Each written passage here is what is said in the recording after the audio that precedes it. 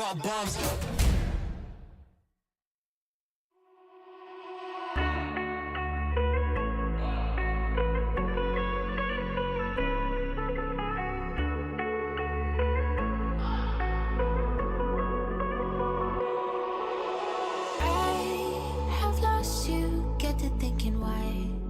We used to be so high on life. Without you, I don't feel alive.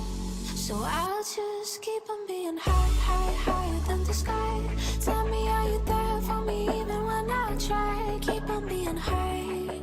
Without you, keep on being high. Without you, keep on being high. I know that you're feeling forsaken, mistaken, wish you were another man. I remember feeling awakened, mistaken if you thought I'm in that place where you want me to be. But I don't want to want you back, so it's easy to see when I'm high all the time. 'Cause I have lost you, get the thinking why. We used to be so high on life.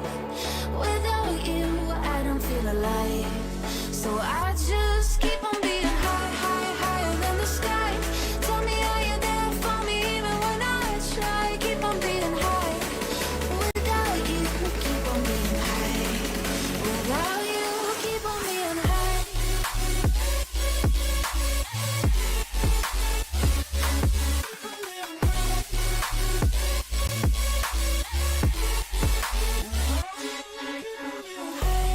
I know that you're feeling forsaken, mistaken, wish you were another man.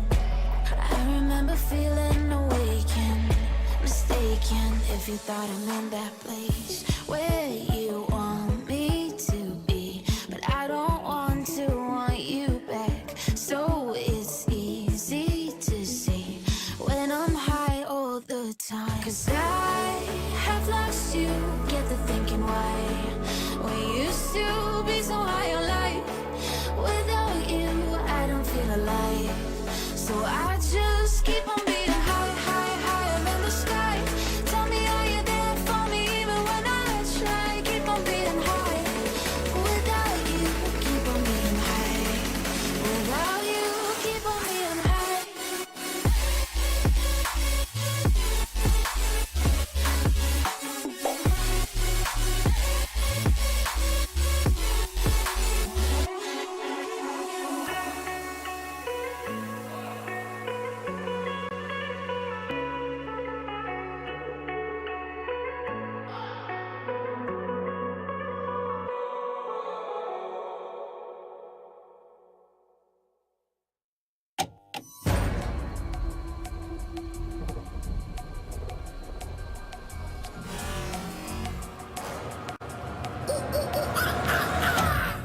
There's a pyramid of power with eyes that can see it all. Cameras to capture your image at City Hall. Realize they listen whenever you make a call. If you want a revolution, I'll really give it to y'all.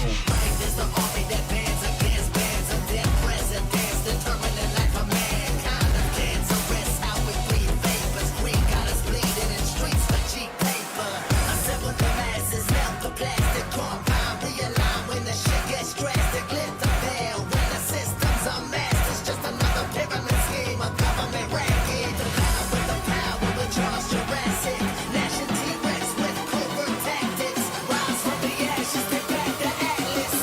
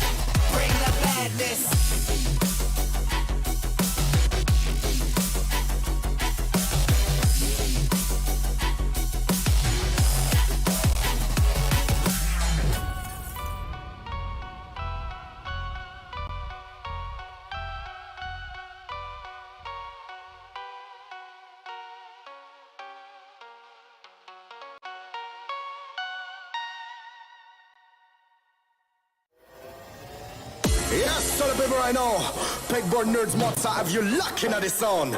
All of the gal go passing when me boy I go drop them a coming. Murder. Me are the burning fire and natural born killer. When me bust into flame, watch out, some might sting. You better turn it, I am make the bad boy bigger. When they come around, me all go on them. Listen to the word and the fire you caught in the middle. When the flames get higher, put up your gun fingers. Return all of the fire, it's a bad man signal, give a sign. And pull your gun finger trigger. Gun finger trigger. Gun finger trigger. Gun finger trigger. Return all of the fire, it's a bad man signal, give a sign. And pull your gun finger trigger.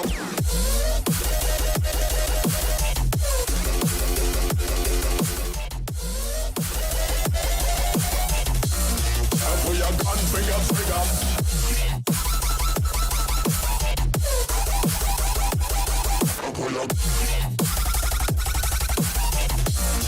Pull your gun finger trigger.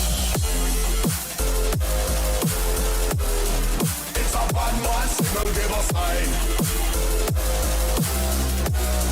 Pull your gun finger trigger.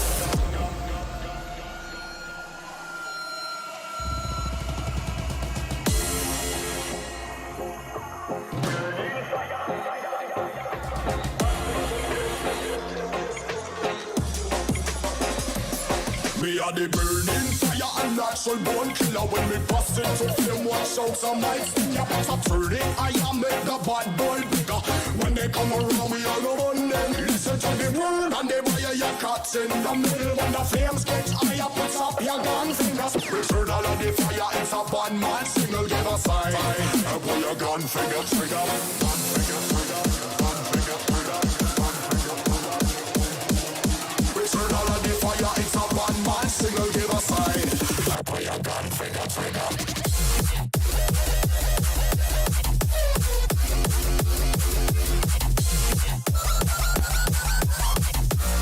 And pull your gun finger trigger.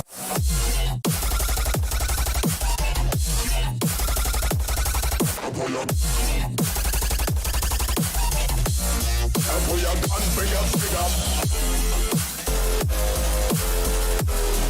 It's a bad man signal, give a sign.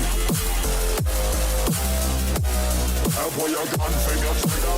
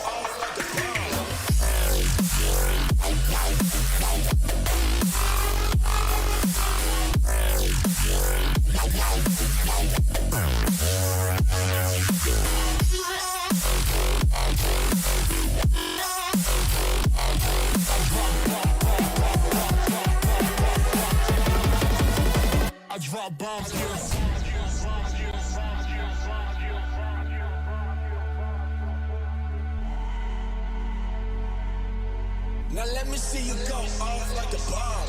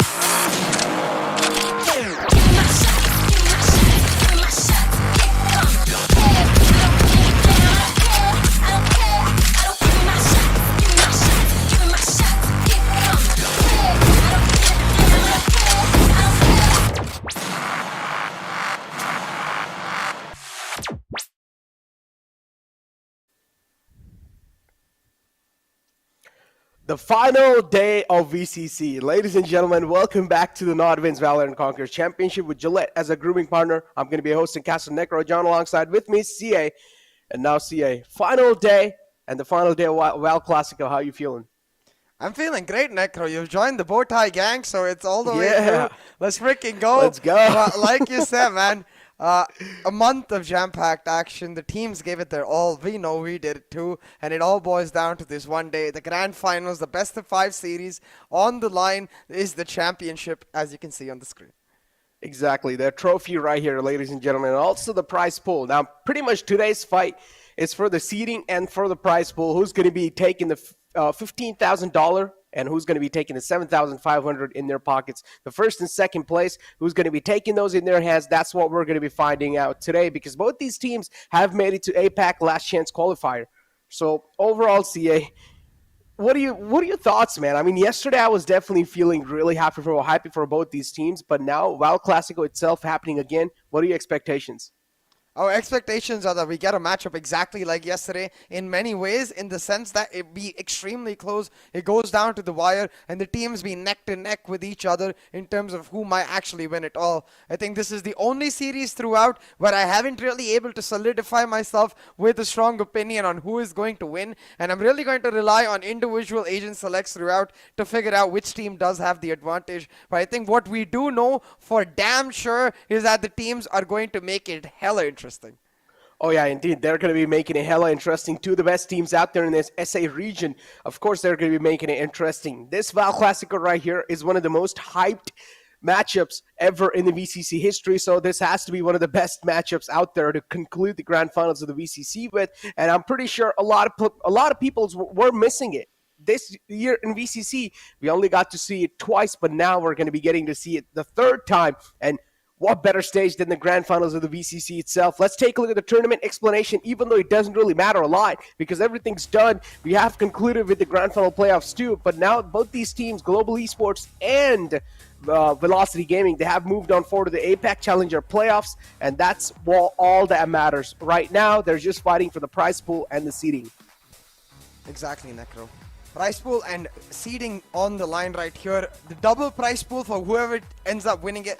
And seeding, really important going into the APAC Challenger playoffs. Like we were talking about yesterday, follow the NODWIN Gaming socials, by the way, for further information on the same. But we've seen it already. We know how crucial that seeding is for either of these teams. The teams know about it, so I think they're going to give it their all. And I think more than that also, we're going to get to finally find out which player is able to take away that MVP prize. I'm sure we'll see that amount on the screen real soon.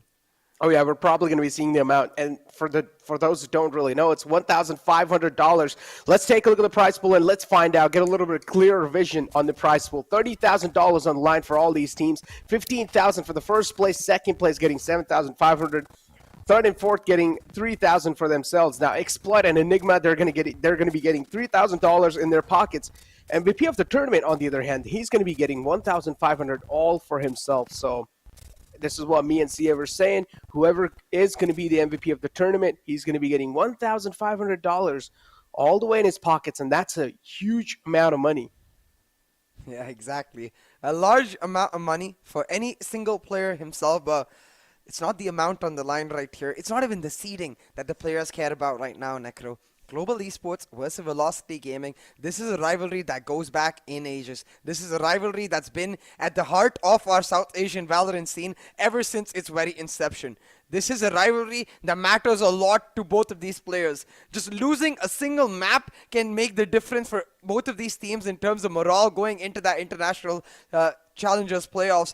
Losing an entire set, now that's going to hurt them a lot, especially when they know for the rest of the year the other team is going to have the bragging rights the way Global Esports did from VCC 1. Exactly, and now if you've made it this far, you might as well try and win the entire thing. So it doesn't really make sense to just let loose at the final moment, because even though you've made it, even though you've got yourself a slot, you still want to make sure you're leaving a stamp behind. You're also getting the trophy in your pocket. So Global Esports is one of those teams that's going to give it all because they are the defending champions and they do want to win it back-to-back twice. On the other hand, Velocity Gaming too is going to be one of those teams that do won this VCC trophy for the first time in their bootcamp itself. So hey, why not? Both these teams are going to try to give it all they have. Let's take a look at the brackets and let's find out how the grind finals really work. So we knew at the start, we started things off with Global Esports and Enigma. Global Esports 2-0 them. They move forward in the upper brackets. Then VLT 2-1 Global Esports. So Global Esports moved down in the lower brackets of BA3. They faced Enigma Gaming yesterday, and they pretty much won. They came through victorious, a clean sweep against Enigma, and today, now we're currently in the grand finals. And both these teams, again, I'm repeating this again, both these teams have qualified for the APAC playoffs. Exactly. Both of these teams have qualified for the APAC playoffs, but now that seeding, that prize pool, and of course the bragging rights on the line. And I think for Global Esports as well, the chance to defend their championship. That trophy in the middle of our screen is what one of the teams is going to get at the end of the day. And you get to carry that trophy all the way through to the next VCC whenever it may happen. I think that itself, having that in the background of your bootcamp, being able to wake up every single day and look at it, that itself is a big motivating factor for both of these teams to remind themselves, wait a second, we are the champions. Exactly, and VCC is not just a normal tournament. It's the biggest tournament in the South Asia region, CA. So it makes a lot of sense why you won this trophy in your bootcamp, in your collection of the trophies that you guys have won. So, hey, why not? Give it a shot, give it a fair bit of shot. And also, if you win the trophy, you're also going to be getting $15,000 in your pocket itself. So that's a lot of money, man. With the trophy, you're going to be getting $15,000. I mean, hey, why not? Just give it a shot. Let's take a look at the player comparison, and let's find out which were the two best players in these teams that were just so impactful over and all. They're talking about impactful. Both of these IGLs, they were the reason each team were able to find those crucial rounds in that last map that we saw between Global Esports and Velocity Gaming. Amitarasu himself, I feel like he was the difference maker. Even though stats-wise, Hellranger might be ahead, I feel like calling-wise, Amitarasu did have the edge on him yesterday, but we heard it from Hellranger himself in the interview. He felt like he wasn't able to perform up to his peak, up to his expectations, and he's going to let loose in this grand finals. He's going to give it his all. So I'm sure Hellranger will come looking to serve revenge as a cold dish, and let's see if Amaterasu has something up his sleeve to stop that.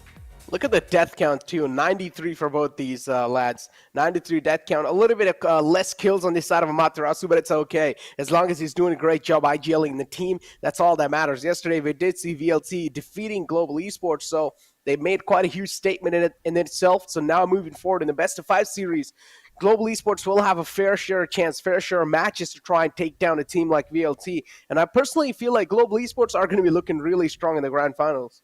Oh, absolutely. I do think at this point, Global Esports, they're going to come back to the vibe that they've felt throughout these last 8 months, right? They're going to come back to the idea that, bro, does not happen what happened in the rest of the tournament. When it comes down to the finals, that's where they took down Velocity Gaming. VCC won every single time till the grand finals. GE lost to VLT every single time. But when it came to the grand finals, when it came to that final map 5, that's when GE just took it all away. They stepped it up, they put the pedal to the metal, and they shut VLT down. Coming into today, I think they're going to carry that confidence and vibe once again.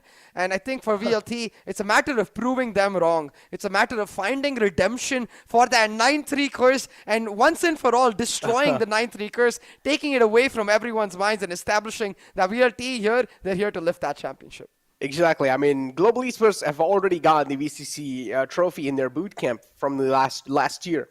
But now it's time for VLT to try and grab it. But is Global Esports going to let that happen? That's the question that we all are wondering. I'm pretty sure the match is going to be commencing soon, so you guys won't really have to wait for that long. But overall, man, yesterday was a fantastic day. Yesterday, the mystery was revealed. But now, over here, our team's playing for the seeding. As you said, this is one of the most important things out there. If you're not going to be getting yourself situated in a good seeding, that means things are going to be looking a little bit iffy and tipsy-turvy for you. Because we did also see there are quite a lot of teams that have qualified. I think so Paper X as well have already qualified. I saw a little bit of social media posts about them. So Paper X is one of those teams that's going to be a phenomenal team out there in the ASA region. And to take one of those teams like Paper X down, it's going to be quite a tough task. But moving forward, though, Val Classico itself, CA, do you think any curveballs are going to be thrown at the last moment?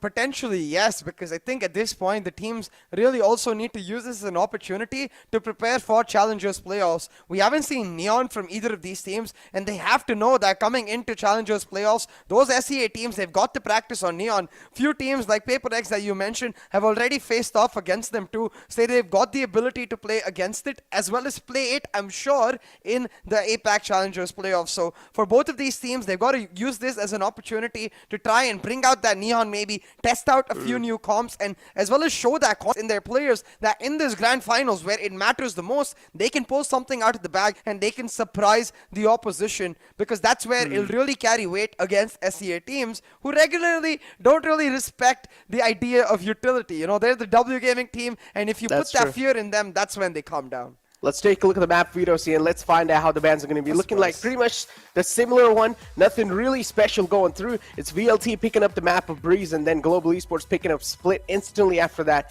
And then Icebox 2, Bind, and Decider's going to be played on Haven. So Breeze is the map that VLT likes to play. Yesterday we did see VLT kind of lose against Global Esports on the map of Breeze, but then later on they just started to pick up the pace. Yeah, exactly. And it's quite interesting that they pick it up first map out of the bag, because remember, Global Esports, they're going to play that no duelist composition on this map. Their brand new composition for Breeze, the double controller, double initiator, no duelist, with the chamber coming in on Rossi. And yesterday, it really did feel like Global Esports were a step ahead because of that surprise factor. VLT, again and again, they were feeling desperate for information. It was almost like they were like a fish out of the water, where the information is the water to them. And every single time they would overpeak, they would get impatient, and GE, they punish the heck out of them. Now we'll have to see if VLT is able to correct that small mistake, find the patience within themselves to pick up this map of Breeze. Not gonna lie, Loki kind of sad that Fracture was banned here. I was expecting today in the Best of 5 series, at least the Fracture map will be played. No. But it's okay. Fracture's not going to be played. We're going to be kicking things off on the map of Breeze. And it seems like VLT, they've wanted revenge on the map of Breeze. They're like, Breeze is our home. You cannot really take it away. Yesterday you did, but now today we're going to prove you that we are the kings in Breeze, and we're going to try to steal it away. So what do you think of VLT? Yesterday, their game completely seemed like it was being countered by Global Esports. Now what they can bring to the table, that can bring a little bit of curveball. It's patience. There's nothing except patience that they really need to change about the way they play. And at the end of the day, with that patience, for example, when they were on the attack, we saw a couple of executes. You cannot do that against the composition of GE. You saw how much utility they had to shut them down when they were trying to enter the site. And it's not the case where against most compositions on Breeze, like the Sova Sky single controller, you can try to attack the Viper, burn her defensive utility, force her to use her snake bites early, and then hit the Viper again later into the round. But you can't do that over here because you burn Viper on one side, you've got Astra on the other. So what VLT really need to do is take map control, make Global Esports impatient themselves, and then try to punish them on that regard. Exactly. Taking a look at the agent pick rate over here, ladies and gentlemen. Viper, of course, is going to be the most picked on the map of Breeze because we know Breeze is a massive map, so you need a Viper in your team. So yesterday we did see the Astra being pulled out too, CA. So do you think so today is going to be the same course? I mean, it's going to be interesting for sure because, yes, 100% we see the exact same first 5 agents that we see on the agent pick rate. That's what is going to be VLT's composition. But what I'm really curious about is whether they maybe pull out a Neon. I think that maker would be really, really good on the Neon. But then again, I don't see VLT as a team that changes much in the map of Breeze. I think they're going to want to see if they can really adapt to the composition GE have with their current composition in place. And if they try to change their composition, then it'll become too hard to adapt. Which is why we're assuming that Velocity Gaming, they carry on with that exact 5 agents. But from the side of GE, it's more towards the later part of the graph. You're going to see a KO come out, you're going to see an Astra come out, and I genuinely do think in terms of objective theory, crafting nature, that composition is way better. You've got 2 controllers to deny vision, you've got 2 initiators to gain information. The only thing they end up lacking is that duelist to get the entry, but the Chamber and KO together more than make up for that. I mean, hey, as long as you've got Rossi in the team, you don't really need to worry about entry frag. All he can do is just wide peek and angle and just get the opening for your team, and the rest of the team's going to follow through. But we talked about this. When you have 2 controllers, you don't really need a duelist here because you just have so many angles that can be blocked with the Astra smokes and also the Viper wall. So it's like you're pretty much going to be getting a free stroll on the site, but then there will be a little bit of curveballs being thrown from the side of VLT. But for now, let's just put a stop on my words because the agent select is right in front of us, and it seems like Global Esports are going to be going with what they went yesterday. Yeah, pretty much the same composition. On the other hand, VLT, pretty much the classic one they like to play. Yeah, and that's the thing, right? If we did see a Fracture, we could have seen something new from VLT, but now with no Fracture, no Ascent, I think it's just going to be standard compositions from them throughout. Now what's going to be interesting is a change in the macro aspect for both of these teams, a change in the strategic game plan that both of them bring to the table, especially with Velocity Gaming starting on the attack, where they get to dictate the tempo of the gameplay. We're going to have to see what new setups they've got for themselves, because yesterday we saw them just running out of ideas and trying to go for those aggressive bursts, which did not work out at all. And I think today they're going to end up relying on Hellfighter's Lurk to make something happen. Get him into those advanced positions. Let him take Hall's control. Let him take elbow control and inherently create that space slowly but surely for your team. I mean, that is the problem though, CA. The control was being denied all the time by Global Esports, and how are they going to try to get the control back? I do understand you want a couple of players to set from VLT to set Hellfighter up for a flank, which is understandable. That means they will have to try and distract the rest of the global esports player on some other side, or pretty much just try and cause a distraction where Hellfighter will get himself an opening and try to flank from the back. This makes a lot of sense. Setting him up is okay, but still Global Esports, the way they played, and the Chamber, man, he's just so good at catching those flanks all the time. Yeah, exactly. Which is why you've got to make sure you've read up on the trap setups that Rossi had as well, because he was very prolific with those trap setups. Every single time it felt like the trademark was in a different position, and it really did catch Velocity off guard. But if you're able to read his trap setups, depending on the early information you get, it's very similar to a Cypher Trapwire in the sense that all it takes is a single Cloudburst or a single Sova Shock Dot to shut it down and create a lot of chaos in the minds of Global Esports. Now, having said that, what Global Esports, their comp really struggles at Necro is retaking. So, if Velocity is able to play aggressively and take parts of the map itself and then translate that into a burst, that's where Global Esports will not have much answer for them, because they'll be spread apart, they'll be forced to play individually, and VLT's comp works better in that way. Oh my god, I don't know if you noticed, but for a second right there. So in the chat, I don't know who typed it, but I saw help sewers. Now, all the Valorant fans who watch NAEU, they know this, but recently a team and a coach, T1 specifically, the Steels T1, they got banned, disqualified from the VCT because their coach wrote help sewers in the chat. So a bit of a meme right there starting us off. You can see the teams are feeling themselves, but also still maintaining that funny environment. Help sewers. Help sewers. Wait, so I don't exactly understand. Why did he type it in the chat? I don't know. I don't know why he typed it in the chat, but it's not allowed to type in the chat as the coach. That's kind of weird. What if I just type hi in the chat as a coach? You get disqualified. Your team gets disqualified. Even if I just type hi? If you type anything. Unauthorized communication is unauthorized communication. Alright, okay, Hold well, on. seems like I'm going to talk about unauthorized communication after a while, because right now it's VLT just getting direct communication on his side for themselves. They've also got the control, and Amaterasu, of course, with the unstoppable aggression. He's looking pretty unstoppable here. Final man skills is not anymore. Oh my god. I'm still curious who wrote that. Maybe. Oh no, we don't get to see. I wish production had showed it to us, but either way, back to the map itself, you can see VLT this time going for the burst, but I really like it. They don't 5-stack into B main, they take elbow control, they go from mid tunnels, and they're able to get into sight. Having said that, it's just a pistol, and we usually saw VLT dominating these pistols even yesterday. So coming into this anti-eco for GE, it's going to be all about damage, and then the two tests coming through with the buy. Now mid-wall set up, they're going to look to make some aggressive plays.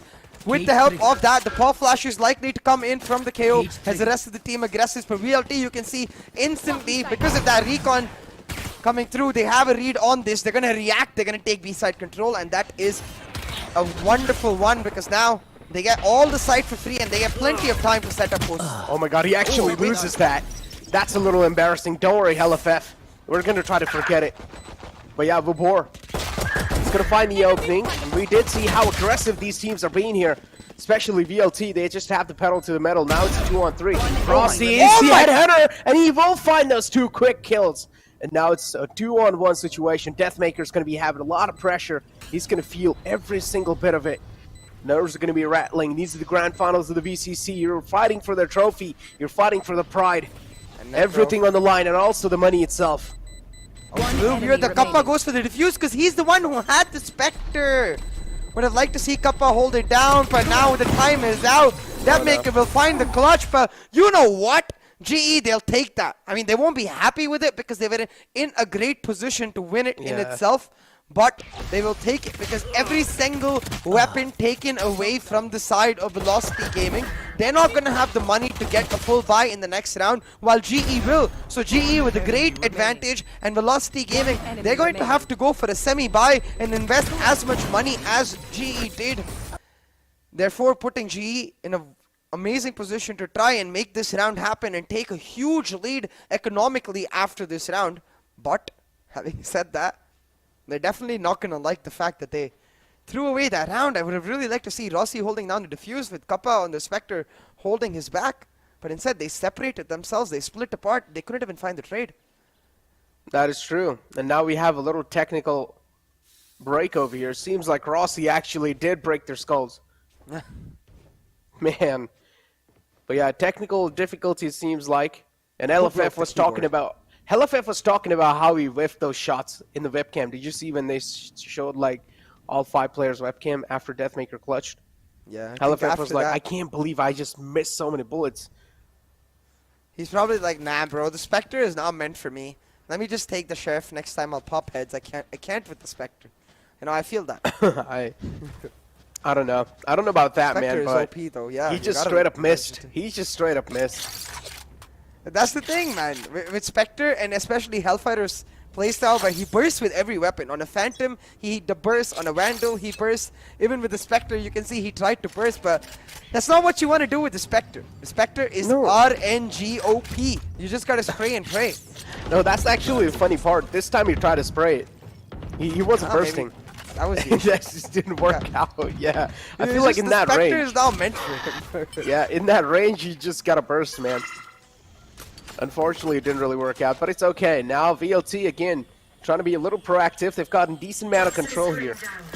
Still, Metal Door presence is known, and Global Esports, it seems like they're pretty comfortable having them that control. This drone's going to be pretty helpful because it's also going to be catching a couple players if there's anyone lurking around in mid.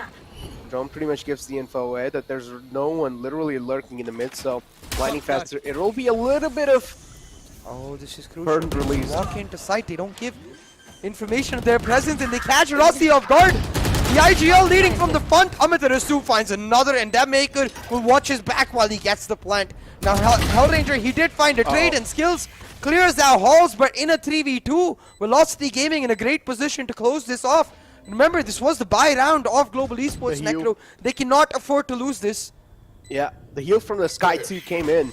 So now VLT, they're looking in really tip-top shape. There we go. Both the players peek out, and it seems like both of them lined up from Amaterasu. 4K to close things off in that round.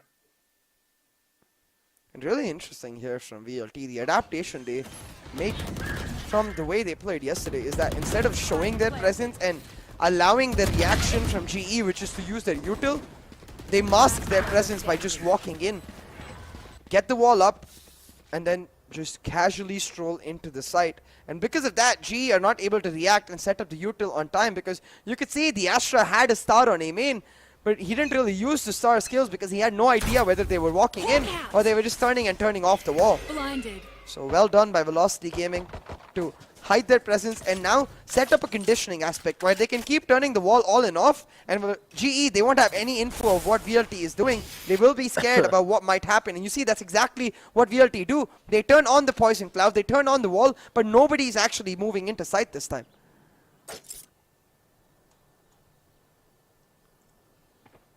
Cypher Cam's out too in the mid. There.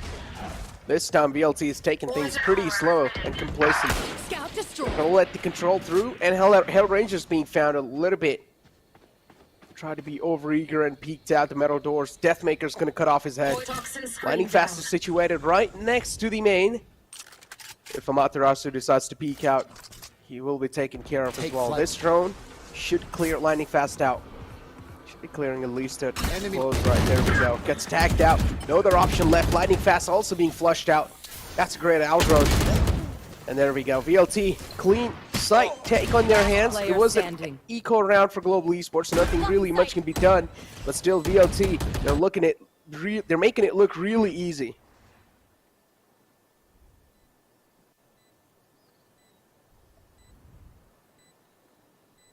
Rossi on the lurk right here might catch that Maker off because he's stuck to the doors inside that Maker. He is feeling that. He knows that there's someone chilling around that area. He checks the angle and he shuts him down. A 4K for that Maker to finish it off, and a 4K on 4K Rossi nonetheless to put in the fear. The Velocity Gaming, they might have faltered once. They might have got surprised yesterday, but they're not going to let it happen again. 4-0 lead already, and I think this round might as well make this half. If GE loses right here, it's going to be a huge lead for Velocity Gaming throughout this half. I can't imagine it ending with less than a 9-3 or a 10-2, which is why GE, they've got to find the win right here, right now. And Rossi on that operator. He's going to look to be the impact player trying to make it happen now. The issue with the chamber on the operator is you have a limited range. Like, we know Rossi, he likes to get aggressive, he likes to keep pushing forward, but you can only go so far forward without losing the rendezvous. So he's going to have to instead play a more defensive approach. He can play an open angle, but he's going to have to wait for Velocity to peak. So this becomes a test of Rossi's patience. Does he have it in him to wait? Pretty sure he does. Currently, he's playing really disciplined. He's just waiting for people to peek out from elbow. But that's not the case. No one's really peeking out right there. Bubor's going to trailblaze through. The cabbages are going to be out soon, too, so Seekers should reveal position of SK Rossi, but are they going to take care of that? No, it's going to be the answer. SK Rossi, a quick flick on the man will shut him down. Deathmaker taken care of. That's a big threat neutralized. And now the rest of the players are going to start to peek out as well. Skills finds one. Great flash, but the problem is SK Rossi himself gets denied with that flash. Could have tried to at least get a peek through while crossing. A lot of men in front. Amaterasu finds a flick. 70 HP in his hands. Right to ace will be taken care of too. Viper's Pit is a little bit desperate. It's a 1-on-3. Amaterasu, the control will be denied.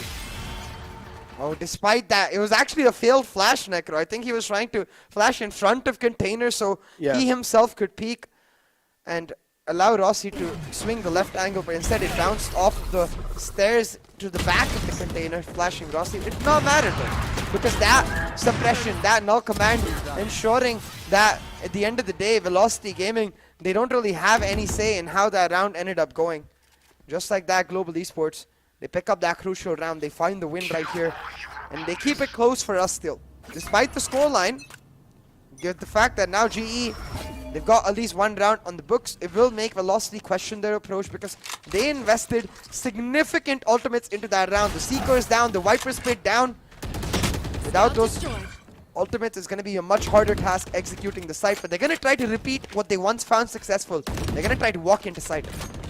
Yeah, 1-4 is the scoreline. 2, and Skills, how did he just find those 2 kills like that? Third one, 2 to follow it up.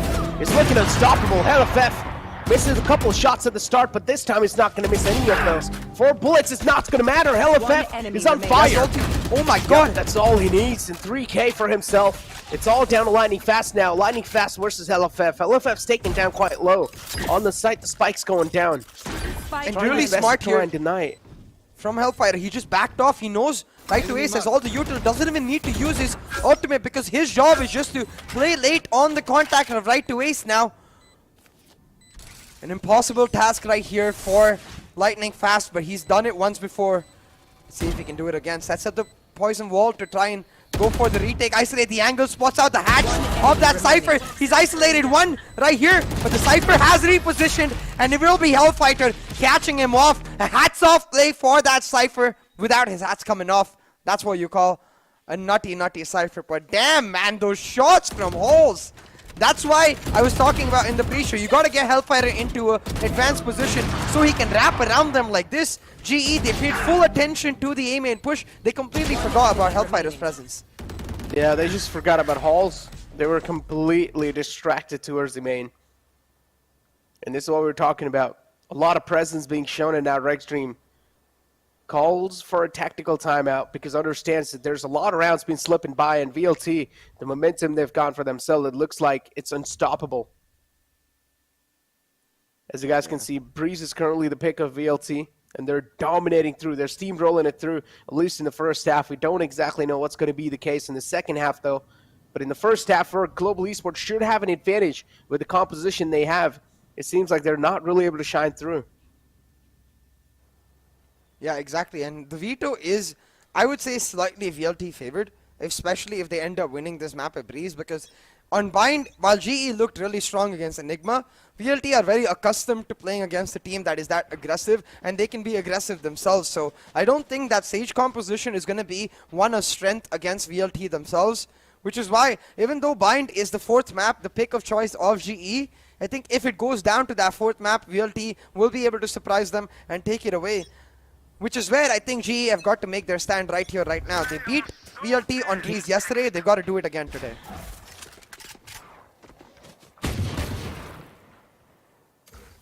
Need to do it again today. Global Esports being really proactive here. Capo on the Sheriff too. Stepping out of his comfort zone. It's been quite aggressive in the mid. VLT heavy presence on elbow. Flash is going to give a lot of position away. Now VLT exactly knows there are a couple of players who have extended forward in the mid. There's going to be a lot of angles to take care of. Deathmaker, here's a couple of shots, or here's a couple of footsteps in the back too. But Kappa's aim's going to be trained. He finds a perfect headshot, and Eldrager to follow it up. And now it's a 2-on-5 with a blink of an eye. They also get a couple of guns in the hand. This Thrifty is working out for them. The push was so obvious, Necro. They got spotted out in that elbow angle early. They used the recon to clear out the mid connector. And then suddenly, they decided to walk into the same area. Even though GE had an exact knowledge of where they were, they re-aggress with the KO pop flash. They take everything back. And now, they put VLT in an impossible position. But Hellfighter, he was able to pull VLT back from an impossible position once. And he's got his partner in crime to try to do it again. The neural theft comes out. It was hats off the last time around. Let's see if he can pull off a hats off play this time around as well with the ball cypher. It's looking next to impossible though. This dagger's going to suppress him. There we go. Right to ace. Two's now going to be trying to clutch it out. As people call him the right to clutch. Let's see if this time it's going to come through or not. No, it's going to be the answer. Skills denies it. And that's going to be the dreams denied too. Second round on the board for Global Esports. Now it seems like they're finally getting a grip on VLT.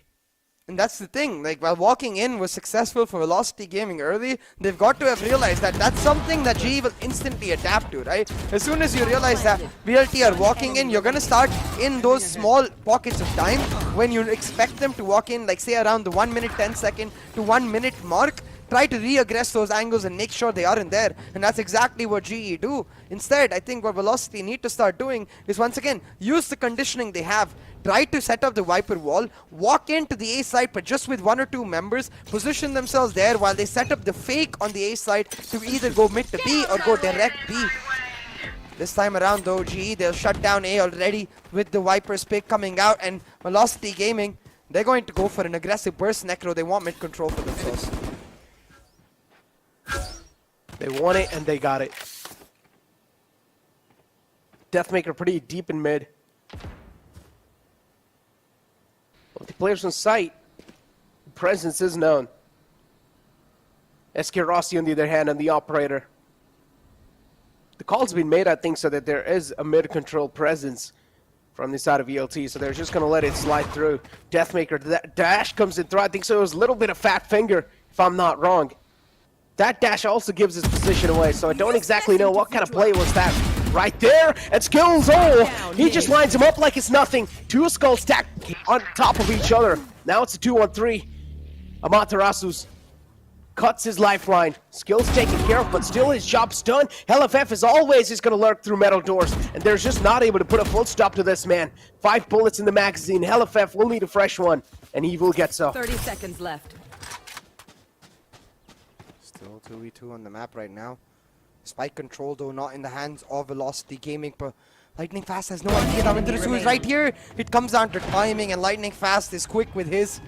Shuts down Amaterasu, and that should be a simple enough round picked up, especially now that they've heard Hellfighter drop from halls into the site itself. He's gonna go for the save, I presume, maybe pick up the operator? I'm just going for the save. Just gonna save the 2900 Vandal. Makes sense, I guess. After that round, even their economy was kind of broken because Global Esports won the previous one too, so they were able to sneak through back to back. And right there, Deathmaker was the one who kind of was the main reason why they lost that round, because he dashed in forward. A clear-cut info was given that there is going to be a jet present, or maybe they're looking to burst through on the A side from mid. Snakebite came through to try and buy a little bit of more time. Oh, look at this, Necro. Pings made by both of these teams as they discuss what they expect to happen in this tactical timeout. Now, from the side of VLT, I saw 3 pings towards that elbow area, which tells us again that they want to walk into elbow, but I think the adaptation they're going to make is this time take mid control while they're walking into elbow so that they can get pop flash from mid. But what that means is that GE, they can take free A main and B main control and farm up those alt-obs. And I think for the side of GE, that is quite beneficial if they do it. Because this is where, when you're playing the Astra Viper composition, it really does come down to reads. You can't really assume a team is going somewhere since you don't really want to give them free information. So you're not going to peek early, which means you're going to have to be proactive with your approach. And I want to see Global Esports trying to do that. They did that with mid control a couple of rounds back. They did that this time by shutting down that aggression from their maker. Now onto this round, maybe take back halls, maybe take back A main. they need to take a part of the map and deny it to Velocity Gaming. They will do so. Head Ranger's looking kind of cute today. Oh, this, they're actually going to set up a fake from elbow. The Trailblazer coming out like it did, but the drones give so much information to the side of Global Esports. It doesn't spot anyone walking in from elbow. It doesn't spot anyone in mid. And that should tell GE the state of the round right now, that all of them are towards this A side. But the Hunter's Fury combined with the Cypher himself and VLT, beautifully done while faking the elbow presence. They walk into A site on the back of that Viper wall, and Hellfighter, who's feeling himself today, cracks 2 skulls open nice and easy. Yeah. Shock darts out too. Kappa slowly moves in forward in middle doors with his teammate. HellFF's gonna cut off his lifeline. Final man right in the front. Does not get the ace. Ace gets denied by Skills. Skills presence no. Nice flake on Amaterasu. The talking man now is being shut down. 70 HP in his hands and looking to make a dream come true. 70 HP and a dream and one shot! Oh, that one tap's gonna put him down to sleep, but it's okay. Deathmaker replies back with one with his. Yeah, you can see Amadur's like, okay, fine, okay, fine. You hit one tap like that, you fair enough. I'll get the round. But sheesh, man, what was that one tap? I hope you get to see it.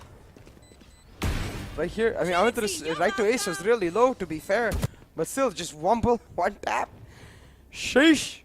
Doesn't matter though, because it is the thrifty picked up for Velocity Gaming. Again, it's all about conditioning, where in the early phases of the attack, Velocity Gaming set up the same wall, the same poison cloud, and they all walked into sight.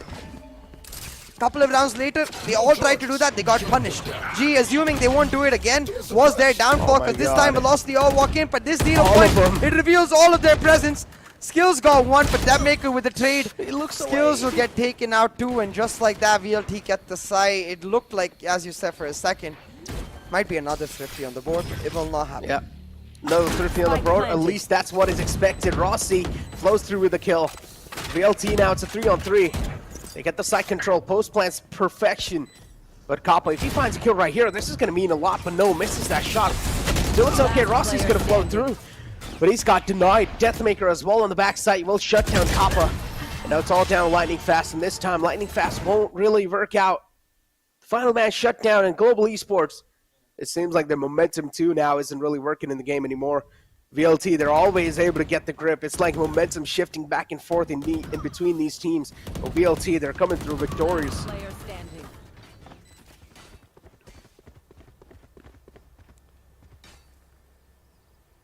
First half done, VLT with a decent lead coming away from it. I mean, not done right yet. Close to done. 7-3 now, and they've built up a significant lead now. But 2 more rounds left, and even if GE get these last 2 rounds, they will be in a comfortable spot to try and push it back with the pistol. But Global Esports, they are going to be feeling the brunt of this execute once again. The gravity well pulls both Deathmaker and Hell Ranger into hell, but instead it is Deathmaker shutting down the Ranger. Hellfighter picking up 1 with the neural theft out. They know exactly that all of GE is towards this mid area. Amaterasu using that information to perfection. He'll find a couple for himself. GE, they're running out of steam, Necro. They can't afford this. Nothing really much left anymore. It's just Rossi, the final man alive.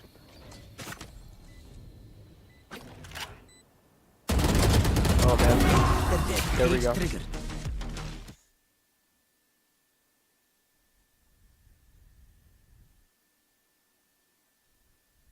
There we go. I know exactly. 8-3 already, Necro. And again, a key difference from this execute and the one we saw yesterday is you see the way they've set up the cages. They make sure that they're not isolated in those angles and not getting pulled into their destruction. And while they do that, they're not really fully committing just yet. They wait for Deathmaker to get the initial pick before they commit onto site. They let Hellfighter step up, use the neural theft to give them all the information they need. And then when they know for sure that the site is empty is when they commit. Now onto the final round. Global Esports, I don't think they have the greatest of economies right here. They should be able to afford a full buy, but with a couple of utilities down or a couple of light shields, so they're gonna have to rely on their key ultimates, and that's something I want to talk about. The Cosmic Divide is something we haven't seen just yet in this half. Could be used for a retake. Now they have the null command as well. Together, they can easily retake a particular site, but instead, they're stacking up the sites 2-3 on either side as giving away free mid and halls control to VLT. Devmaker will find one, and this is too much free control given to VLT. They invested nothing for that. Nothing really taken, and now it's a 2-on-5. 2 players only alive from Global Esports. Last player standing. Deathmaker shuts down one of them. Now it's all down to skills, and there we go. He's taken care of too. Flawless round from VLT. They're just able to steamroll it through like it's nothing.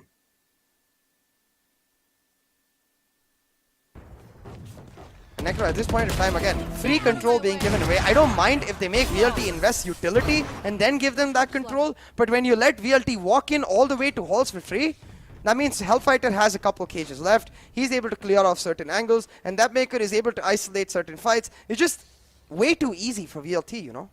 Yeah, it's VLT is like, it seems like they've got the grip on how Global Esports thinking right now. 9-3. Let's see if the curse is going to flow through, though. We did see this curse last time too, and as you said, this is their time to get the revenge and the curse too. Are they going to be able to at least get their mindsets over this curse? Because VLT, they've been dominating through on the first half. On the second half, let's find out how is it going to look like. It is going to get harder though for Global Esports on this second half. This no duelist composition relies a lot on synchronization between the team to try and make something happen. And GE, they've left Rossi on the lurk, which is quite interesting. I assume you want your chamber to enter, but in the pistol, it's not as relevant. So instead, relying on Hellranger to find the entry as they all walk into sight on the basis of that 0 point. There we go. The wall's going to block a lot of vision. Vision denied, and it should be a free plant through, but no! It gets denied again by VLT. Seems like they've got some extra vision. The gods are favoring them today, and VLT, they're looking unstoppable. Lining fast to follow it up. Their trades are happening back and forth in Global Esports. They're not going to let this round slip by just like that. They know the value of this round. If this round gets taken away by VLT, then things are going to be looking really bad for them. Calls being made. There's a rotation coming through, but SK Rossi again shuts down HellFF. 2v3 on the map. Rossi's lurk is what makes it count this time. The Headhunter shutting one down will allow this rotate to happen, but look at Velocity Gaming. Devmaker has read this like a book, and he's ready right here to shut them down. They brought his back turn to him, but Devmaker with an uncharacteristic whiff allows Global Esports that side control. GG. Thinks this should be their round win, but it's okay. Hold on. Seems like Amaterasu still has something left in him. He has a little bit of gas in the tank and is looking to pour it on the site and just set the site up on fire. But is that going to be the case or not? Let's find out. Let's got the smoke through. Still trying to look around the players. It's going to clear the back site now. It knows exactly there's no one available right here. And now it's going to throw the smoke on the spike. He's probably going to try to get it to 50%. Skills peeks out in the close, but that's going to be it for Amaterasu. The lifeline is gone. Yeah, the smart plays right there, though, using that Poison Cloud recycled very well to try and find some isolated duels. But GE, they stay strong, stay disciplined, and they shut him down. This, though, by SK Rossi. Sheesh, man. If you don't see SK Rossi on the site, I feel like you should be scared of going anywhere else on the map because he could be popping up anywhere with that Headhunter and shutting them down.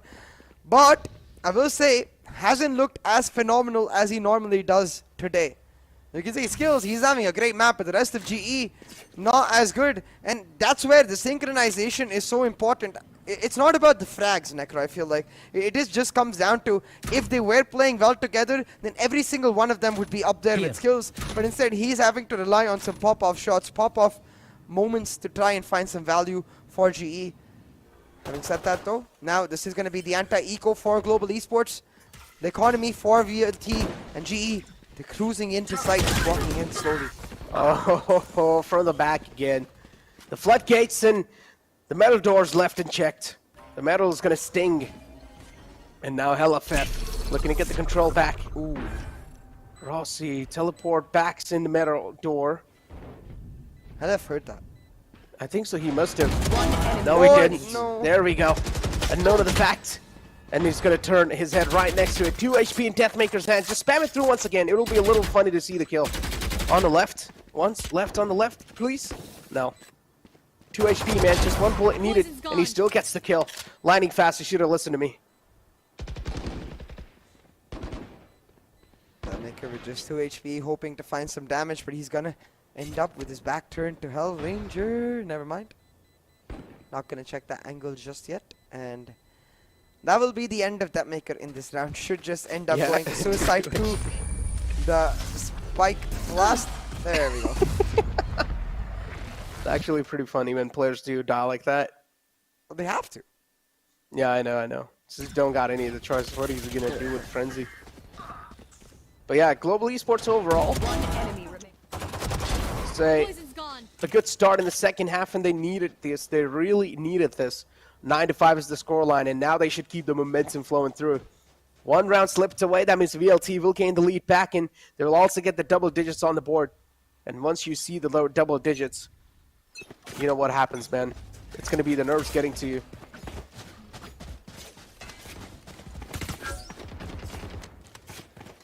The nerves, man. The nerves is so damn key, as you said, because both of these teams, even though it's just map 1, they're most definitely feeling it. The championship on the line now, the bye round for Velocity Gaming. If they end up dropping this bye round, the momentum, the comeback will certainly be on for the side of global esports. So BLT, they got to make it count, and you can see in their setups that they intend to do just that. Playing quite defensive with the Viper Wall setup for the retake.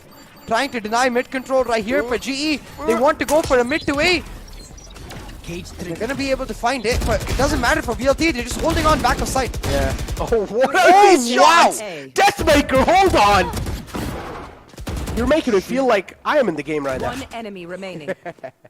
I'm not going to lie. I was hitting these kind of nutty flicks yesterday.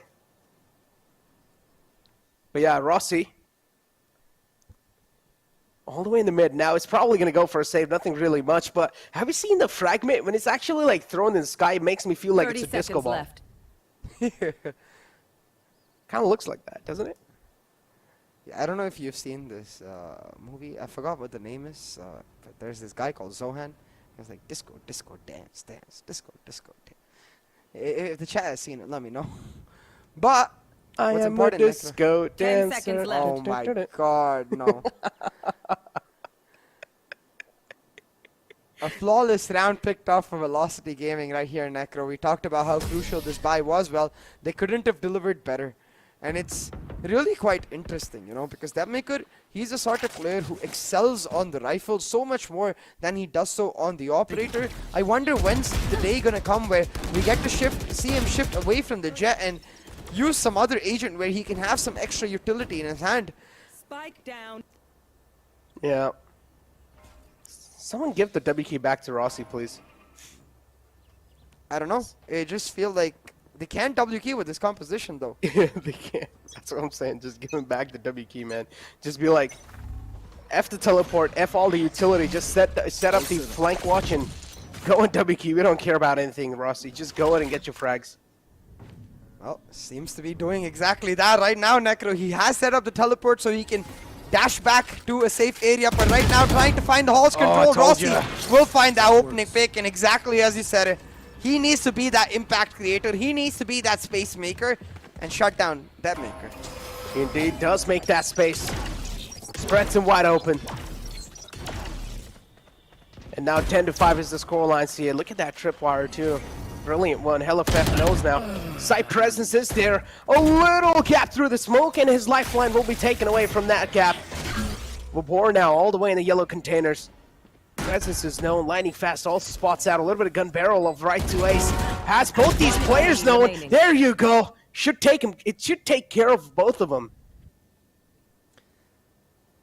And in back-to-back rounds, we're going to end up seeing a flawless for either teams in their respective buys. The last round was just a bonus for GE. Now on with full weaponry.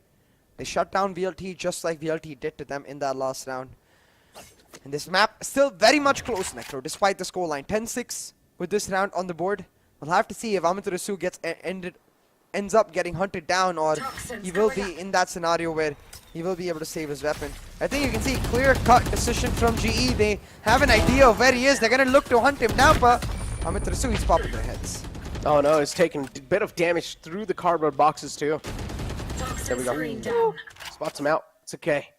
as long as he's alive. Also has the heavy armor with him, so got a little scratched up, but it's okay, it can work.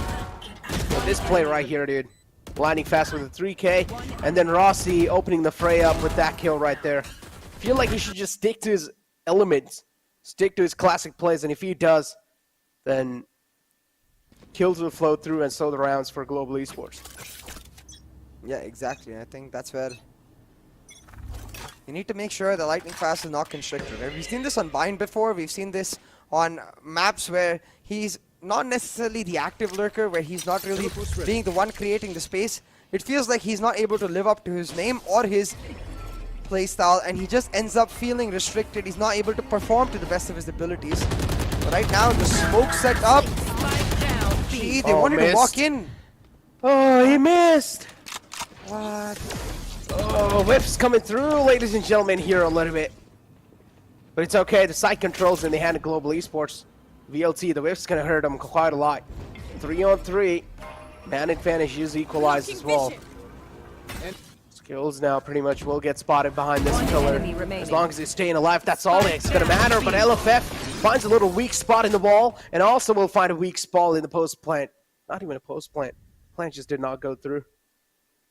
Yeah, a weak spot in the wall and chink in the armor of Global Esports. And like you said, a bit of a whiff right there from the board could have costed them, but it did not matter because it was the simple idea that those smokes are not enough to deny the crossfire from the side of VLT. I wish there was a flash coming in over there from Hellranger before they went in onto side. A simple pop flash would suffice, a flash behind their backs as they went to clear one angle and just committed to the site altogether, because as soon as you see those Astra stars coming down, VLT know that there's going to be a side push there.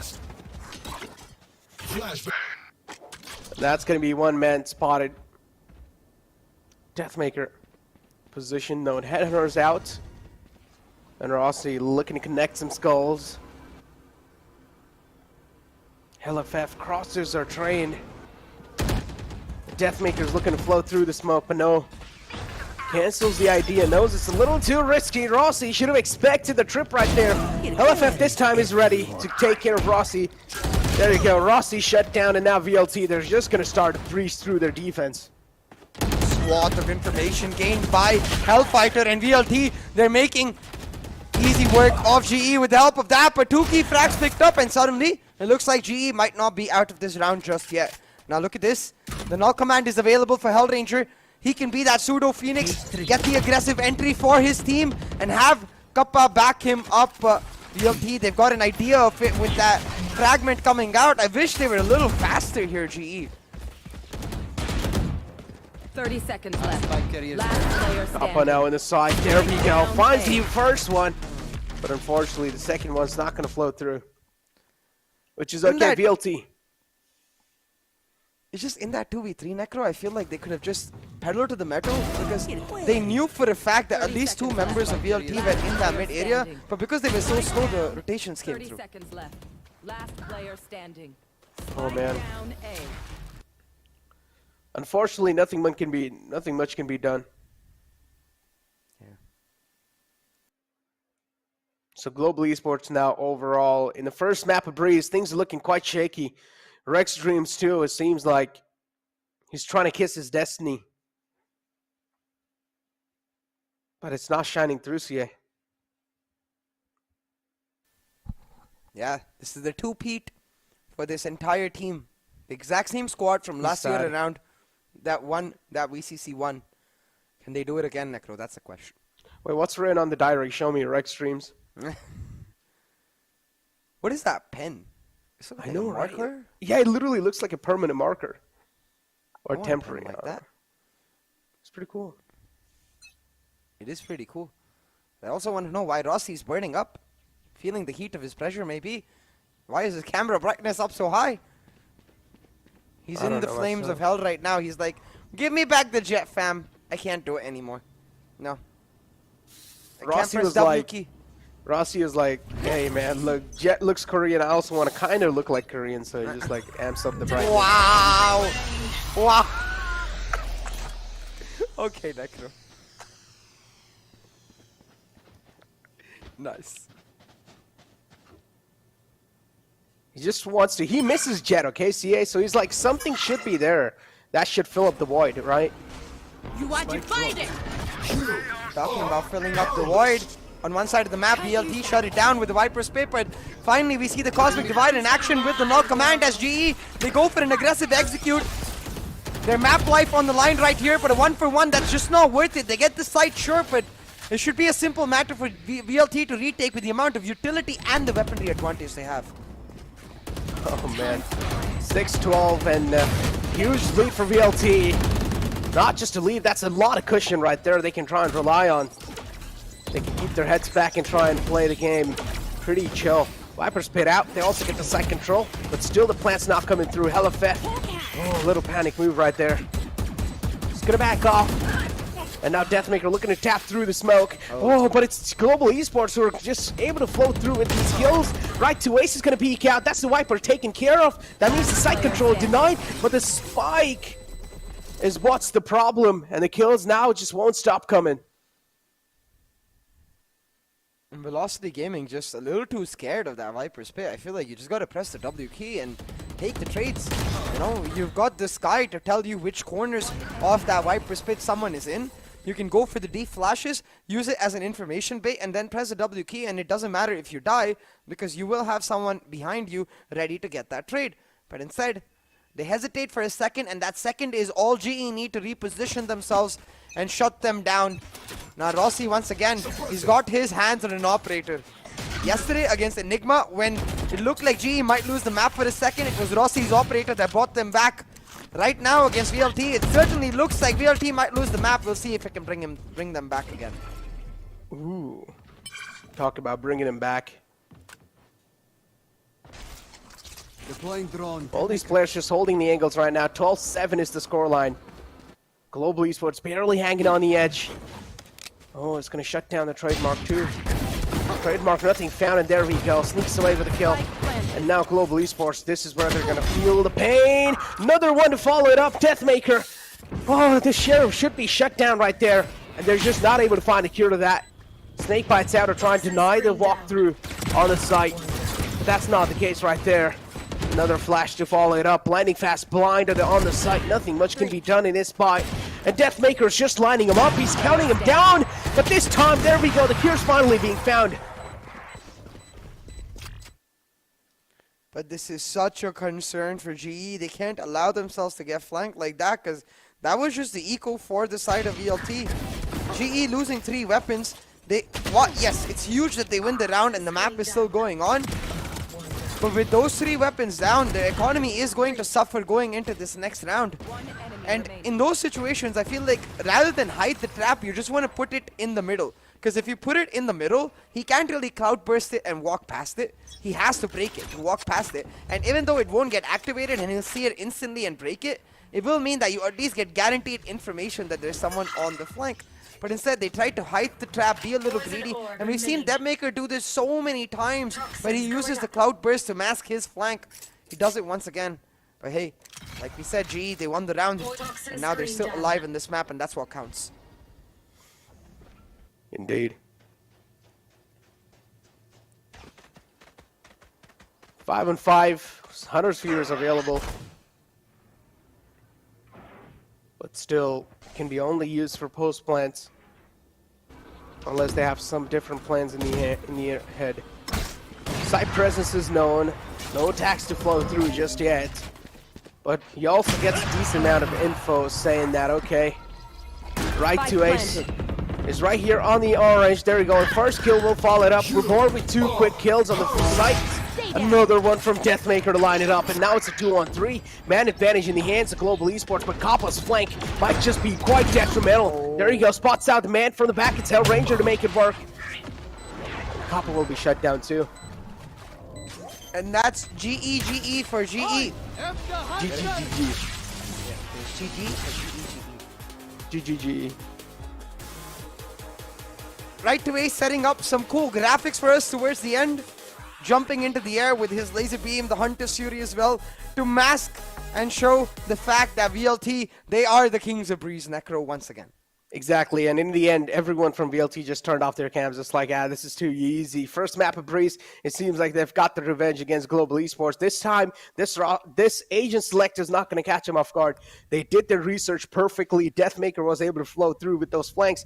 HellFF seemed crispy AF as always. Amaterasu as well, point on IGLing, and then overall, we had right to AS2 just getting those frags, counting them back on top of each other. On the other hand, Global Esports, though, they were just not able to secure a lot of rounds, but still, I would say not as one-sided game as we hoped for, as we thought would have been in the first half, but still, Global Esports kind of caught up in the late there.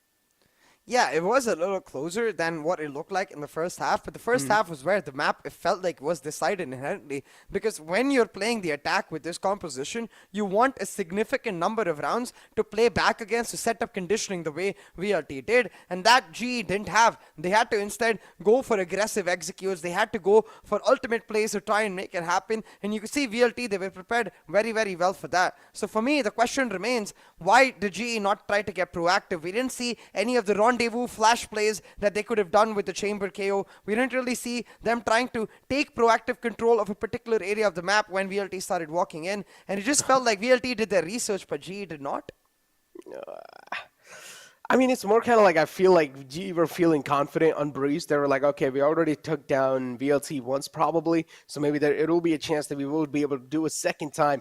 But I feel like somewhere down the line they forgot about the fact that, okay, they pulled out something that was really mysterious yesterday, but if they do it again today, it's not going to be a mystery anymore because a team like VLT is going to do their research. On the other hand, VLT did their part to make the research happen. Global Esports has already made the research happen on how VLT plays on this composition, but we did see this time VLT being a little proactive on the defensive half.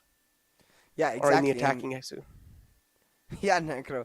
I get what you mean, though. Like, in general, we saw, instead of the normal 5-stack burst that we saw yesterday from Velocity Gaming, which I feel like was a bit of a desperation move, which was like, we don't know what to do against this composition. Today, you can see they've gone back to the drawing board. They've discussed what the strengths and weaknesses of the composition are. And a clear strength and weakness, it's a double-edged sword. The amount of information GE is able to deny. They instead made GE impatient. They went for multiple walk-ins. Sometimes it did not work out, but most of the time, the map control they got put their players in a great position to win those rounds. Exactly, and there we go. Skills with 20 kills, 17 deaths, and 5 assists with the ACS of 266 and the econ rating of 59. On the other hand, it's going to be Deathmaker, who was doing a heavy lifting with 29 kills, 12 deaths, and 4 assists with the ACS of 376. That's a huge difference right there. But one thing we know for sure is that Rossi is not in his fullest potential on a character like Chamber. That holds him back quite a lot. I don't think the character itself holds him back as much as what the team needs him to do, in the sense that the team relies on him so much to be that entry fragger, the space creator. It feels like they sort of crumble when they can't do anything else, which was the big question mark for me. If I'm Global Esports, I think you have to assume that VLT is going to do the preparation and inherently try to slow things down and force Rossi into a situation where he's not really able to find those plays, which is why I assume that Global Esports, with that assumption, would have tried to go for proactive plays themselves. We could have seen the combo of Rossi and Hellranger like we see on most maps with the Jet Breach, but this time with the Chamber KO, it works a similar way. I mean, the upcoming map is going to be the map of Split now. The first one was the pick of VLT. They instantly like to pick the map of Breeze, and they are looking pretty phenomenal. Yesterday, they lost against Global Esports, but this time it seems like they got their revenge through. Moving forward it's going to be the map of Split. So now, C8, moving on forward in the map of Split, Global Esports have been looking phenomenal, but I feel like VLT is one of those teams that cannot be underestimated either.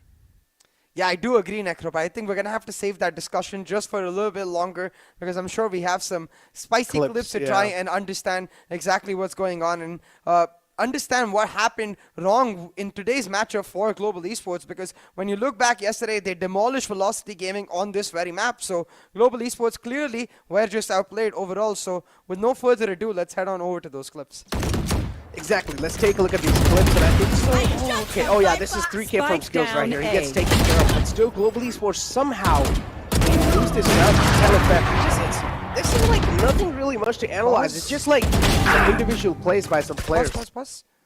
So right here, I feel like, first of all, Hellranger should never peek him, man. In a 3v2, notice the defenders even have the Hunter's Fury. They can just back the heck up play on the Hunter's Fury to deny the plant. They know exactly where Hellfighter is, and Skills needs to have told them that, yo, the spike got dropped in sight, so they have to just play for the time factor. But instead, they're like, no, we will trade. And while trading, they give Hellfighter unnecessary fights. Now, if you play, you'll notice right here, again, Lightning Fast tries to trade, and Kappa pushes in unnecessarily. Kappa just has to wait for the plant to go down. He can use the Hunter's Fury, and even in that 2v2, they might have clutched this out if Kappa had stayed alive. But no, instead, they leave Lightning Fast on his lonesome, and, well, Enemy mark. nearly impossible to do it against a Hellfighter who's popping the heck off. Exactly, and then Lightning Fast over here gets spotted. This round was pretty much, yeah, it was just like some solo plays happening. Yeah, the metal door should not have been left unchecked. They kind of got tunnel vision to the main side pretty easily. So Global Esports overall, that's repositioning right here from LFF. So on the point, it was perfection. Nothing to be expected right there. And over here too, Global Esports just steamrolled it through. This is their win round. VLT, yeah, right to ace couldn't really do much here. He got shut down too. Again, though, this time in a 2v5. I wish we got to see the early parts of this clip, because you could see in the early parts of this clip, GE took mid control, and then they assumed that from the side of Velocity, because there was a mid connector recon, they would actually go for elbow control themselves. So a great read over there from Hellranger himself, who set up the far flash and went for the play. But again, the neural theft coming out gave so much information to the side of VLT that it felt like if they were impatient in this round the way they were in the last, they would have definitely lost it. But this time, it felt like they had learned their lessons. They went together and they got it. Yeah, I remember this round. I think the right to ace gets a kill right here. Yep, there we go. And then Standing ahead. I think so he gets traded out there. Yeah, he gets traded out. Yep, right here. He gets traded out. So that's pretty much it. Nothing really to really talk about in those rounds because, again, as I said, the first clip was where it was just some solo nutty plays from LFF and Skills. And then Metal Doors kind of left unchecked. So that's one of the factors I feel like Global Esports will need to try and worry about because we talked about VLT. They're one of those teams that really thrive on that map control. And if you give them, they're going to punish you from all the different angles. Yeah, exactly. And it is really weird because, yeah, don't get me wrong, some nutty plays made by players on both sides. Skills popped off a couple times, we saw in that clip. A great read from him to expect that walk-in because VLT had did it once before and they just surprised the heck out of Skills. This time, as soon as he hears the poison cloud being stepped up, he just spams it. He's like, you know what? If you're not there, I just lose some bullets. If you are there, I get insane value. And they are there. But similarly from Hellfighter, great reads being made. But it did come down to the players making some silly mistakes themselves. Now, given that this is the first map, I'm sure the players will themselves look back on it and be like, hey, we need to be a little more composed. This is the grand finals. We cannot afford these mistakes coming through. Exactly. Grand finals, you cannot really afford the mistakes coming through. And mistakes is what were really made a lot by Global Esports, but it's okay. You know, upcoming map is going to be the map of Split. We're probably going to be seeing the hands being pulled out dirty because it's probably where the judges are going to be used to. But the MVP comparison from both sides, Deathmaker is going to be unparalleled in here because Skills, I mean, he did have had his pop-off moment. Skills is more kind of like an impact fragger for Global Esports. Yeah. And like the highs from Skills, it really does feel like he's feeling himself today. And hopefully they're able to leverage that fact going into the next map because while they have lost one Necro, this is a best of 5 series. And Global Esports, they're no strangers to these kind of situations. They were 9-3 down in the finals of the last map before they won the championship. They know how to fight back strong with their backs against the wall. So I'm expecting a stronger fight in the map of their own choice on Split. But it's easier said than done, man, because VLT, they look extremely disciplined on that map of Split every time they go onto it. VLT, they do. I mean, VLT is just one of those teams, as I said, they're really complacent sometimes. They can also be aggressive. We've seen the glimpses in the past too. I think so against it was Kumbu Esports, if I'm not wrong, where VLT just had the pedal to the metal. They were just W keying all the time on the map of Breeze, and this is what we know them for. But on the other hand, VLT, they can also be really complacent. So this is what I really like about VLT. It's like they don't have problem with adjusting to any kind of play style. They can also be passive. They can also be aggressive in certain rounds, and this also brings kind of like an astonishing factor in their entire roster. But for now, it seems like we've gotten rid of the first map of the best of 5 series. It's time for us to move on to the second map. Before that, we're going to go through a short break. Alrighty, ladies and gentlemen, स्वागत है आप सभी का एक बार फिर से हमारे इस exciting Meet the Conquerors के अंदर और इस बार हमारे साथ जो शख्सियत जुड़ने जा रहे हैं, he is part of one of the Titan teams of India. Domination का पूरा एक साल इन्होंने continue किया था and then they came into the last Valorant Conquerors Championship जहाँ पे they managed to make it to the top 2. Can you guess it? Well, I'll give you the reveal. So it is Right to Ace joining us from Velocity Gaming. Right to Ace, congratulations on making it to the top 4. कैसा लग रहा है आपको? Thank you. Like अच्छा तो बहुत लग रहा है. Like we struggled in the qualifiers 1, but qualifiers 2 like sort of went, you can say, thoda easy. Like I think didn't drop a single map in the qualifiers, so we were quite proud about it and excited for the main grand finals. इस बार जो velocity हमको नजर आ रही है, it's very clean performances that you have delivered. तो वो जानना चाहूँगा कि पिछले VCC से लेकर इस VCC तक आप लोगों ने कैसे figure out किया कि चलिए ये गलती हुई थी और इनको fix करते हैं, इस बार ट्रॉफी जीतनी है. So for the old 2021 VCC, we had MW1 as our substitute back then. Deathmaker team में नहीं था. So the दोनों का jet का you can say gameplay थोड़ा different था. And the team environment was different. Like everything was sort of different. Even Mazil was playing as the fifth in the team when Vibor ko hum log ne bench kiya tha. Coming back to this VCC, when the new year started, we had couple of, you can say, trial and error ki what lineup we should run for the VCC, and we came up with the current lineup and it's going smoothly now. Is there a possibility of seeing Marzel play in the finals? Unfortunately, like हम लोग ने जो अभी lineup run कर रहे हैं with Vibor, that will be our main lineup for this grand finals. So sorry for the fans who are expecting Marzel to come in the playoffs जैसे last VCC में हुआ था. It might happen अगर if like guaranteed नहीं है, but we are sticking with the lineup for now. We don't want to change the plan. Yeah. इस आपने उम्मीद तो अभी भी दे दी है वो माइट बोल के तो आई थिंक अब और ज्यादा लोग एक्साइटेड रहेंगे. 1% चांस 2% चांस हो सकता है. ऑल्दो हेलेफ एनर्जी काफी इन्फेक्शियस है, हमें दिखता है हर राउंड के बाद if it's a good win he is gonna pop up from his chair. अगर फ्रस्ट्रेशन होती है फ्रस्ट्रेशन नजर आती है चेहरे पे. क्या आप लोगों के साथ भी, क्योंकि मेरे को तो स्टूडियो में कास्ट करते टाइम होता है, I get hyped up just watching him. Does that happen to you or are you guys like ठीक है अब आदत हो गई है? एक दूसरे को सपोर्ट करने के लिए चिल्लाते नहीं है. And just playing for the sake of playing, we'll 100% lose the game. So that's one thing we noticed about our players. Like pacho players, very emotional players. So whenever we get like the first pick or insane clutch nikala or we are winning a 2-on-2 round, anything, we just hype up everyone. So emotionally everyone is like very in the positive state and they perform way better. एक message दे दीजिए अपने fans के लिए who will be tuning in to watch you guys perform. I know कि qualifiers 1 में performance अच्छा नहीं था, but we did our best. We qualified to qualifiers 2 and showed a dominating performance दिखाया. And thank you for all the support, guys. Like keep supporting your favorite team and don't be toxic in the chat. Last वाला काफी important है. But thank you so much for joining us for this interview. बहुत मजा आया आपसे बातें करके. Good luck for your matches for the finals. Thank you. Thanks for having me.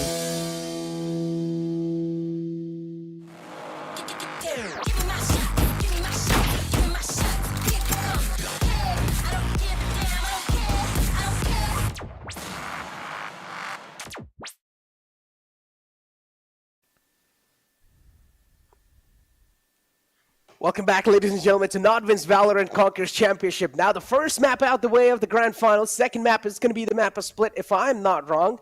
If my memory is serving me right. So the second map is going to be the map of Split, which is way much more small, way much more compact. So whip out the judge and W key, please. Boom, boom, boom. That's what we want to see.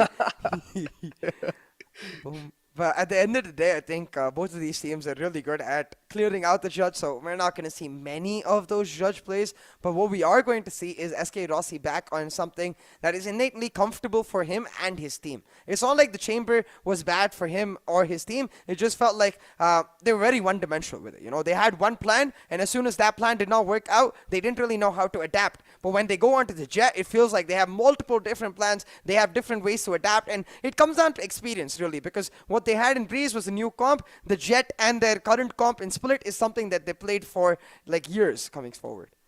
Well, at least 1 year. I mean, this is what we talked about, right? VLT has been sticking to their comfort zone all over the place, no matter what it is. VLT, they're just not going to let the comfort zone go through. But now, on the other hand, CA, Global Esports. Now, we've been asking this question over and over again. Do you think Raze is going to be pulled out from Global Esports, or do you going to think a comfort pick for Rossi? No, definitely. Just the Jet Breach Sky composition. Okay. But having said that, we saw loopholes in that composition being exploited very, very well by Enigma Gaming just yesterday. And that was when they were playing the underwhelming Neon, you know. And again, Enigma Gaming were not able to live up to their real peak. Today, I'm assuming we're going to see Velocity stick to their comfort. They're going to play the Jet Raze, double controller, Astro Viper with the Sky, where they get to control every single part of the map. And that's very hard to play against when you're playing the Jet Breach Sky composition, because you need to commit to one playstyle. If GE get greedy for a second, VLT will punish the heck out of them. I mean, now that you brought up about Enigma Gaming, I went back home and I was like thinking about this, you know. I was like, how did Enigma Gaming screw up that hard? Okay, they pull out the Neon. I'm pretty sure they've had hours and hours of practice. Even though it's a new agent, they have had hours and hours of practice, and they still screw up that bad. So, I mean, this is. I'm not trying to like throw a nail at anyone, but it just makes me think that what was that? Was that just a fluke? What do you mean, the Neon? Not the Neon, just the overall performance they had in Q1. No, I don't think it was a fluke. I think it was just a case of nerves. There are many examples all over international sports and esports where a new team comes up, dominates a huge part of the tournament, but then when it comes down to the wire, when it's high stakes, they end up fumbling. Their nerves really come into play, and they're not really able to replicate that same level of performance. And honestly, I feel like that's where Enigma just lost it. They had a bad weekend, you know. It's not like they're a bad team itself. We saw what they can be like when they're at their maximum performance, when they're playing at their very best, and I don't think we saw their very best in this weekend. So it's just a matter of Riot noticing this and being like, okay, next time we'll give 3 slots so Enigma can come back stronger in AFAC. Please, just give us 4 slots at the point. No, whichever 3 team for just next, qualify. and then we'll have another team, and then we'll get 4, and then hopefully it'll just become a region ourselves. Yeah, actually, just give us our own VCT. Yeah. Yeah. But yeah, moving forward, ladies and gentlemen. Now we do have the Val Classico going on. The first map was concluded by VLT with a dominating win. Not really as dominating, but still in the later rounds, Global Esports did start to get the grip on VLT and started to kind of scatter them down, kind of scratch them down, but still that was not enough. Now moving forward in the map of Split, Sia and I were talking about how complacent, how passive VLT can be, and they will let them have the control, but in the end, the site control is what's going to matter. And VLT, they thrive on a lot of map control. Now, I'm pretty sure if VLT is on the defending side, they're not going to let it go through. Yeah, exactly. VLT thrive on map control, and that's what GE needs to deny from the very get-go. I believe we saw it was going to be Global Esports on the attacking side and VLT on the defense, if I'm not mistaken. I might have had that flip around, but it does not matter. On either side that GE does play, it needs to come down to map control. If they're on the defense, they need to get aggressive, need to take control of the extremes of the map. It's not the mid control that they really need to contest. As long as they have A main or B main in the bag, then giving up mid control won't mean much because they can easily retake on whichever site VLT go to. And similarly on the attack, they can't just rely on heavy bursts. They need to first take map control in the 15 to 20 seconds of early round, wait for the next 20-30 seconds, starve VLT of information, and then go for the burst around that 40 to 30 second mark. And that's where I think they will be able to find their strength. But let's see, can VLT shut them down right here, take a 2-0 lead? Or will GE push back and make it 1-1 in the series? Oh man, that's a question only an astrologist can answer. No, you can answer it too. You got the script. I wish I did, man. I didn't have the script for you didn't the pick it up entire today. finals. No, I didn't have the script for the entire finals, but yeah, Spike just down kind of A. over here. But I'm gonna hold on for the script for now because picks did happen back and forth, and it's Global Esports now who also have the man advantage and the sight in their hands. War with the frenzy, looking to connect some skulls. He cannot really challenge a sheriff in that range, so we'll need to back out. That's a great smoke to deny the turret. Heals coming through as well. The War now in the close range. The frenzy is gonna shine through, but no, Skills again denies that. A nice dodge on the flash too. So Skills again low HP, but that's not gonna stop his morale. He's still gonna keep on peeking out. Has a lot of confidence for sure. So many utilities right here. LFF is living in hell. And VLT, still somehow they're able to bounce back. Girl down. Oh, that's the first. It's done. Nature Girl down, Galaxy Girl to go, and Lightning Fast will make quick work of them both. Oh my god, he's alive. Of course he's alive. Rossi, It's what are you Lightning Fast. licking? Licking his wounds from the last map. It's like, it reminded me of a kid when he used to like eat chips and the packet used to have like salt in it. And he used to just like lick the salt. You say a kid, but I'm pretty sure that kid is you. So I sometimes do. There you go! We caught Necro chat. Man, you've invested To be money in fair, I that. think You everyone put money did in that, so might as well get the maximum out of it. Talking about money though, right now, none of it invested by Velocity Gaming because they are on an eco. Global Esports on the anti-eco, going for the aggressive rush. They've taken A site again, and so important to talk about the strategic narrative, Necro, because back-to-back rounds with this A site rush, they're going to force VLT to react to it, and I'm sure in the next round they're going to go back to 1-3-1 mid control with their bonus. All of them are in heaven. There's no one who's flanking. Now the ramp press is just going to be 3 players back to back, but this time it's the shorty who's going to shine through bright. The boom boom comes in, another one to follow it up, and it's the run and gun machine.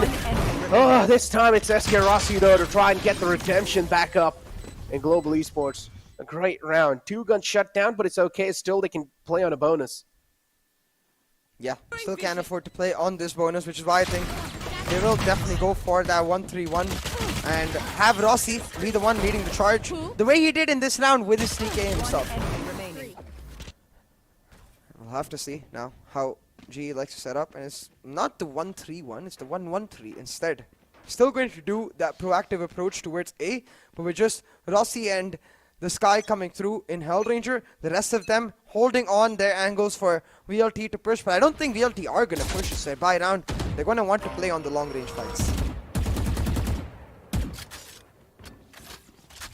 Talk about the long range fights. It's VLT. Both the teams have rifles in their hands, suitable weapons to play with. Taking that Mind back. games, Necro. You could see the calls being made between the IGLs. As soon as that early aggression came through for the side of GE, immediately right to A started rotating. But then they gave him the call that no, this is just a fake. They're not actually coming. So he went back. Now while he's there, GE, they know that they can go for the late hits since the rotations won't come through. And VLT will assume they're playing mind games. So they go back to what has simply worked for them, that A hit. Exactly, and the A hit comes through pretty easily. Deathmaker a little too late on the rotate.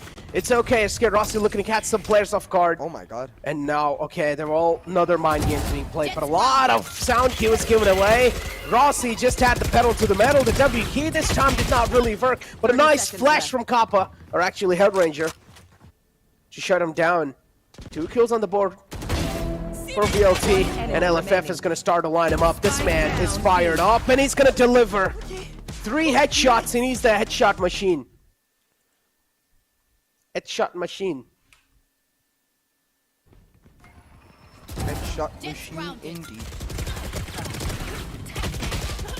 But a key round picked off for Velocity Gaming. I think a little bit of overthinking there from GE.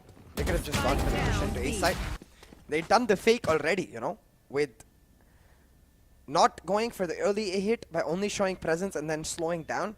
That slowdown moment is where VLT assumed that it was a fake and they were going for the rotate, but they didn't do the rotate. Instead, they were waiting in the shadows of A main for that hit, but instead they overthought it. They're like, well, VLT might know that we know that they know, and that's too many no's, man. That's a no-no.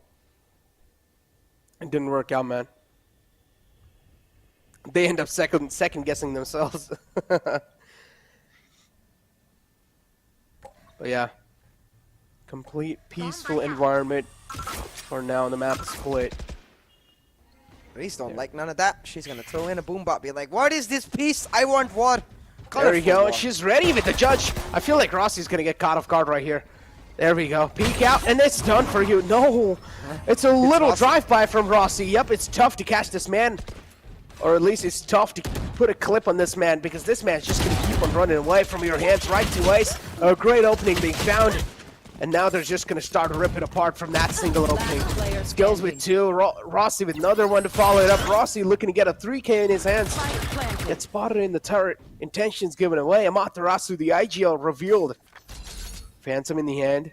Can go for save. He has light armor available. Hold up, though. Rossi might have his number, but timing right there. Doesn't spot out Amaterasu. Instead, he's gonna go for the screen's push, and Amaterasu spots him up, but Rossi is precise. Shuts him down, and that will be no weapon save for Velocity Gaming. A huge round picked up for GE because that was effectively a force buy. You know, they had weapons throughout their team, but it was Rossi who made it happen with the Blaze Storm on himself. So if he doesn't pick up that initial frag there, suddenly the entire round collapses because they won't be able to get B-Heaven control. They would have been scared of the judge, and just like that, VLT would have been able to hold their fronts. Instead, 3-1 lead now for Global Esports while Velocity's economy is broken. You saw a big sigh from Amaterasu as well. Yeah, he's like standard Rossi. What can I do? Yeah, what can we do? Yeah, it's like when these kind of players activate, it's hard to calm them down, man. But yeah. Landing fast here with the spike in the hand. Oh, this time though. Gots. Yeah. They're going for the full fake Necro. They've showed heavy presence towards this A site, and VLT fall prey to the trap. They go for the full rotate, leave B site up for grabs. And Global Esports, they'll make quick work of them. We talked about how important the IGLs were to this map, and right now Hellranger on this map, he's got the edge over Amaterasu, especially with Rossi on the flank. Turn around, Amaterasu! Never mind. Oh no, that's so unfortunate. Hellranger's gonna be like, where did he just come from? I never knew Jet can teleport. Like, wasn't he playing Chamber in the last map, not this map? Like, home? Did he accidentally get the teleport with him with the Jet? What just happened? The teleport carried over. It's like quick maths. Oh no. Chamber Beast going into Oh split no. and teleport carries over. But clearly, they're perplexed by the lurking Rossi, because that's not what you get to see. You get to see only entry Rossi usually. Ooh, 2 Nana Swarms in the front. There we go. All the players die from the explosion. And VLT, that's quite a lot of guns taken off from their hands too, if I'm not wrong. So it was the eco from the side of Velocity Gaming, so they meant for that to happen. They wanted to die right there. But it's quite a lot of rounds taken away, and you can see Amaterasu is calling for a teleport because they're being played like a fiddle right now. It's that starting conditioning that GE set up. They went for 2 aggressive hits towards that A site, and then the only round where they lost, when they fumbled themselves and overthought, you know, they went for the full rotate instead of committing to the fake or committing to the double fake, where they fake early but hit site late. And this time they commit to one idea. They leave the spike all over towards B main. They have Rossi get himself into site, distract their entire attention while they slowly take control of B main. So I think Velocity, now they just need to start getting a little aggressive themselves, get some info by taking control of a part of a map. tactical timeout being pulled out from VLT. Realized a lot of rounds are slipping by, and it seems like now this time they're just getting a taste of their own medicine as they gave the taste to Global Esports on the map of Breeze. They were just running away with a huge lead in the first half. That actually, and if this thing happens in Global Esports, then... I mean, you said taste test, so it reminded me. Like, we know when you go to an ice cream parlor, are you the kind of person who tastes multiple things, or are you the kind of person who knows what he wants and still tastes multiple things? I don't do any of those. It's like, if I see some new flavor that I haven't really tried, then I'm like, all right, I need a taste test of that. Can I just have a little, like, spoonful of it? Try and get a taste. But, yeah, that's a classic example of the Phantom. Told you! Phantom is just kind of like a Spectre, but it's not as accurate while you're running, but it's okay. It works out. And Rossi just was spamming through while he was running. Found the kill, too, and now it's a 3-on-4. They've got the Seekers available also in Cosmic Divide. The Cabbages are going to go through. 70 HP in the hands of Rossi. He will be caught off guard with the Cabbage, but that's not going to matter a lot. Hellafef with the concussion and also the pull. That's not going to catch anyone, though. Hellafef, he's got a cracked aim. His crosshair's going to catch a couple people. Now it's all down right to Clutch. Is he going to flood through from this smoke? He does, but Kappa's ready. Really nice pull and stun combo though, because it forced Rossi out into the open instead of the elbow angle he wanted to play. Rossi trying to dodge that, ended up falling prey to Hellfire. But yeah, without his crack time, it couldn't have happened. But I don't know, Necro. You said you can't really run and gun with the Phantom. Rossi clearly proved you wrong. He just first kill, fair. That's just complete good aim. Second kill through the wall, that was while he was running. I'm not so sure about that. I feel like at this point, just bind your W to the left mouse button, and just like when you press left key, you just like start running at the same time. So it's like you're shooting bullets and then running at the same time. I wish you could do that. I wish you could do like double keybinds. There are certain games you can do it in, if you know what I'm saying. But yeah, lightning fast. There we go. Tries back and forth. It's the Sheriffs making it ring like a bell. And the skulls are looking empty right now because the brains are being eaten like Velocity or zombies. And remember, while this map itself might be defender-sided by theory, objectively, looking at these comps, the Breach Sky way better on the attack. The No Sentinel double duelist Sky comp for Velocity way better on the attack. So for both of the teams, the attacking side is where they favored a lot more. Right now, though, Velocity Gaming on an eco might pull off this retake right here. They've just got some Spectres and some Sheriffs, but we've seen them make it work before. Can they do it again? A nice flash. 3-on-4 available. This time, Global Esports in a man disadvantage. The lightning fastest lurk might just catch him off guard, but it doesn't matter. It's Kappa making the Papa moments, and there we go with a 3K to clutch it off. Told you, man. This man's the Papa of the game.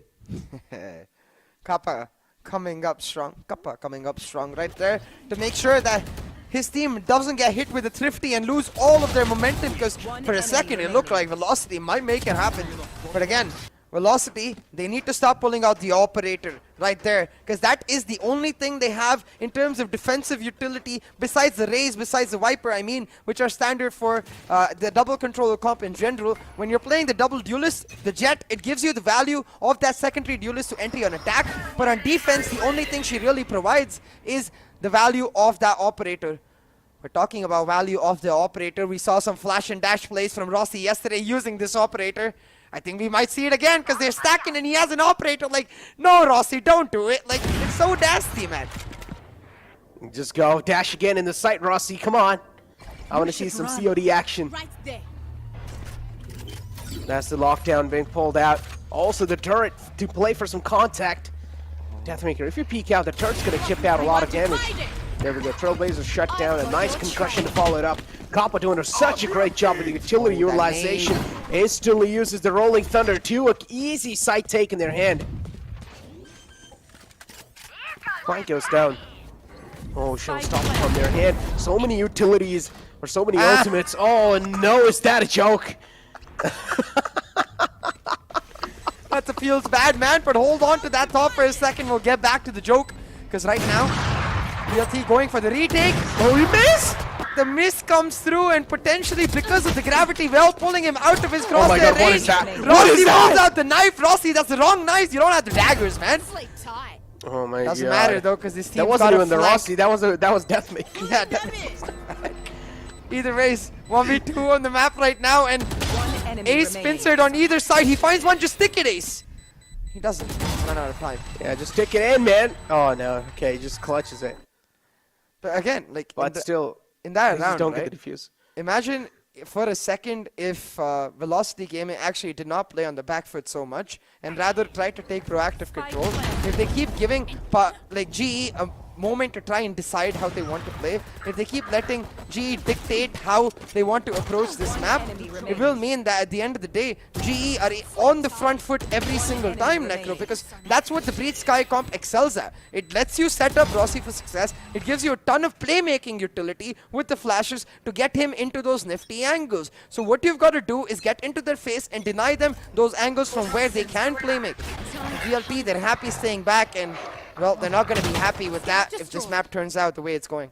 It's like the showstopper finds an opening and then it leads to its own demise. But yeah, lightning fast though. Oh my God, this man cannot be given a breath of fresh air. If you do, he is gonna feel all the nerves. But Deathmaker shuts down the Rossi's counterpart this time. Deathmaker says that I'm a little better than you, bud. And now VLT having the entire heaven control. They're looking to get the site control for themselves, but the man in the close has not been spotted yet. Hellranger's position still anonymous, and as soon as a couple of players are going to start to float through, Hellranger also will be gifted with a couple of kills. Lightning Fast finds one through the smoke, so that's pretty much hopes and dreams literally shattered. Kappa through the smoke as well. What's going on? X-ray vision from Global Esports. Hellranger unfortunately doesn't get much. His team just snatches away most of the kills. He picks up one towards the ending, but that's the case. He gave a lot of info though. Yeah, A lot of info. definitely. I'm just saying, like, that's the case when, you know, you go with your friends to another friend's house and their mom has dinner ready, and then she comes and she's like, who wants this last slice of pizza? And No, it's not like that. It's not like that. That's the case when you go on a date with your friend and then your friend steals the girl. okay, Necro sounds traumatized, and that doesn't sound like a general experience. It sounds like a No, it's not real. Who did this to you, Necro? No, and I've never gone on a date, man. Well, okay. Never mind. Talking about dates right now, it is the final date of the VCC. And at this point, both of these teams, they're trying to make it count. But Global Esports, despite losing off on Breeze, they're demolishing VLT on this map. Necro, the spike dropped as well right here, but the trades are worth it for GE. Because VLT, they're losing map control, but they're trying to get it back to the Seekers. The Seekers too. Oh, Cabbages. there we go. Kappa's down quite low. Flashes out. Amaterasu dodges that 16 HP. They're still looking to get the site control in the hand, and they will. But the cross is being held by this man right here. Oh, a nice shutdown from Kappa, though. 16 HP, still looking to pop off. It's going to get the plant through. Amaterasu still respecting Kappa's personal space. And look at Kappa, he's being really aggressive. No. Should have expected someone to be in heaven, but it's okay. Didn't really have a lot of HP. At least he got the plant down.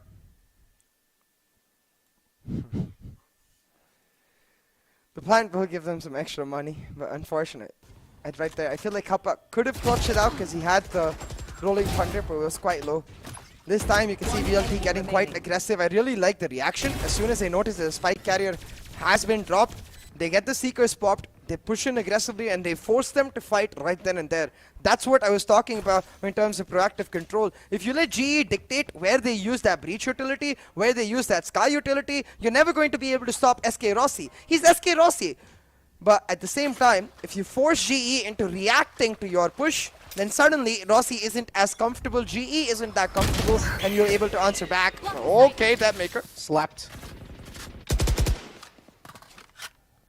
See, I think we should actually go ahead and watch the clip that I uploaded on my Instagram. Okay. And you'll have an insane reaction. In the break, you can watch it. Done. But yeah, 8-2. Nice plug. It's the scoreline. Party's over. Shuts down Vabor, who was trying to be a little proactive or maybe just a little too aggressive. Rossi's position's known, but Rossi too. Oh, the timing just a millisecond off. And Rossi pulls out the knife. Please look behind once again, Rossi. If you don't, it's going to be Right 2 Ace who's going to shut down your lifeline. He does, but Right 2 Ace will find the kill no matter what. It's a 3-on-3 now. They have the lockdown and the rolling thunder available. Lockdown initiated. Both the players will have to flush out from the site, and that's what exactly happens. Stuns out, Zio on the back site. Kappa will make the stun happen, but accidentally stuns his own teammate. Yeah, exactly. That's not what you want. And with the pull coming through, the plant delayed. So yeah, they get the site, but they don't actually get the plant down. And while they're planting, you can see Amaterasu. He's going to be able to tell them, nobody crossed over from B main. Now one player taken down. It's a 3v2 retake. It's down to that rolling thunder. Kappa, pop it right now. Oh, he does. That's a nice flash. Now Hellranger left in a clutch spot. He will find one. Oh, he's going to do it. I'm telling you, I can feel it. He's going to do it. 8 bullets to 1. Oh, unfortunately, it's Amaterasu who played it so safe. He was just jiggle peeking over and over again. He was not letting a clean shot for Hellranger. Like if you hadn't said it, he would have done it. As we've seen, right? Even yesterday, every time I was saying they're going to do it, they weren't doing it. And every time I thought they weren't going to find the clutch, they found the clutch. The caster curse is real, man. I'm telling you, the caster curse is real. Oh. There's also a caster buff, if you look at it from the other point of view. That is true. Cast her buff to the other team. Yeah. So Global Esports now, a nice lead, a dominating lead. 5 rounds lead for them. Still. And they're looking to make it 9-3, just like what happened in the last round. Our last map. When will we get rid of this 9-3 superstition, man? Probably never right now, because Global Esports, they're pushing in aggressively. They've got Ram's control for themselves. But Rossi, stunned by his own teammate, I think, right there, will slow down his aggression just a little bit. Now the Viper Spit popped in B main, allows Velocity to go for this aggressive stack. And look at that, the Trailblazer did not spot out Vibor because he's playing on the ropes. Vibor is going to back up. He doesn't want to face off against Rossi. There we go, Rossi. Oh, blinded. He's still a bird, though. Imagine a bird getting blinded by another bird. And now Deathmaker straight up dashes in the sight. So it's not. It was his teammate. Oh, they line up, and right to Ace was able to get 2 clicks on the skull. And it's Deathmaker who's going to close things off with a nice 2K in the end. No, what else? Chill out, man. Damn. Hellfighter's just unhappy about the way this map is going, but I think he'll certainly be happy about the way they've managed to come back from 7-1 down, I believe, to now 8-4. Velocity Gaming fighting back strong, and I would like to remind you once again, double duelist, double controller with that Sky, way better on the attack than it is on the defense. Similarly is the case with GE's composition. The Breed Sky, it's all about aggression, it's all about taking control, and it's much harder to do that on the defense. So really, GE, what they need, I think, Necro, is to get Rossi an operator ASAP. Now, to do that, you gotta win the pistol. So let's see if they can get that done first.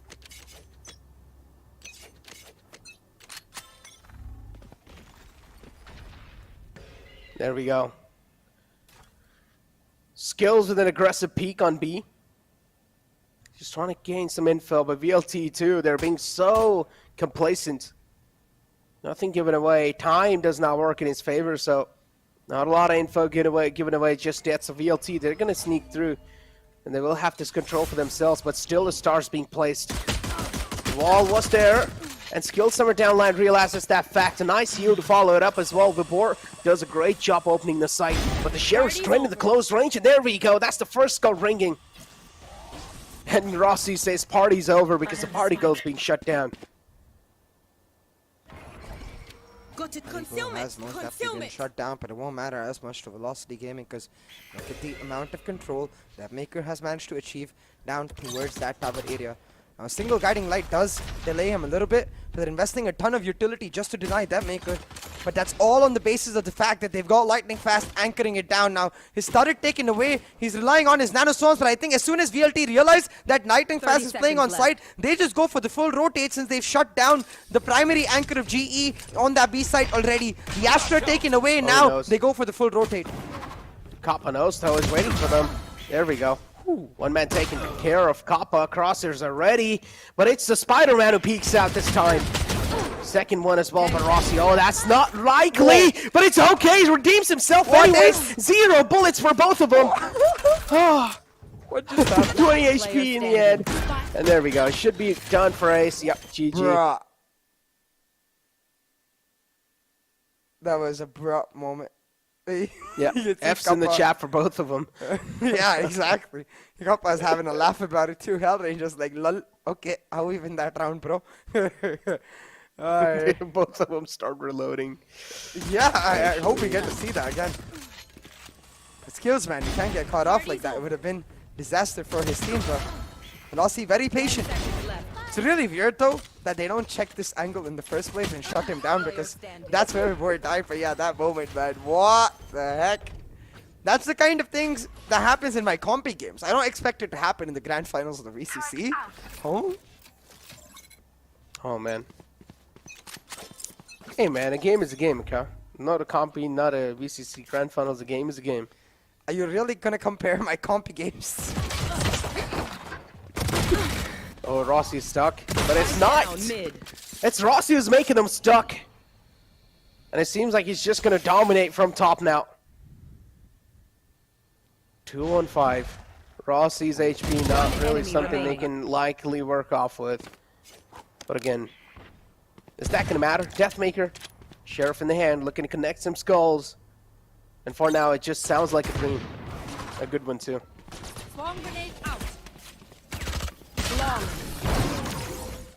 A flawless 4 the side of Global Esports. And like you said, 4K Rossi, come online. I think he doesn't even need to actually pick up the operator yet. He has an operator for sure in this next round. But he can just continue to play on the Spectre.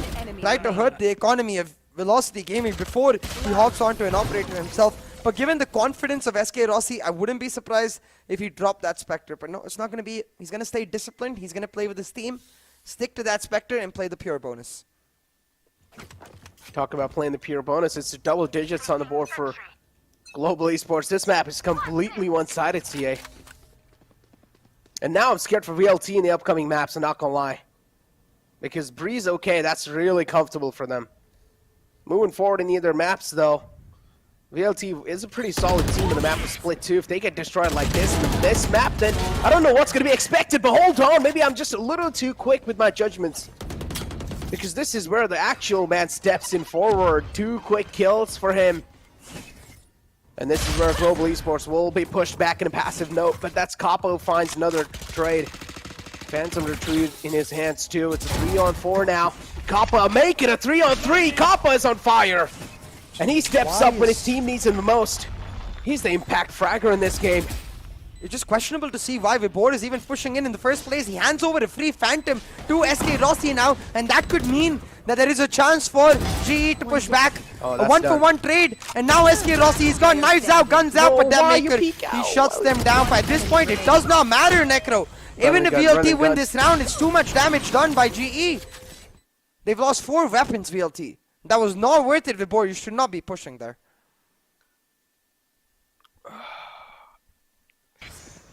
I don't know why Rossi actually peeked out while he was, like, you know, just still, like, whipping out the gun. He was still in the animation. And he peeked out all that. I feel the heat, man. Me being a duelist main myself, I do that sometimes when the morals are all-time high for me, especially. But yeah, 10-5. And I'm pretty sure now Global Esports are going to be pretty happy with the outcome that came through on the last round. So BLT, they're going to be looking quite shaky after that. That's a nice stun. Going to be putting a halt on the momentum or the aggression. Kappa, as always, is going to be aggressive. A fake tap on the orb. And Skills, they're just going to funnel right in his crosshair. Another one to follow it up. Kappa, pulls out the utility in front of them. Questionable move, but okay, it's a fair trade, I guess. On the other hand, Hellranger in the mid too is going to be raining down hell on VLT. Hold on for a second though, Necro, because VLT, they're trying to play the mind games. Now look, Amaterasu, he's got himself the Vents control. If he can isolate Skills right here, it could be huge, but like I said, they're going to mask his presence with this B-Heaven push. Bait out the utility of that Killjoy. Pause the rotations from the side of Global Esports. Now you just got to go to Amaterasu after you pop the Seekers. And the amount of information the Seekers is giving them is huge. 2 Jellyfish going towards B-Heaven. Only 1 towards his A side. But Amaterasu, you got to wait for the Seekers to catch up to Rossi. Listen, man, I know it's Jellyfish. Just please call it a cabbage. Okay. 30 seconds. You got to wait Sounds for the good. cabbage to catch up to Rossi. Ruski, Rossi, Lassi, I don't know, man. Whatever he is, he pops heads like he is. Yeah. A madman. When he pops the enemies' heads, he makes them look like, or he pretty much like, just smashes them in liquid. 1 enemy remaining. That's why it's SK Lassi. It's SK Ruski. Or SK Roski? Let's just call him SK Rossi, I mean.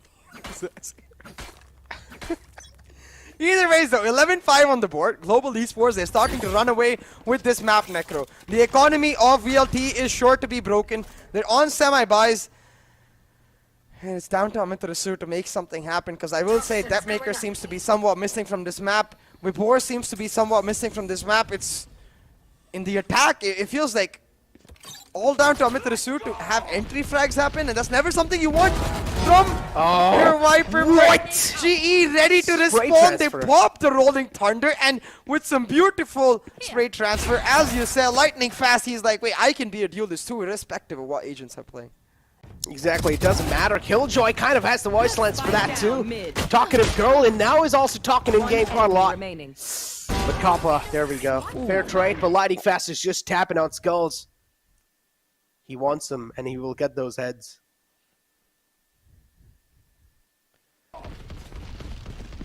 it's quite interesting, Macro, because when you look back to the matchup we saw yesterday between Velocity Gaming and Global Esports, the first two maps were like this. Both teams dominated each other on the respective maps that the other had chosen.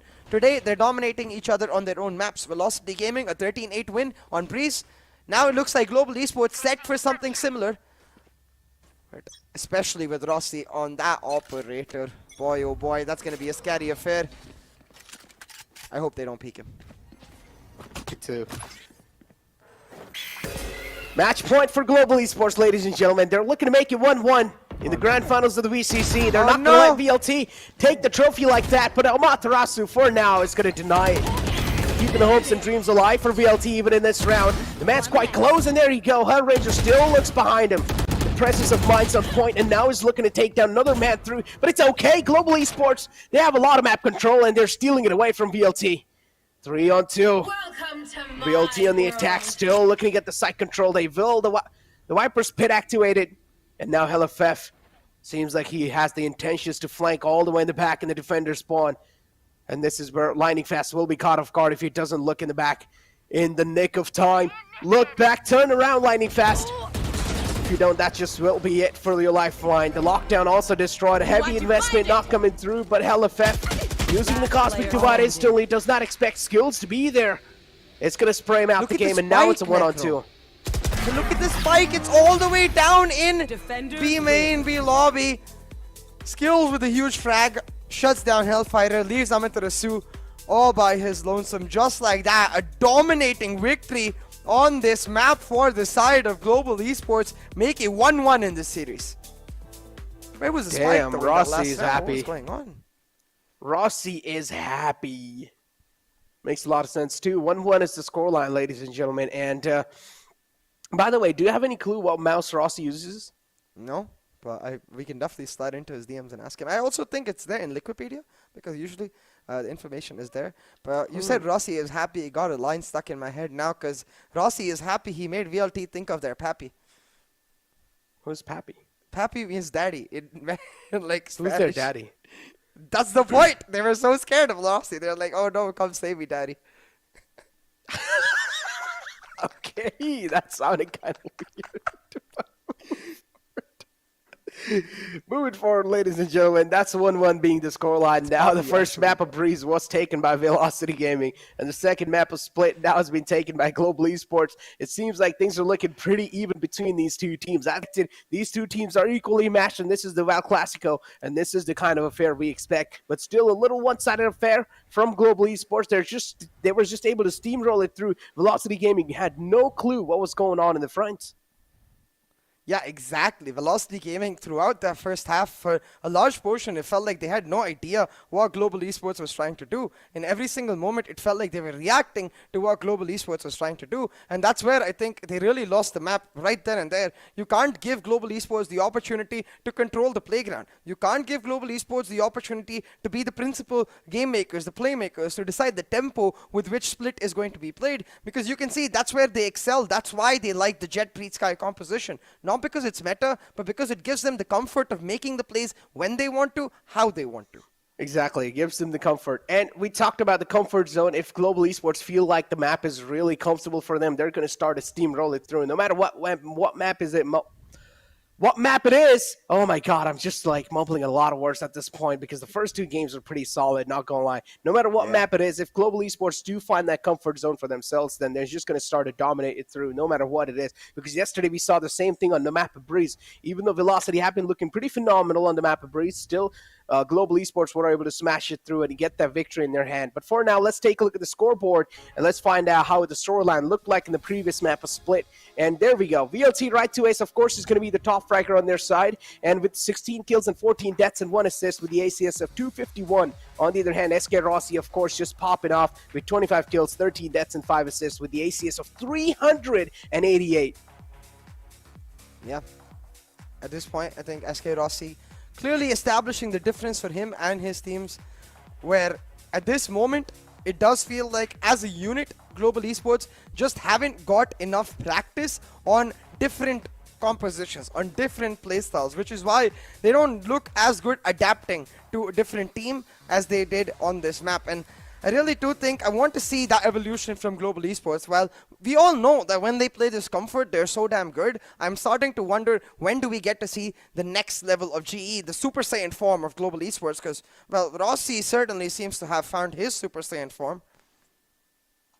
Oh man, I mean, I don't know about the Super Saiyan form. I mean, in the previous map, it already looked like Global Esports. Every single player was able to activate themselves, including Kappa too, who was just doing such a great job. Lightning Fast too had some poppy moments for himself. So overall, Global Esports, it seemed like they were just able to pop off, and no matter what scenarios they were being put in, some nice spray transfer for Lightning Fast. And we do know what this man is capable of. He was playing on the role of Killjoy, but still, it looked like he was just able to fill in the shoes of even a duelist. But moving forward, though, CA, the next map is what we're going to be looking for after this map. But before that, let's take a look at the analysis part, and let's review the clips, and let's find out how these both teams were able to screw up sometimes.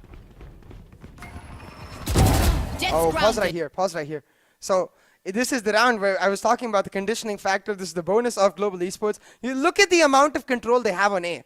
Why on earth would you want to rotate with this amount of control? Now play, you'll see them actually adapting to this. They'll be like, okay, we just overthought, had enough control, we just needed to go A, or we needed to commit to the fake in the first place and have B main control to be able to wrap on the B side. So next time they do this, they commit to the fake, they give Rossi on A, they have B main control. Exactly, and HellaFest we talked about this, man. Okay, one thing I'd really kind of am questioning these clips about is that I just feel like most of these clips, it's just like some solo plays happening. And it's nothing really much to really analyze about. Maybe the map control that VLT tries to dominate and how Global Esports are able to take it away all the time. So, as you can see on the attacking side, Global Esports, one man is already down from them. Kappa over here takes a lot of damage too. 3-on-3 right here. And unfortunately, this aggressive nature, I do understand, when, especially when you do get the breeze that, okay, you're going to start to dominate, you do just want to keep the pedal to the metal. And I'm pretty sure this round was lost by Global Esports. Yeah, because this cross one enemy right remaining. This is Kappa getting caught with his back turned away. To be honest, he couldn't do much, but if I have to really nip it and say, as soon as he sets up this fault line, because he gives away his position with the fault line, I feel like he can Rolling Thunder or at least flash off Heaven and then quickly run away to backside, and then on the backside can play with the Rolling Thunder on the contact of someone coming in. But that's too hard. He's on 16 HP, and to be fair, the question even becomes, does he even want to invest something like the Rolling Thunder in a 1v2 when he's on 16 HP? So there's not much Kappa can do differently here, but theoretically in the multiverse of madness, which I hope I get to see soon, he might have done it differently. He could have, but I mean, even if people are stunned, they're still going to be able to shoot the bullets, but just in a little lower fire rate. So it's like all was needed was one bullet on Kappa's body, and he was just done. No matter it be leg shot, no matter it be chest shot, it was just a dunzo game for Kappa no matter what. So if he did use the Rolling Thunder, I would be personally disappointed. I would be like, okay, there was honestly no need for that, because Kappa had no HP to do so, and investing into a Rolling Thunder, that's quite a bold play, because you're going to be able to get only one frag, because both these players were separated out from each other. So even if you do isolate a duel against one player, the second one was really far away. So to get back in time while he's stunned, it's going to be a little tough. Oh my God, exactly. Right? And at that point, you got to start wondering why Velocity themselves don't play that breach on this map, because we've seen throughout for multiple teams the breach can be so strong when especially you're playing against a team that doesn't have it.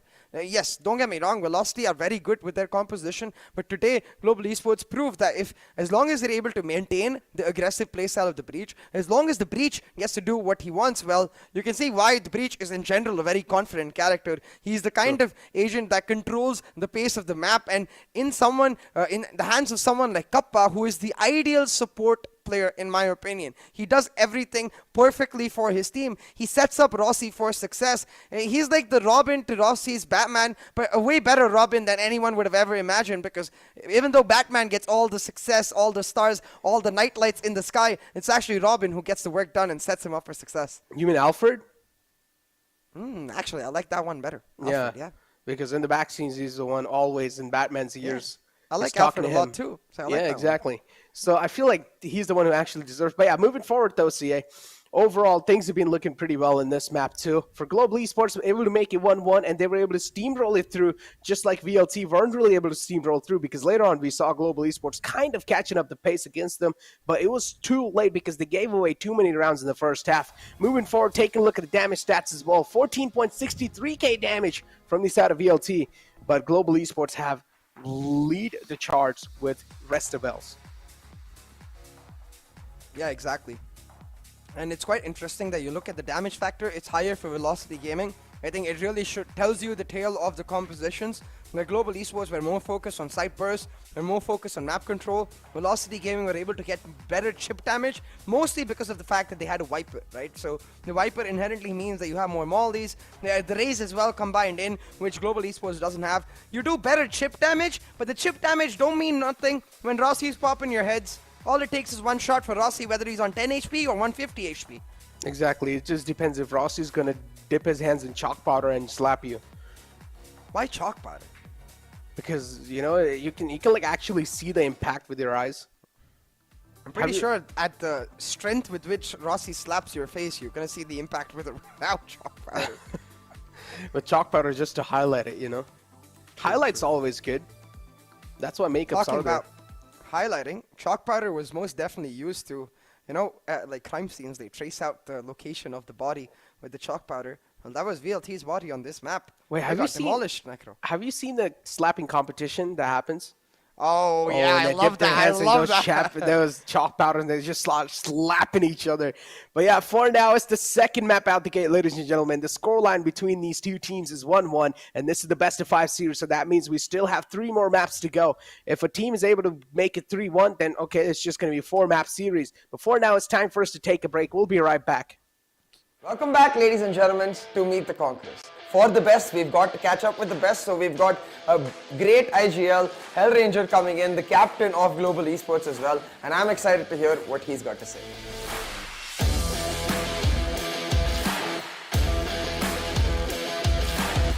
Hey Hellranger, how are you? Hey Shay, I'm good. Thank you for having me here. Yeah, it's an absolute pleasure, but with no further ado, let's get the questions started, and I think the first question is potentially even the biggest, so let's get the elephant out of the room. Is there an increased dependence on SK Rossi? No. I mean, so the funny thing is what people don't understand is our team does not work in that way. Obviously, we want to enable Rossi to, you know, be at his best and, you know, use our utility to help him to get into positions where he can kill 3 or 4 people maybe, but that obviously does not happen every time. For us, it's the mentality which is the bigger factor, and in the wildcard qualifiers, we have had a really great mentality after a long time.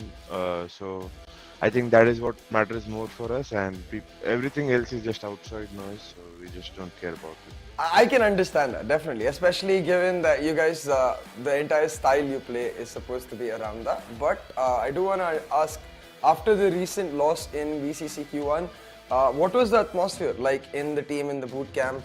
Did you have to give them a pep talk? Oh, we were pretty happy. I just told the boys that I'm proud of the way, you know, our atmosphere is, and we handled things. No one got negative. Everyone was supporting each other and really focused on what we have to do in the next round.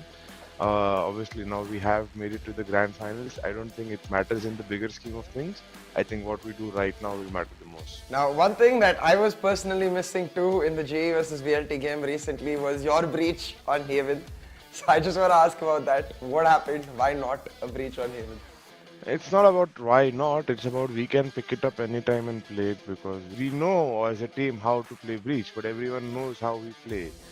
You don't learn new things just by trying them in practice. You need to obviously put it into match practice, and that is what we do. But talking about evolution, Enigma and VLT have been performing quite well in this VCC overall. How do you see yourself faring up against them?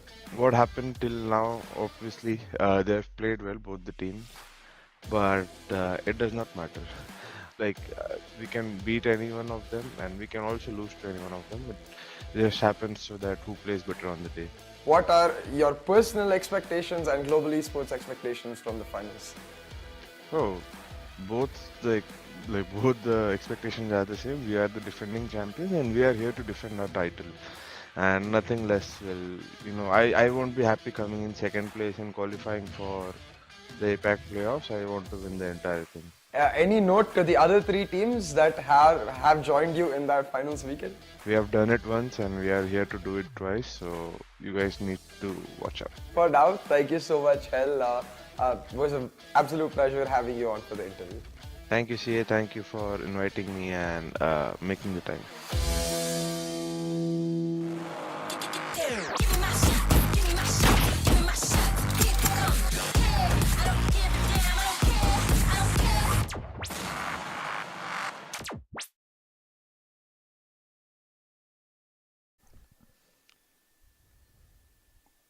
Welcome back, ladies and gentlemen, to NODWIN's Valorant Conquerors Championship with Gillette as a grooming partner. First two maps out of the way in the best of 5 series, ladies and gentlemen. The second map of split is being won in a dominating way by Global Esports. Moving forward on the third map, CA, on the map of Icebox, here we go. The Asian selects directly in front of us. Okay, kind of like this. And we see that comp coming out. A slight change, though. Yeah, look at the Icebox comp from the side of Global Esports. They're going back to what they played. Exactly. Yesterday, they were playing with the KO, if you remember, and they lost that map. So clearly a change right here, getting the stage back online. It was a no-stage comp yesterday. But to be honest, this is not an entirely new comp. We've seen this comp before in Qualifier 1 or 2, if I'm not exactly sure. But in India Qualifier 1 or India Qualifier 1, actually, I am sure. In India Qualifier 1, we saw this exact comp, and to be honest, they looked very bad with it. Skills wasn't comfortable with the chamber, but it had a lot of potential because I've seen Skills in the past on a duelist. He can be really, really strong. So I want to see if this time they put in the work to make this comp happen. But clearly a band-aid fix, because if they're changing from what happened yesterday, they're not happy about the way that comp ended up working out for them. Maybe a little too slow, maybe a little too complicated for the way it ended up running out.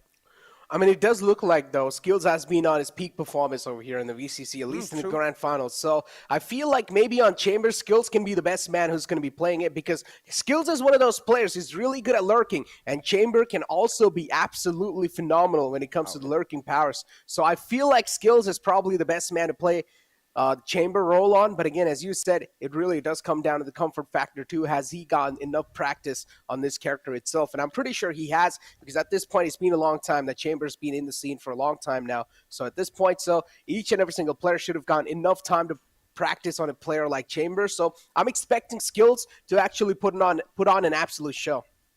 Yeah, but actually now I'm starting to remember when we saw this comp. It was, if I'm not mistaken, again, in the finals of Qualifier 1 against Enigma Gaming, where they themselves were running the exact composition Velocity is running right now, the Jet Reyna. What I really saw that was caught off guard by the side of Global Esports was their defensive half. They did not seem to have secure setups. Skills was always caught off guard when his aggressive positions. He was rarely ever rendezvousing back. He was rarely ever going for aggressive pushes and then coming back into a nice position. It just looked like he was trying to play it like a sentinel, which, to be fair, Chamber is, but he's not a full sentinel. So you need to change the playstyle you play it with. You can't really play it like a Cypher or a Killjoy.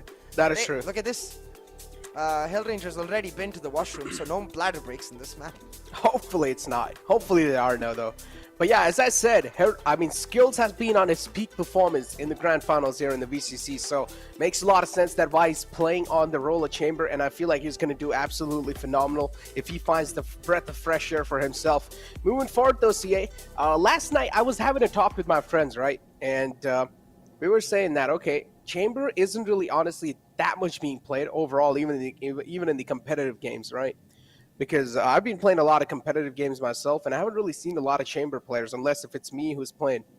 So I was like, there can be a little passive added to Chamber where he can actually drop his tour de force to your teammates.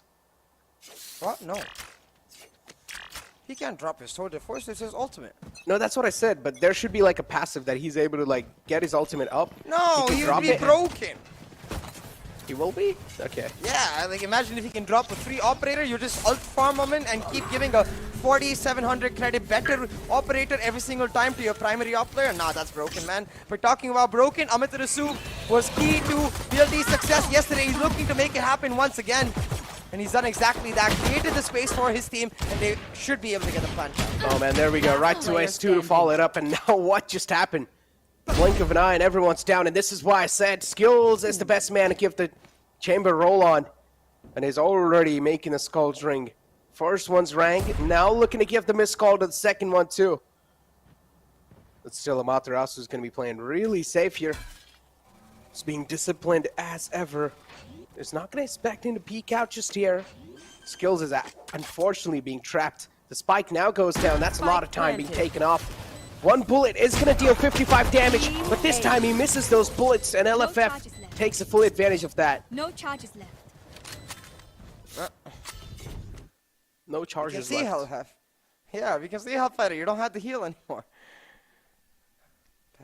A key round picked off for Velocity Gaming. W Gaming was what really was the downfall for Global Esports when they played this comp against Enigma as well. This is what we talked about. I really hope they've done the preparation to be able to adapt in this map required to stop these sort of aggressive bursts from the side of VLT. Because if you remember the conditioning GE themselves set up in Split, VLT is going to be able to do the same now. They went for the aggressive bursts on B. Now they're 5 stacked to go for the aggressive bursts on A. But hold on for a second, because I think someone in GE wants a bladder break. It's okay. Go ahead and take it. Yes, sir. We'll also count this as a ritualistic sacrifice necessary to make against the tech gods. You know, we didn't have it in game. Oh wait, no, it's not a break. Hold on. They have the technical sus breakup. production. Oh no, that's literally a cap. Like, you know, production's like pulling off pranks on us now. Okay, but Papa here. That's a nice punch. Oh, miss shots, and that's gonna cost him his life. Trades back and forth, and now we're left in a 4-4. Wall goes down too, but Skills is able to get those frags somehow. Another one to follow it up for VLT, make it a 3-on-3. They cannot let Skills get away with these kind of frags anymore. VLT right to Ace, finds one more. Skills, oh, looking to line up another one, but he's a little too late to line it up. Air Ranger will be shut down too, 13 HP only. Simple enough round picked off for Velocity Gaming, although a couple of weapons taken down, so GE, they'll say, hey, decent eco. Let's move on with the rest, and right there, I think, for the side of GE, it was all about the weapons. So moving into this next round, I assume Rossi is gonna get his hands on an operator, and no, it's actually not the case. He only got 1 kill, so doesn't have money, and I think he went for the Sheriff in the eco as well, so that costing him his shield right here on light shields, and we know how devastating the light shield can be if the Spectre RNG comes through, because that 25 HP can make all the difference, but won't matter for now, because like we've been seeing, Skills is popping off. He gets that initial pick and immediately comes back into kitchen, but he's got to see what VLT is cooking right now, because they've got kitchen control. They do. And they're slowly and steadily proceeding forward too with the control, so they're just eating a lot of map here. The Lightning Fast is trying to deny as much as map control as possible. It does realize there's a demon ringing on his door Last player standing. from the back, but it's not going to matter. Again, Hell Ranger has got his back and will shut him down. Final man to be taken care of, and Lightning Fast will take care of it. He most certainly will. Again, bonus round for the side of Velocity Gaming, so all they cared about right here was the damage. Didn't get plenty of it, but I think for them, again, it will be just like it was for GE. Meh, whatever, we'll take it. Go on to the next round with our buy and focus on that. But Deadmaker actually doesn't have enough money for one, so he's gonna end up having to ask his teammate for a weapon. And Hellfighter, they're like, it's okay, man. Vandal, Sheriff, I don't care, I'm still gonna pop their heads. Exactly. Oh, there we go, Skilled. Aggressive plays and a whiff from Deathmaker. The whiff was more kind of like he just did not expect Skills to play it like that. But still, Yeah, I now personally Hellfighter like is that like, TP. bruh, I did not give you my Vandal for that. Yeah, I personally love that TP a lot. Oh, he should have backed out, Skills. Should have realized he was a little exposed, and right to Ace knew exactly where he backed off to as well, so. Yeah, easy kills flowing through, and now it's all down to SK Rossi and Hell Ranger himself. He's gonna peek out right here. Nice tax followed up right to Ace. The drone will be denied, but he still peeks out. The confidence is what's really paying out for VLT, and they should never go down, at least in this game for now. Vobora, did he try to play with Hell Ranger? Oh, he did. That's why I was laughing. Yeah. I think he was thinking about the knife right there. Would have been As soon as interesting. Hellraiser turned it. But again, these are issues we saw from Skills where in the matchup against Enigma, I mean, where sometimes he gets too greedy. As soon as he gets that pick on Hellranger, he's got to just get the heck on out of there. There's no reason for him to stay right there. They're obviously going to expect him over there because he's found one pick before from that exact rendezvous spot and TP'd back. So clearly this not yet fixed, but then again, it does not matter because I don't think it would have made a much more of a difference in that round. But hold on, Skills now. He tells me that they are so dead with his sword they force, but can he actually make it happen? We'll have to see. Pushing down mid, he's got the confidence to make something happen. He's indeed got the confidence, but that's the confidence shown from the side of SK Rossi, and it's a little too much. I would call that overconfidence or an overpeak. The Skills is ready to hold the cross. He's not going to let them cross back. If the A site does not come through, VLT will need to try and cross through, and that's where Skills is going to shine like a bright diamond. VLT is just going to hold on here for the next 15 seconds, wait for an overpeak from the side of GE and try to rotate or hit on the basis of that, but it's an overpeak from Ace. It reveals all of VLT's intentions because Ace was rotating onto A. So now GE know that the A hit is coming, but still they're not able to land the shots with just their mirror shares. The rear pistols and VLT, they shut them down, but Skills, he says they are so dead. But he's not Man, able what a to make them all trade, dead. though. Did you see the trade with the Lear? The Lear was mainly a distraction as soon as the crosshair went away from the actual spot, just peeks out. The man got shut down. So unfortunate for Lightning Fast right there. But this frag right here was a nice pick. Skills is able to deliver in all the rounds, but the rest of the team, the inconsistency is now hitting up. Hellranger too tried his best, but overall, what they're trying is not enough.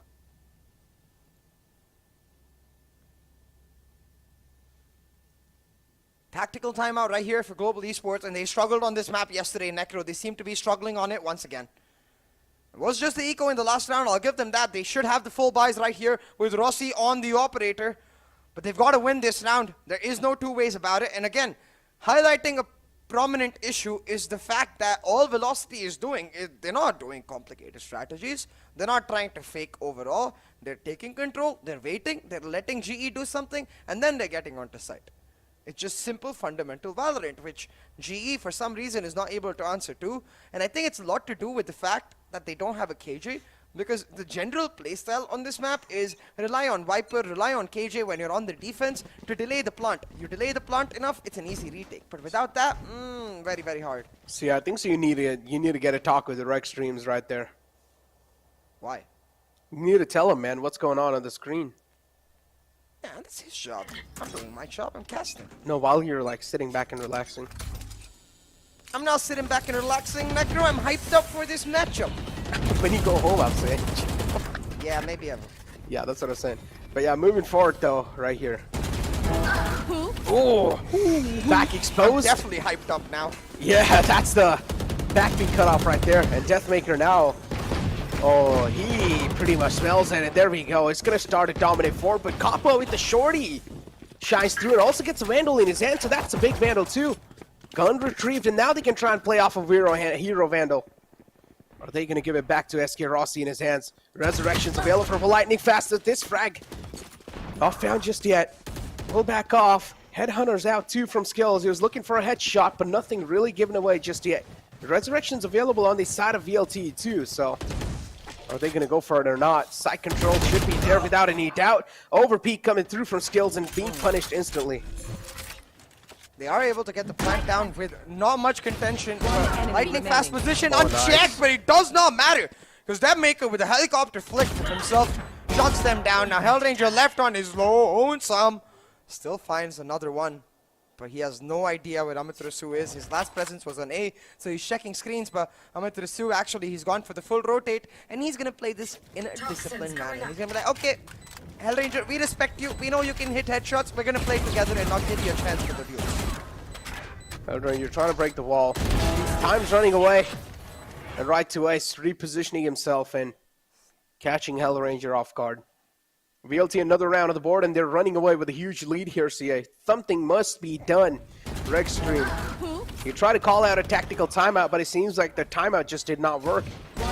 remaining. And that's the thing, right? Like, having been an analyst myself, there's only so much you can do, which is give players the information, give players the necessary reads, or even the idea with which you want to make something happen. But at the end of the day, it's down to the players to execute it. And you can see, so far, the players are not able to execute it, which is why they changed the comp. They went back to what is comfortable. But even this is not working out. But right now, Rossi on the operator anchoring down B. We've got the Viper split to shut down A. But VLT, they're not going to give a damn.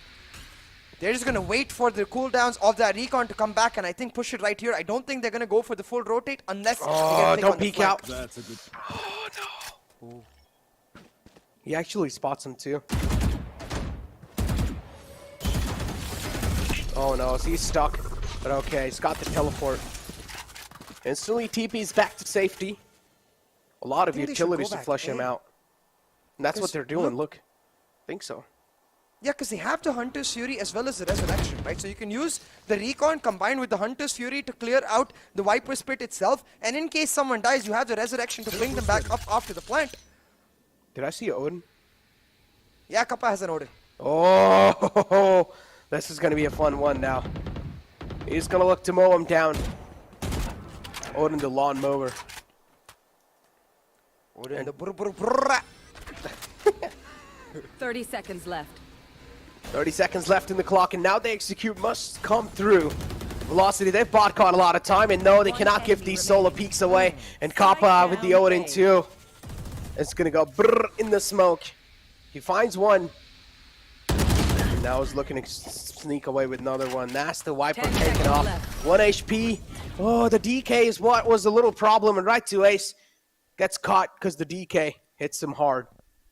Yeah, I hope we get a replay of this round, and I also hope we get this clip later because, look, right here, as soon as that drone tells him that he's not anywhere near the sandwich or the ramp area, you just use the Hunter's Fury to clear off the gen angle as well as the screens angle. You don't give the Viper an opportunity to come back into her Viper Spit. Instead, they walk out of the Viper Spit, and Hellraiser's like, yeah, obviously, I know you're going to come out to the Viper Spit. There's nowhere else for you to go.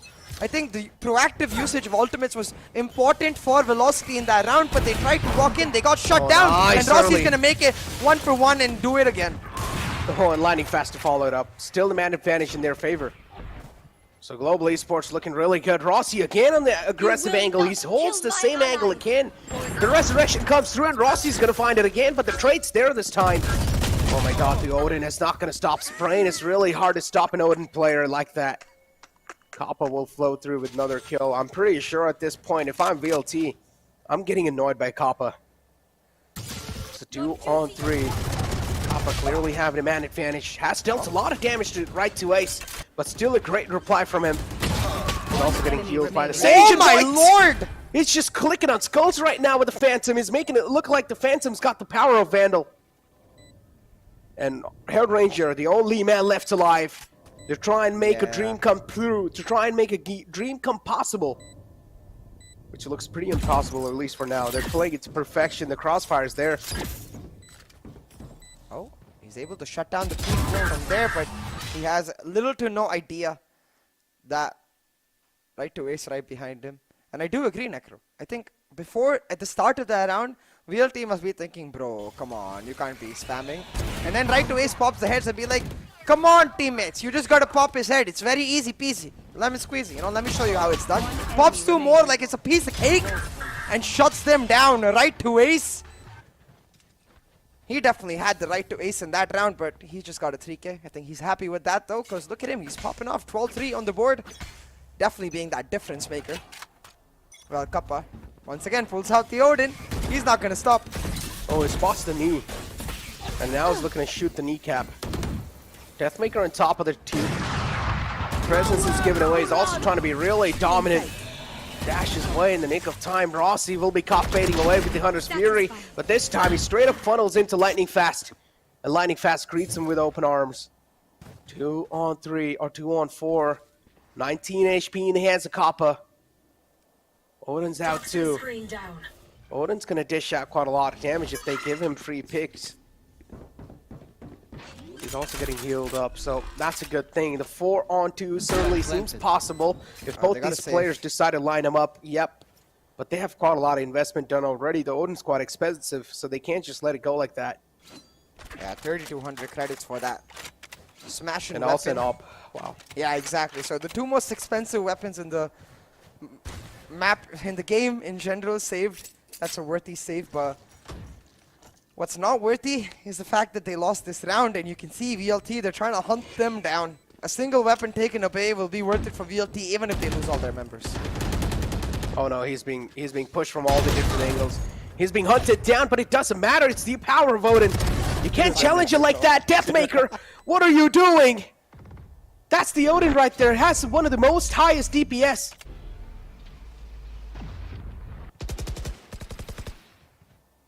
So I want to actually talk about that Odin for a second, because his positioning is key. It's not like Kappa is just like, I don't want to play Phantom Vandal, I'm going to pick up the Odin. No, there's a very important reason for why he's picking up the Odin, because look, he's mostly playing either the mid angle or over at A, where they're going to try to either look through with the help of the Viper smoke, or they're going to walk in. And against that walk in, the Odin is key, man. Against the rushes that VLT doing, the Odin is key. One simple spam can take down multiple members and effectively function as a secondary utility to try and stop them in their paths. Again, see, he's playing that mid angle, uses the recon, gets no information, steps back into A because he gets the call that the burst is coming, and in this burst, a simple spray of the Odin, that'll make VLT think twice.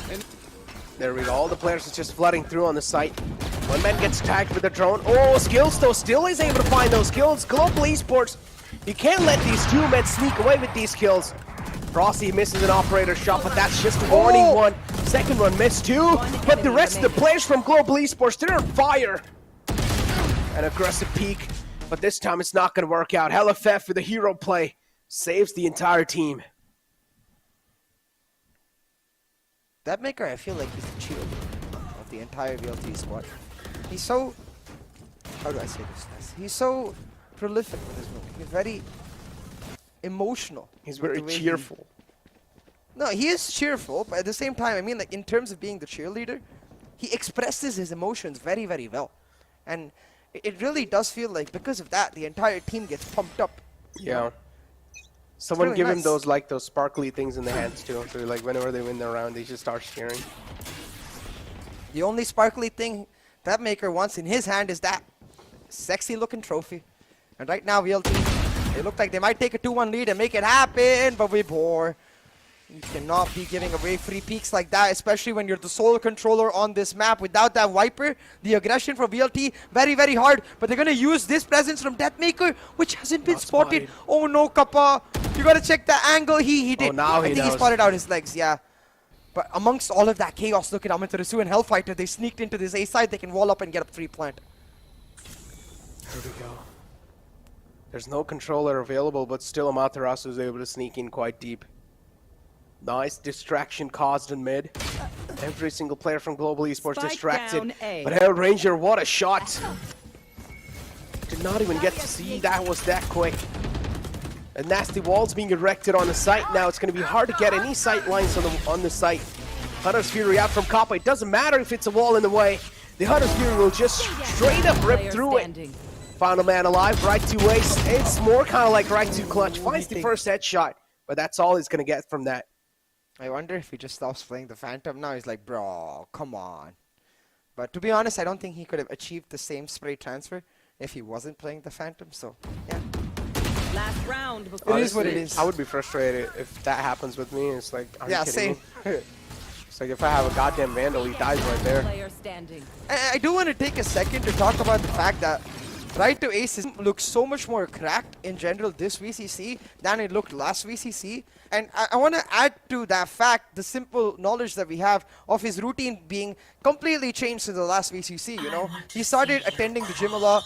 His physical health has improved to a large extent. And personally, I think that adds a lot of weight. We've been talking to Sai about this too. He says that once you are like feeling a lot more fresh, your aim naturally improves because of that extra factor. So I wonder if it is because of that. But right now, a mid to B rush for the side of Velocity. Hellfighters found one, and in such quick fashion, they shut them down. Wow. What? One enemy remaining. What? It's There we go. already Right over? to ace. I think so. It is. Yeah, you're not wrong. It might just be already over.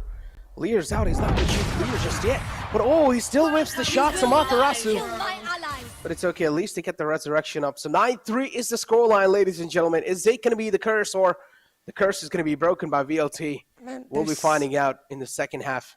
There's something up with these teams. How do they always end up at, like, not always, but at least 7 out of 10 times, like 70% of times, they end up at a 9-3. How? How? Listen, because it's scripted. I thought you didn't have the script, man. Did someone just come hand Maybe it to you? these two teams, they just like talked with each other last night. Oh. They scripted it through. Oh. No, we're kidding though. It's still quite sus that it ends up at this exact scoreline every single time. And when I have to try and do some statistical analysis and make some BS mathematical reason for why it happens. I say BS because there's no actual reason. It's just, at this point, it's just a luck factor. And I think at the end of the day, also the factor that near that 8-4, 7-5 mark is when teams pick up the pace. But talking about picking up the pace, very aggressive movement from Velocity. A 1-for-1 trade for them is worth it because they've got B-long control. They've got the control, yeah. But again, they give it up instantly, so they don't have the control anymore. On the other hand, it seems like Global Esports, they're looking to flood through on the A site. The Viper's wall is being a little problematic. But as soon as it goes down, this is where the flood's going to come through to get the wall in, too. Easy spike plant is dealing a lot of damage on Lightning Fast, but it's okay. He's the healer himself, so the heal's going to come through for himself. Moving forward, VLT, now it's the retake time for them. Oh, look at skills. Nice spot. That's a great spot. Skills from the flank, as you said. Headhunter's out. He's going to look to connect some heads, but if he misses a lot of shots here, that's going to be it. One shot missed, and Skills' intentions give it away. He connects the first two. The spike's being diffused in the smoke. Finds the second one, too. He plays a crucial role in that. Huge flank coming through from Skills. He goes for the long flank through all the way from backside, all the way from Snowman, and pulls it off in a prolific fashion. It all started off with this 1-for-1, but look at Skills throughout this. I think he went through mid, then kitchen, and then ended up on the attack defender's side spawn for that flank. And without that flank, I think VLT just end up sticking that spike because they had the wall to cover them. Even though the shock darts were coming through, I don't think they would have been enough without the damage Skills did to take them down. So I think huge Skills plays by actually Skills. missed both of his shots. I think he landed one, and he killed the, because of that, got the spike planter low, and the shock dart killed. If I'm not mistaken. Hopefully he did land one, though. Hopefully. But what? Okay, let's not talk about it. Yeah, right away shutting down Rossi right there. Oh, look at Still that. 4 men alive, and also got a gun advantage. I thought that maker was going to cloud burst and flank, but never mind. There we go. 1-to-1 trade. Make it a 3-on. How is this happening? VLT, they're able to shine through like a bright diamond. This round should have been Global Esports. But still VLT, they're able to even win this one in an eco. 1 recon dart's available. Hellrangers should stay alive for the moral support for Kappa to make this clutch happen. Kappa has a full of his HP available for himself, and a Spectre too. More than the moral support, it's also the fact that he's the controller, and he has a snake bite. So if they get a plant, oh my god, you can't. They could have clutched it, but instead Kappa walks into the crosshairs of Depmaker. He shuts him down, and Hellranger is hella low. 30 seconds. He lands one shot. He might land another, but all it's going to take is one from Depmaker to shut him down. From the back. And yeah, exactly. Depmaker, he's not going to give him the peek. They're respecting Hellranger's ability to find the isolated kills. He finds one, but at this point, they're just going to run and gun him down. Oh, okay. I actually thought he might just clutch it. That could have got really close, and a thrifty round pulled off. And now it seems like this. We're going all 5 maps, ladies and gentlemen. Or either it's going to be a 3-1 from VLT. God damn, this map's gone one-sided completely, even in the second half. Double digits on the board, if I'm not wrong. Yep, VLT, they're going to get the double digits on the board after that win. And Global Esports, nothing can be done. I don't know, though, Necro, because, again, like, without that flank coming through from Global Esports, you saw how much of a struggle it was for them, even in the pistol, to deny the retake because of how aggressive VLT can be. This time they had no flank, they had no presence anywhere else on the map, and now they have no weapons. Amitarasu with a key frag, but Rossi does answer back. He is that Hero Vando player in this round. He's created the space for his team to go for the plant, but do they have enough time? Yeah, Skills gets away in due time, and now they should be able to get a comfortable plant, but still, weaponry advantage for VLT, so they just need to wait for the rest of the team and retake. 4-on-4. And this might just be another 30 round pulled out. But Kappa has the Durable in the hand, and now his lifeline's been cut off too. Classics in the hand. Final man alive. Lightning fast will be taken care of without any problem. Goes down, and there we go. VLT, they're just steamrolling it through on the map of Icebox. It's just, both these teams are so equally matched. It's going back and forth on both the maps, and it's going completely one-sided. Yeah, it's like whichever team takes the momentum, whichever team is able to set up the early fear factor in their opponent's head in terms of conditioning, basically, they're just unstoppable in that map. We saw VLT do it on Breeze with the walk-ins. We saw GE do it on Split with the heavy A executes. And now we're seeing VLT doing it once again on Icebox with the aggressive gameplay on that Reyna. Remember, all the way back to the first pistol in this map, it was Amitarasu on the Reyna, just pressing the W key, finding the early picks, and finding the space for his team. Once again, it's Amitarasu on the Reyna, all the way back to this round, finding the early picks and creating the space for his team. So it's really that momentum factor that shuts either team down. You can see it in the scoreline too, 13-8, 13-5, the way this is going, something similar in this map as well. Indeed, something similar. 11-4, and both these teams have been winning on their own preferable maps. And it seems like VLT will, Icebox was VLT's pick, so VLT is going to win in a dominating fashion, even on Icebox. 11-4, as I said. And after this round win, it should be a match point for VLT. As this Larva available, is probably going to go for an aggressive one. There we go.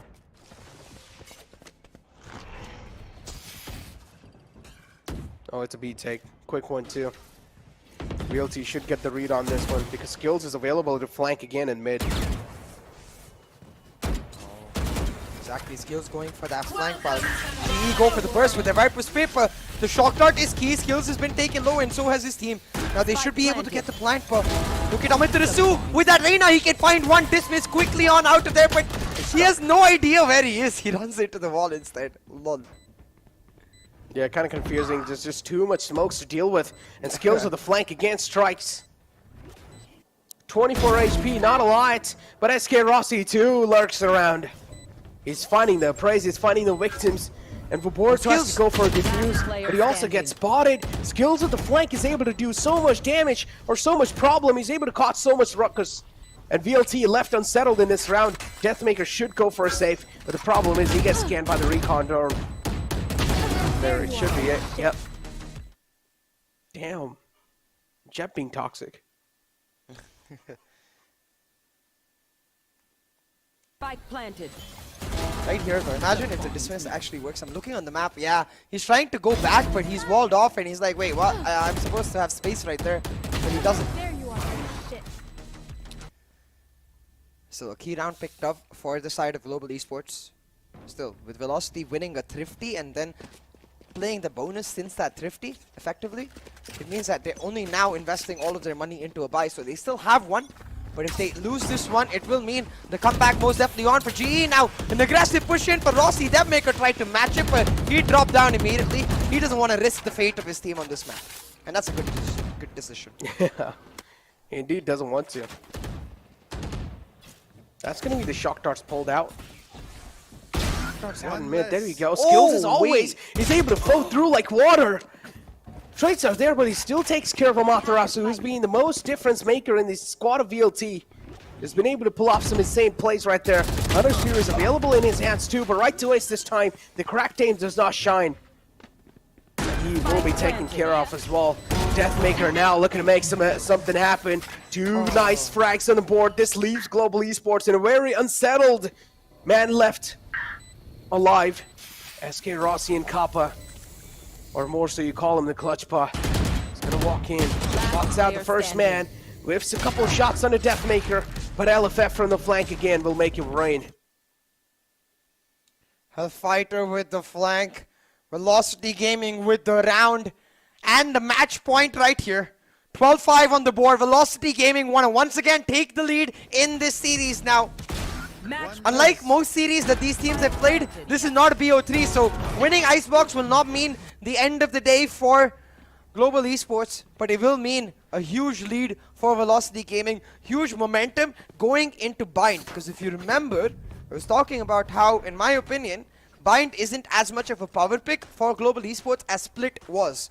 Bind, I feel like, is very well matched, especially if GE ends up playing their Jet Sage Breach comp, which is a lot more focused on execution, which VLT is very well equipped to deny. But right now, skills, he wants to play, but he's gonna end up being at the front end of a Vandal. They're not checking him. What?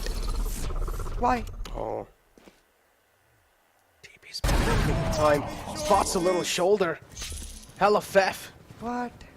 Taken care of. That was the man who was flanking through for VLT. 2-on-3, still a doable situation. SK Rossi gets tagged up with the drone.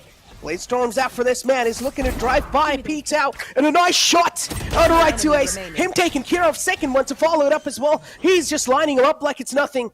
Now it's going to be the battle of Blade Storm. Now it's going to be the battle of Jets. Two best players in the India region, and it seems like it's Deathmaker who comes out on top this time again. Cloudburst is available, trying to play things a little safe here. And I do like Kappa's respecting that, but it doesn't matter. Kappa is just a ruthless warrior. Really weird that VLT don't check the angle. Not even like, I'm saying just turn around and check the angle. I just mean like try to dismiss with that orb and look mid, because you have to expect that Chamber having pushed through. Where else is he going to play when you hear the voice line so close? One enemy remaining. Either ways. A huge round picked up for the side of Global Esports. The economy now broken for VLT. They're going to have to play on the eco, especially with Deathmaker popping his Blade Storm in the last round. If he had it in this round, maybe they could have tried to go for the force buy, but with no Blade Storm, it's just going to be a full eco instead. Now, there is a Hero Vandal on board, but already I believe it gets shut down. Hellfighter's going to try to recover it, but his sneakiness might be his death. Uh-oh, there we go. Called it. And that was the case. SK Rossi cannot sneak past through these man's eyes, but okay. Right to Ace redeeming himself, even though he didn't realize he kind of missed a couple of shots on the last round, if I'm not wrong. Yeah, look, he's just looking for the trademarks. Smokes it off. Still is being spotted. Oh no, the teleport as well taken care of. The flank is known now. That's a nice slow ARP as well to deny any aggression. That's the dink found on the Hellranger. Heal comes through for that man. And a nice shot to follow it up, even though he was blind. Lightning fast. How was he able to get it done? Shock darts out. Right to Ace is barely alive on a sliver of health. And also has the Hunter's Fury available. Resurrections in the hand of Lightning Fast. Global Esports with yet another round picked up, although it was the eco of Velocity Gaming. It won't matter to GE because all they care about is the momentum that they're slowly starting to build up. Now Necro, look here. For GE, we've known this so long. They're not a team that ever gives up. They take it round by round. They don't care if it's 12-0 down. They don't care if it's 12-11 down. They're going to focus just as much in either situation and try to pull it back round by round by round. Trying to do it right now from this 12-7 mark. If they take us to OT right here, I think the mental from the side of Velocity is going to be adversely affected, because when you think back to VCC 1, this is something GE has done to them before. From a winning situation, they pulled it back. Velocity, they need to finish this off in this round. They cannot afford a comeback from BLT. Sorry, from G. Oh, my They brain. can't. But honestly, it seems like it's just Breeze repeating itself with the scoreline. And I honestly feel like, yeah. So this round win's going to mean quite a lot for Global Esports. If this does happen, then maybe I would think about Global Esports, okay, potentially Right here. taking it to overtime. Man gets spotted out. Global Esports looking to burst through mid. Are they going to go mid to B? That's what I want to know. Hellranger's ready for that too. Look at right to Ace. Somewhere down line, expects the push coming through from Kitchen. Has his crosshairs trained as well. There you go, spots out the couple of men walking. Clears out from Reyna. Slow arms out too. Kappa is ready, but oh, the crosshair's not ready. That's the problem. He expects someone to be there, but the crosshair's not on point. Lightning Fast getting spotted, instantly backs off and heals himself. Resurrection flows through for right to Ace. And Rossi now left in such an uncomfortable spot. Yep, it's over. It's done. Deathmaker with the flank makes it happen and make it 2 maps for VLT. It's 2-1 right now. But the upcoming map is going to be the map pick of Global Esports, which is going to be Bind again. So Velocity, if they win the map of Bind, they are going to be the champions of the VCC too. Yeah, and at this point, Velocity, they're just one step away, Necro, but I just keep thinking back to VCC1, where Velocity were in the driver's seat, when they were in control, when they were ready to take it all, and GE just heisted that trophy away from them. They pulled it back against all odds, so I'm not going to count out Global Esports yet. But yeah, I certainly agree. It feels like Velocity, at least on the maps of their choice, they are absolutely phenomenal. Which is why, coming into Bind, it's going to be a big, big question. Can GE truly step up the way they did on Split, or is it once again going to be 50-50? We'll have to see.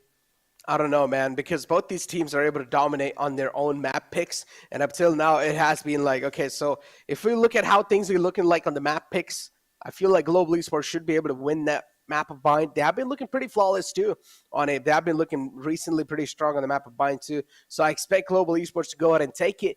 But on the other hand, Deathmaker 2 has been looking so powerful on Bind.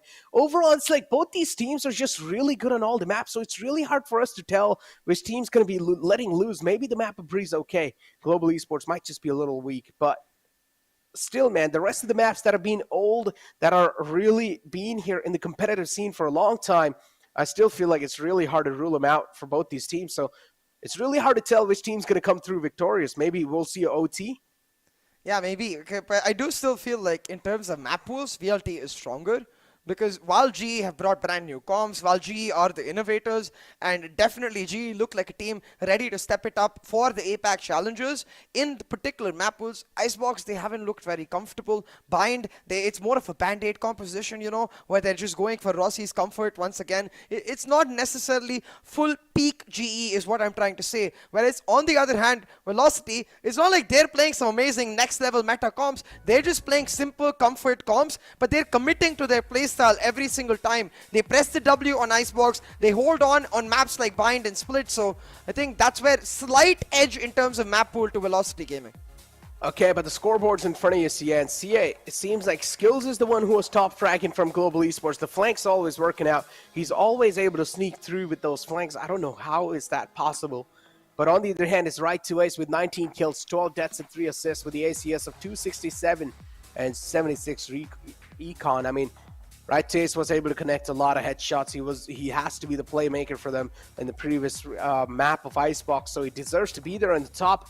But the rest of the players, as we saw, Amaterasu, he was more kind of like being an impact fragger.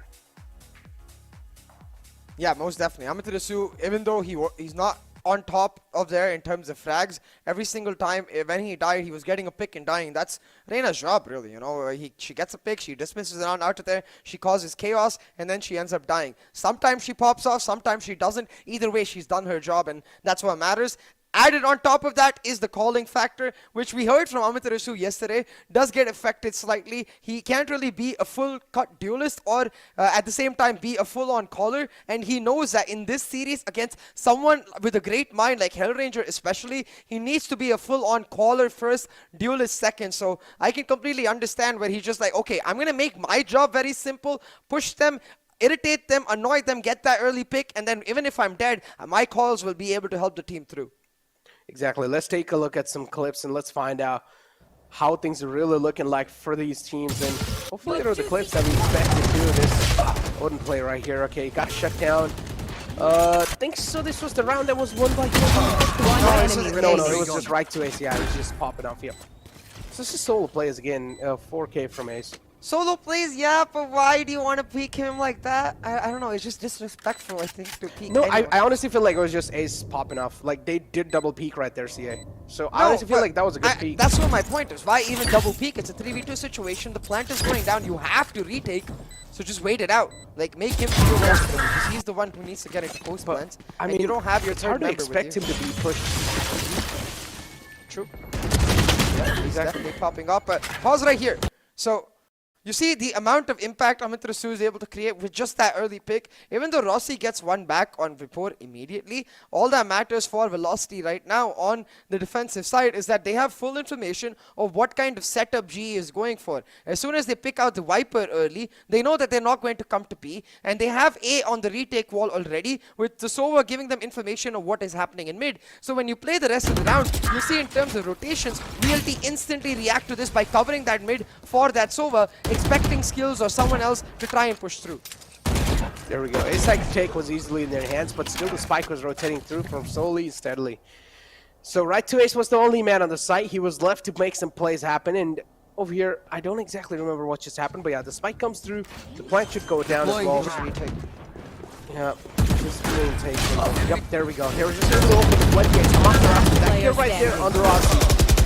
Little overextension, but again, it was just an eco round from the side of Global Esports, so I didn't really expect a lot from that. Yeah, exactly. Oh, same clip? Interesting. Oh, no. Yeah, same clip. Just a different perspective, but again, same point to be made. VLT, this is what I mean when I say they're committed to their playstyle. They get aggro on one area. It's very simple aggro too, you know, it's not complicated at all. They play 1-1-3. They take information on one particular part of the map. They use that information to understand where or what kind of setup Global Esports is trying to play, and then they stick to that playstyle. You can see right to Ace, even though he knows that everyone is on A, he's not going to commit his utility or his body till his team comes through, till they're ready to go for the retake entirely. That was a great wall too, but yeah, nothing much. It was just VLT dominating through overall. But in the end, second half again, Global Esports looked really strong, but a little too late. In the first half, if you're going to give a lot of rounds away, then second half it's hard to bounce back, especially you do have a lot of mental pressure realizing that you cannot really give any more rounds away. But as we talked about, the upcoming map is going to be the map of Bind, and which is going to be the peak pick of Global Esports. So anything can happen on that map. We have seen that, and the decider is going to be played on Haven. So if we go all 5 maps, it will, of course, be an intense matchup because this is the Val Classico. We expect it to be as intense as possible, and all 5 maps will just be a cherry on top of a cake. Yeah, most definitely. And when it comes to Bind itself, it's going to be a very similar story to Split, where you can expect Global Esports to go for aggressive rushes early to try and set up that conditioning factor. But this time, without as much map to play with, Bind much smaller than Split is going to be much harder for them to condition, which is where the teleport usage really comes into play. B-long control and A-shot control, crucial for Global Esports when they're on the attacking side. If they're able to set up conditioning on that B-long and then play with the minds of Velocity Gaming, it makes their life much, much easier on this map. It does. And there you go. The damage numbers right in front of you guys. 15.19k, and the headshot percentage from Global Esports, they're leading kind of charts here with 31.25, but it's okay. The rest of it is VLT is just proving them unparalleled. And moving forward, map of Icebox dominated through, marching on forward to the map of Bind now. It's going to be the 4th map of the series to find out. Is it going to be a 3-1? Or is it going to be a 2-on-2? And Volve, are we going to be moving on to the 5th map? If it's a 3-on-1, it was still a fairly awesome series. I wouldn't be disappointed. I don't know. I think at this point, it should most likely go to 5 maps, but VLT, like we've been seeing, they've been looking better and better throughout this series. And Necro, at this point, what we have to start wondering is, if you remember in this particular map, Rossi didn't have the greatest of performances, right? If you remember back to VCC 1, in that 3rd and 4th map is where Rossi kind of turned off. Even in the last map of Ascent, in the first half, Rossi was completely off. But when he went to the second half of the last map, he started popping off. He pulled it back for GE. So I'm thinking about the Rossi narrative too. Like, oh, that is true. What if Rossi just goes like 40 kills on the map? Damn. Just like a predator, dude. Just trying to hunt him down. Just trying to eat him alive. Trying to engulf him. But yeah, the MVP of the previous games, Skills and Right to Ace, both these players being the backbone of the team and also doing a phenomenal job doing their role. Skills pretty much was playing their lurker role with the Chamber, and Chamber is pretty phenomenal to lurk around with. So pretty much doing his job. On the other hand, you have Right to Ace with the SOA, who was gathering a lot of information for his team and also looking out and also trying to feed the info to the team and also getting a lot of frags on the board. Now it's going to be the map of Bind, and Right to Ace pretty much will be sticking to his comfort, and Skills 2 is going to be playing on Astra. So these two players are going to go back to their comfort role of controllers. CA, any curveballs from any of these teams? No, not on the map of Bind. I'm fully expecting G to just stick to their comfort. There were a couple of potential curveballs that they could have pulled out if they were in the lead, but now that they're with their backs against the wall, I think it is just going to be the Jet Breach Sage combo that we saw yesterday against Enigma Gaming. And for the side of VLT, there's no need for any curveballs. You know, they can finish this series off right here, right now. Exactly. Talk about finishing the series off right here, right now. If there are a couple of people that just joined in, as we would like to say that the first map was the map of Breeze, which was the map pick of VLT. VLT dominated through and marched on forward to the second map. Second map was the map of Split, which Global Esports won, and they also dominated through and marched on forward to the third map, which was the map pick of VLT. VLT won that too, and now we're currently going to be proceeding forward on the fourth map of Bind, and the Bind is pick of Global Esports. And to find out, is it going to be a 3-1 series? Is it going to be overall 4-map affair, or are we going to be going to the fifth map of the Val Classico of the grand finals of the VCC, ladies and gentlemen, to find out who is going to be the champions of the VCC? Sia, what do you think? So who's going to be the champion? Well, we'll find out, I think, after a short break, I feel like, so I'm not going to reveal it just yet. Ooh, okay. Seems like it's time for us to take a break. So we'll be right back. Don't go anywhere. Okay. Oh, never mind. Okay. It seems like the producer just said that there's no break. So it seems like we'll have to keep talking. So we might have to reveal the script. Okay. But what do you think? I think I want it to go 5 maps. Yesterday, my prayers were for overtime. Today, my prayers are just for 5 maps because I think these teams are not going to let it go to overtime anymore. I see you teams. I see you right there. You don't want my overtime dreams to come true. But that's okay. Give me 5 maps. I'll take that also. That's fine. That's fine. It's like both these teams are comfortable, like really freaking comfortable on their own pick. So it's going to be hard to take them down on their own pick. So moving forward, though, if Global Esports does get shut down on the map of Bind, then it'll be an interesting deal for sure if they do seal the deal. But again, there's a lot of ifs and buts moving forward. But for now, it's time for us to take a break. Finally, we'll be right back.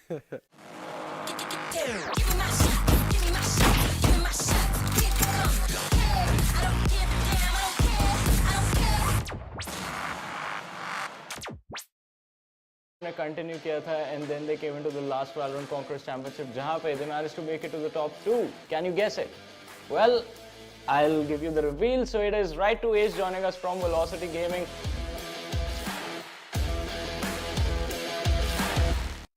Right to Ace, congratulations on making the top 4. कैसा लग रहा है आपको? Thank you. Like, अच्छा तो बहुत लग रहा है. Like we struggled in the qualifiers 1, but qualifiers 2 like sort of went, you can say, thoda easy. Like I think didn't drop a single map in the qualifiers, so we were quite proud about it and excited for the main grand finals. इस बार जो velocity हमको नजर आ रही है, it's very clean performances that you have delivered. तो वो जानना चाहूँगा कि पिछले VCC से लेकर इस VCC तक आप लोगों ने कैसे figure out किया कि चलिए ये गलती हुई थी और इनको fix करते हैं, इस बार trophy जीतनी है. So for the old 2021 VCC, we had MW1 as our substitute back then. Jetmaker team में नहीं था. So the दोनों का jet का you can say gameplay थोड़ा different था. And the team environment was different. Like everything was sort of different. Even Mazil was playing as the 5th in the team when Vibor ko hum log ne bench kiya tha.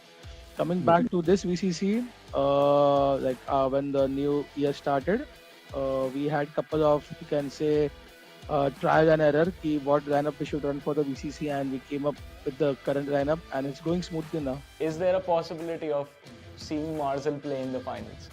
Unfortunately, like हम लोग ने जो अभी lineup run कर रहे हैं with Vibor, that will be our main lineup for this grand finals.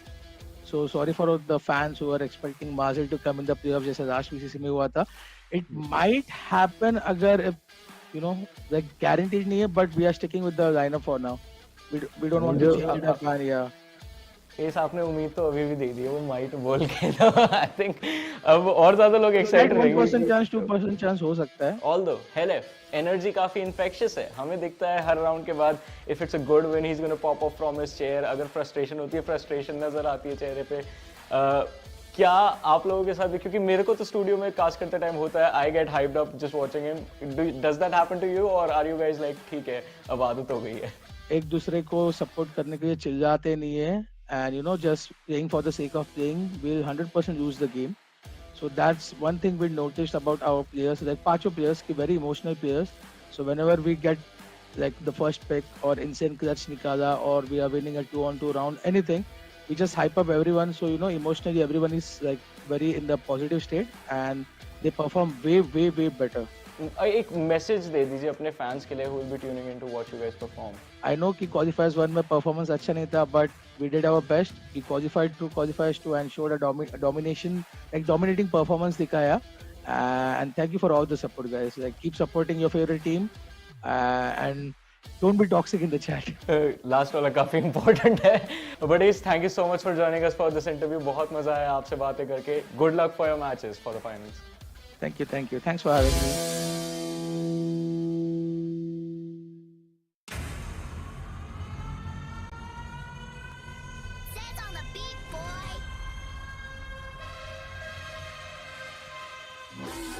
है मेरी जिम्मेदारी बनूं काबिल करूं कैरी कभी कभी मारूं सर पे किसी के वन टैप है मेरी जिम्मेदारी बनूं काबिल करूं कैरी हूं मैं आयरन लेकिन दिल से बंदे रेडिएंट प्लस सर पे ठाक ठाक गन जाती सर पे गाटा डॉट नो ब्रेक्स जब मैं क्लच लाता मिले है वाह निशाना चाहे चाहे चुक अब जाना खुद से आगे फिर से आके बैठे इन द क्यू इना बांधा या सख्त घड़ी देखी आ चुका था मेरे जीतने का वक्त ये खा दे जेट लैग जब मारी ये जेट डैश ब्रीच की ult man I leave him all stun पर जब मैं गिरूं ये पूछे कि मुझसे नहीं हो रहा क्या मैं करूं ट्राई हार्ड ये बोले नहीं हो रहा क्या मैं गया पीस मोड ये बोले नहीं हो रहा क्या वैसा कुछ भी नहीं जो मुझसे नहीं हो रहा यार है मेरी जिम्मेदारी बनूं काबिल करूं कैरी कभी कभी मारूं सर पे किसी के वन टैप है मेरी जिम्मेदारी बनूं काबिल करूं कैरी हूं मैं आयरन लेकिन दिल से बंदे रेडिएंट ब्लैक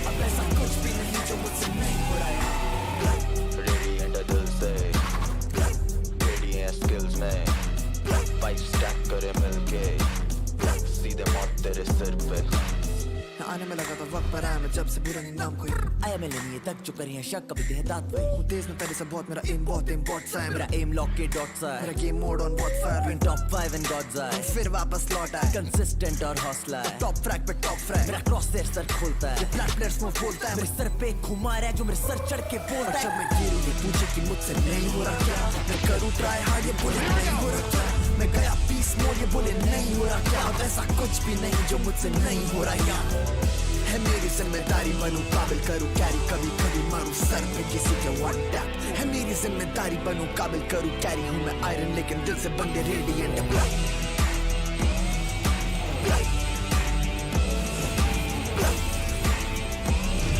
ऐसा कुछ भी नहीं जो मुझसे नहीं हो रहा यार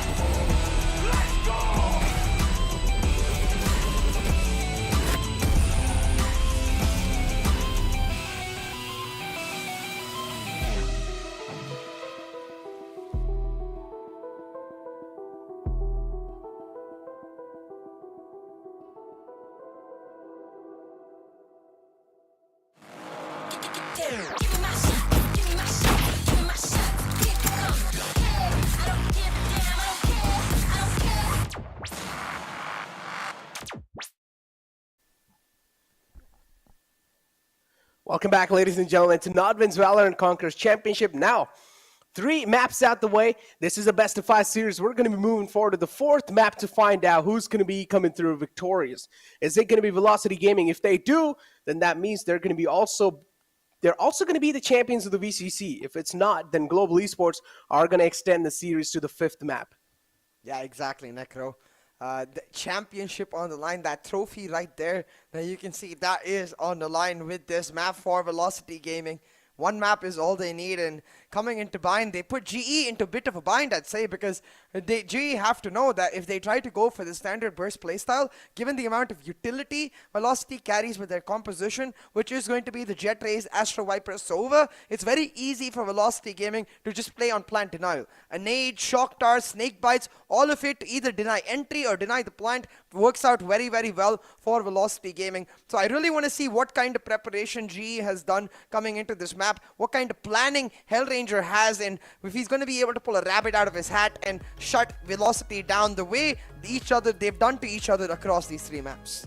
Oh man, I feel like pulling the cat out of the bag is probably the best thing than pulling a rabbit out of your hat. Don't you think so? Well, if you pull a rabbit out of your hat, then you're a magician. Also, I really like cats, so I don't want to put them in bags, so yeah. Okay, then pull out a I'm cat from the guy. hat. Wait, It but why also do you want to kinda- pull a cat, man? Leave the cats alone. Cats are nice. Listen, it kind of rhymes too. Pulling out a cat from the hat. Yo. But the poor cat. I like cats. Then it's not that we're harming any cats here. We're just putting them in a You hat. know what? You pull it out of a bag, you're not harming it. What? Like, he's gonna be suffocated in the bag. Listen, the poor that cat. was those are the words that you used for No the first animals time. were harmed in the making of this joke. Disclaimer. But yeah, CA, the map of bind, man. We talked about any curveballs being expected. You said pretty much no. There's going to be standard compositions flowing through. But again, I'm going to give you a second chance. Any curveballs? No. Okay, pretty much the same statement coming through from CA. Nothing really changed here. But what are your predictions going to be? Like, do you think it's going to be global esports, or do you think it's VLT sealing the deal? Can I tell you after one half? No, that's not how it works. It's really hard. Like, can I tell you after the first 4 rounds?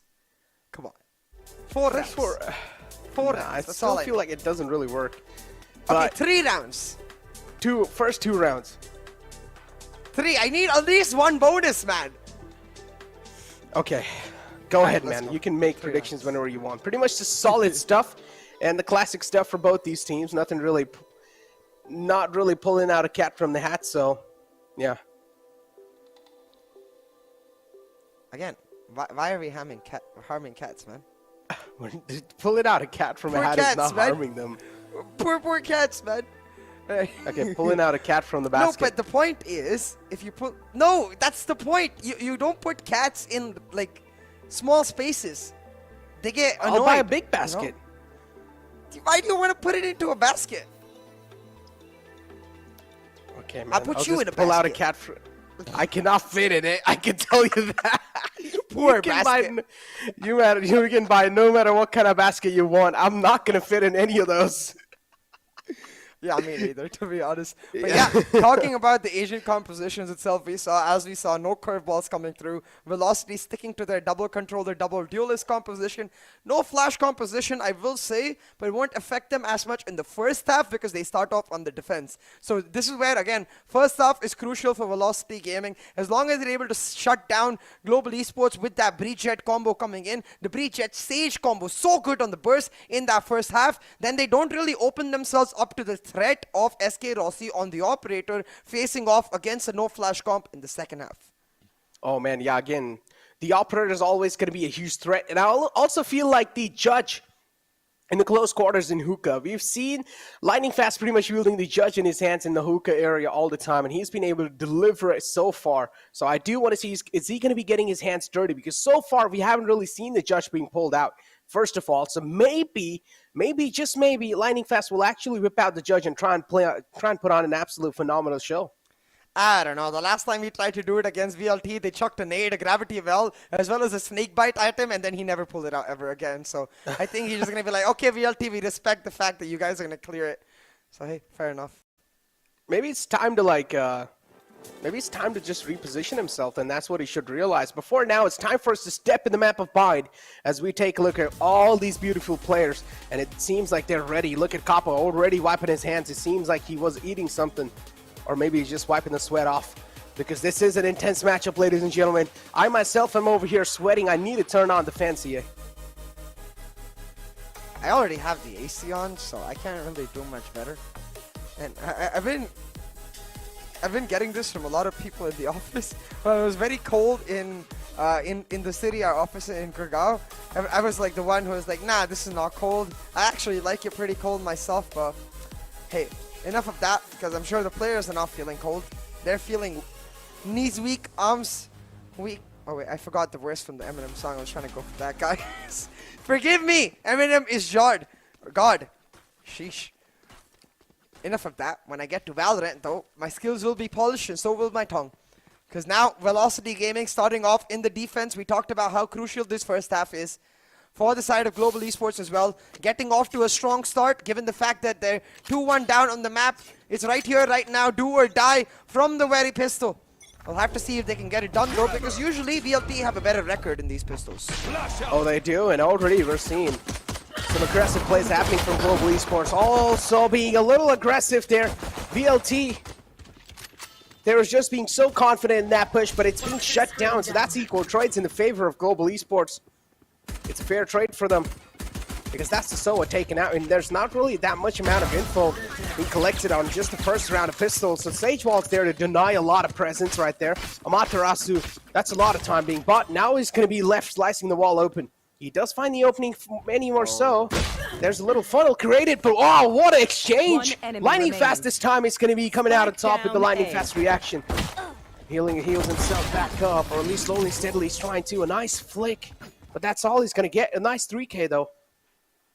Yeah, and now you can truly see that for the side of Global Esports, after that aggressive push from the side of VLT, their knees truly weak, arms heavy.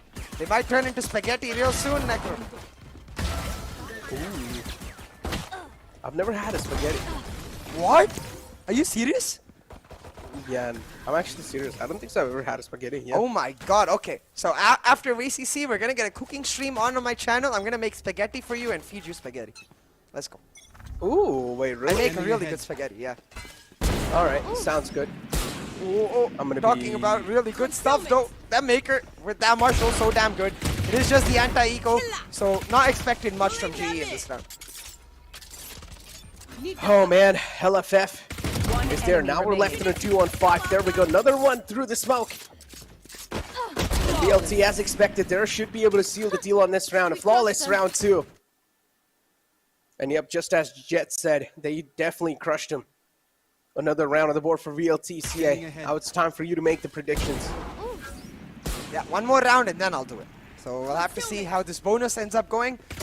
I'll just tell you guys, like, it's very simple for me at this point, because since it's such a good anti-eco especially, a flawless coming through, as long as VLT gets more than 3 weapons off the board, I'm going VLT, because very simply, for GE, this first half is crucial.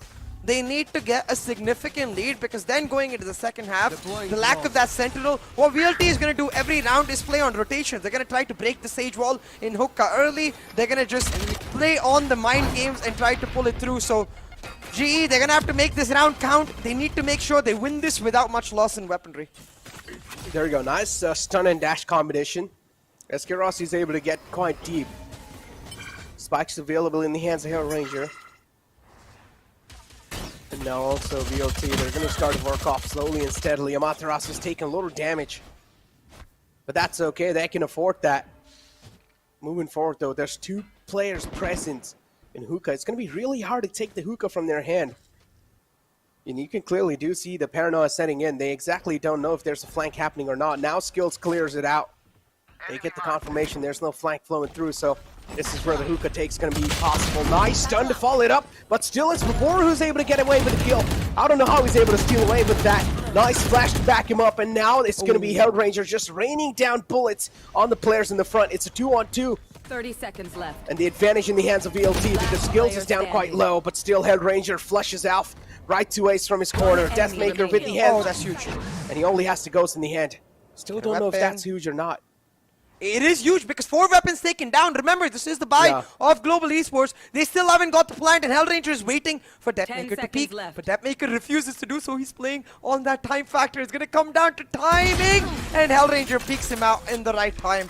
A 4K picked up, and at least Global Esports able to pick up the round. But 4 weapons taken away in the pure bonus of Velocity Gaming. Absolutely humongous from them, because at this point, they're going to have a significant lead going into the next round. Dapmaker himself likely to pick up the operator, and it all comes down to one simple thing, Necro. What Enigma were not able to do yesterday, we talked about this as well on the cast, was that they needed to get aggressive, they needed to play proactive to deny GE the ability to control the way with which their attack went. They did not do that, but VLT clearly is doing it every single time. They're not letting VLT burst, they're getting into their face and fighting them before they burst. That is true. Nice out drone. Deathmaker flushed off of his comfort zone. But there's just too many utilities that's blocking his movement. Another peek to flow it up. SK Rossi caught sleeping there. And that's a nice sleep away. Fades away with a frag, and now it's the rest of the players from Global Esports just stacking up outside the A-long. Smoke's available. The Champions Vandal's glowing too. Recovering it. That's a great smoke. Skills retrieves the Phantom in hand, and now they will just have to work off with the scraps. But it's okay. Skills with the scraps is able to deliver.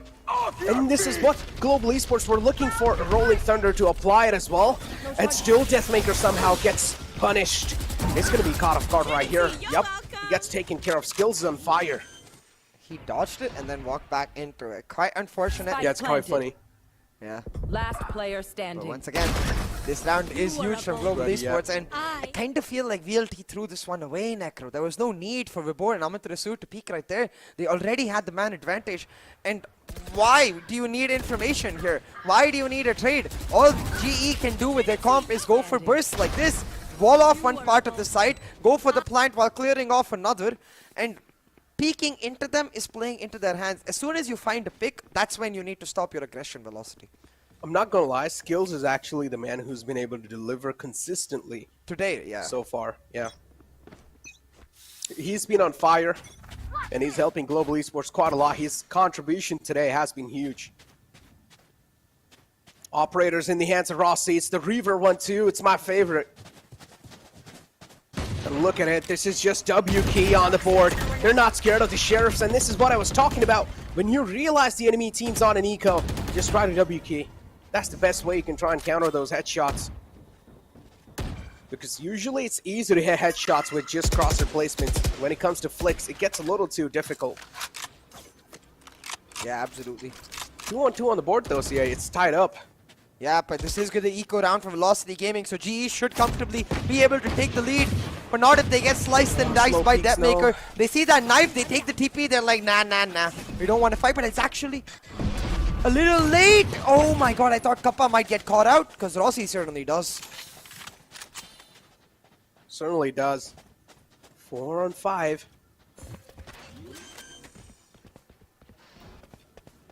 Planted. There we go. Spike's also planted. And now Global Esports having the spike control, having the site control too. An ample amount of utility. LFF on the flank might just be the demon that's going to knock on their doors. I'm really curious who picked up the weapon that they got from Rossi.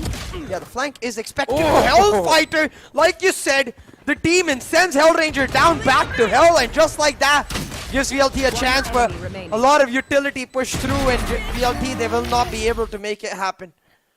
Sheesh, man, that shot from Hellfighter. Indeed. The shot right there, yeah. As you said, even though he was expected, the crosshair was placed to perfection, still that wide peak is something that caught Hellranger off guard. And I just want to give props to the amount of just, brilliance LFF has, not just with the aim, even with the movement. He realized there might just be someone watching him, so he wide peaks that angle instead of slowly peeking it. Yeah. Played that well, played that to perfection. Absolutely. Very well done right there from the side of Hellfighter. But it is still the lead for the side of Global Esports, and that's what matters, Necro. This lead can mean the victory for Global Esports if they play it correctly, because this first half is crucial for both of the teams. Velocity Gaming with a no-flash composition, they're going to feel the hurt of Rossi's operator when GE go on to the defensive half. But on the same hand, their composition not as great on the defense without that operator, so they need a lead to get the operator online ASAP. But Ace with the spot, he goes for the Hunter's Fury, he's gonna take down one, maybe two. That's a big one too. That's a big takedown right there. Reach out the gate, that means now the side take's gonna be a little tough. And there we go. Global Esports starting to fumble a bit. Frags are flowing through as well. It's Deathmaker with the operator raining down terror.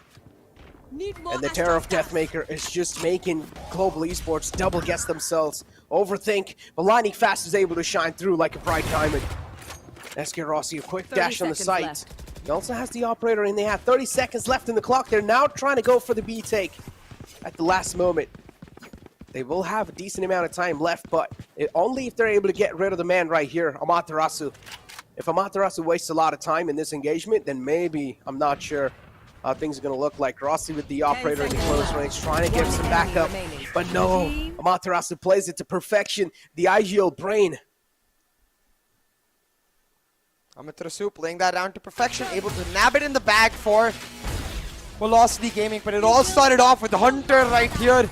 Got that early kill, forced out the resurrection as well, and without that resurrection, now Global Esports are going to miss another key opportunity to go for an aggressive rush. This map so far is close, Necro. Every single round going down to the wire.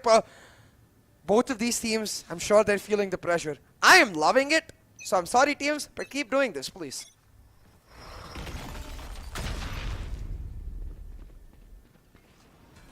Oh, this peak. Oh, Deathmaker late. I do not expect these players to be this late with the reaction with the operator, but it's okay. Can let it slide once. He actually does find the second tag on the second man, so a decent outing. The Champions Mantle is glowing for LFF. Took a lot of damage. 39 HP in his hands, and now he's trying to glow the skulls up too. His top fragging is doing a great job. LFF on the side of VLT has been the consistent man. Nice flash. Hellranger follows it up. Trades are happening back and forth, and now it's a 4-on-4 CA. Rubor's gonna deliver too. VLT, it's like the domino effect. They find one and the rest is just followed up. Dagger's goal gone away now. Velocity Gaming trying to secure this round as well. They'll shut down skills, find the revenge for Deathmaker, and Amaterasu with another. They get the operator back, they get the round on the board, and Velocity Gaming, they're in full flow. They are in full flow.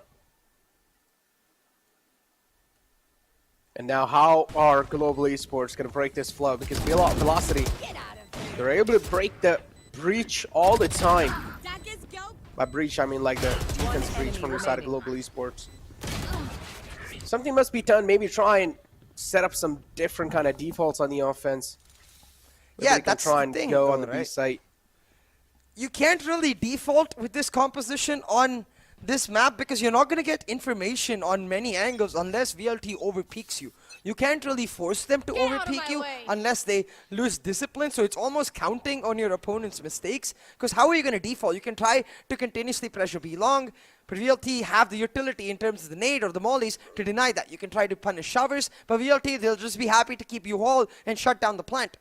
It just every single thing that GE want to do, VLT have an answer, and Deathmaker does too. Take away the scoreboard. There we go. Now I can see it properly. 3 on 5. Oh, finds a man crossing by, and this is going to be it. Deathmaker is just going to give them a lot of heart attacks. Every single bullet that flows through from his operator, every single bullet that leaves the chamber is going to make it hurt. Last man alive, Kappa. The Sheriff in his hands. He's the Sheriff King. A nice quick tap. Rubor put to sleep. Stop dancing in front of this man because he's the papa of the lobby. But this time it's going to be another amateur who's going to shut him down. I don't know about amateur right there, Necro. I definitely get what you mean in terms of experience. But yeah, this is... It's quite sad that a team that is playing Breach gives 3 dry peaks to an operator. 1, I get it, they get caught. 2, fair enough, maybe a mistake happens again. 3, why? Tactical timeout though, right here from Rex Streams. And yeah, Necro, at this point, what GE really need to discuss is how they can default. But No information to be gained. I think the best thing to do is just go for an aggressive burst. What they haven't gone for yet is an A-short burst with the wall to cut off sight. They keep using the wall to cut off U-Haul. I think what they instead need to do is use the wall on sight and get a pull set up in U-Haul and just force them through, like fight in U-Haul right then and there. Do that 2 or 3 times till VLT is forced to either play the Raze or the Viper to shut down that U-Haul push, and then simply you can react on the other side. You force that heavy utility onto A-short, and that way you get another part of the map for free. Oh man, tactical timeouts out.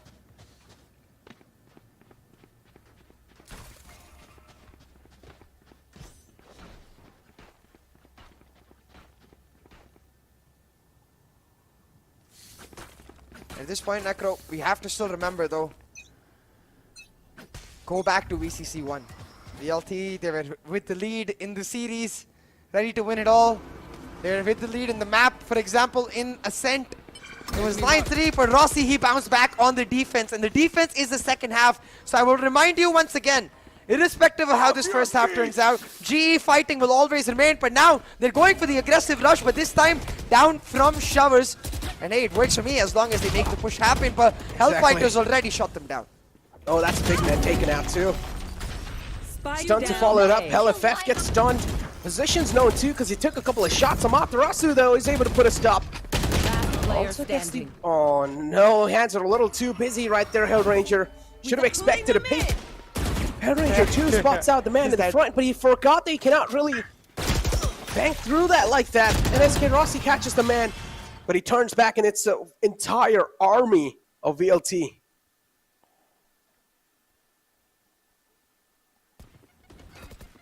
6-3 now on the board. Another buy-round loss, Necro, for the side of Global Esports. And what is that wall, man? I'm really confused about that wall. Is that the case where, like, you know, you can rotate the wall, you can either have the vertical wall or the horizontal wall? I think he wanted the horizontal wall, but he clicked it by mistake instead of switching to the horizontal Okay, wall. see, hold on. You completely dodged my question. You said you were going to give predictions. I did, I told you. Okay. It was VLT for me as soon as that bonus went bad for GE. Okay. I guess I just didn't hear it.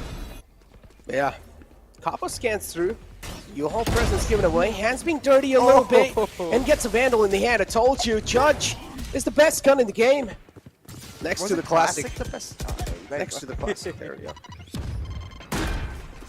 Oh, That but makes what sense. a paint shell. A lot of damage dealt. Lightning Fast barely surviving on a sliver of health, but luckily he's playing the Sage, so he's going to be able to get himself back up. At least to a decent amount of HP. Not really full.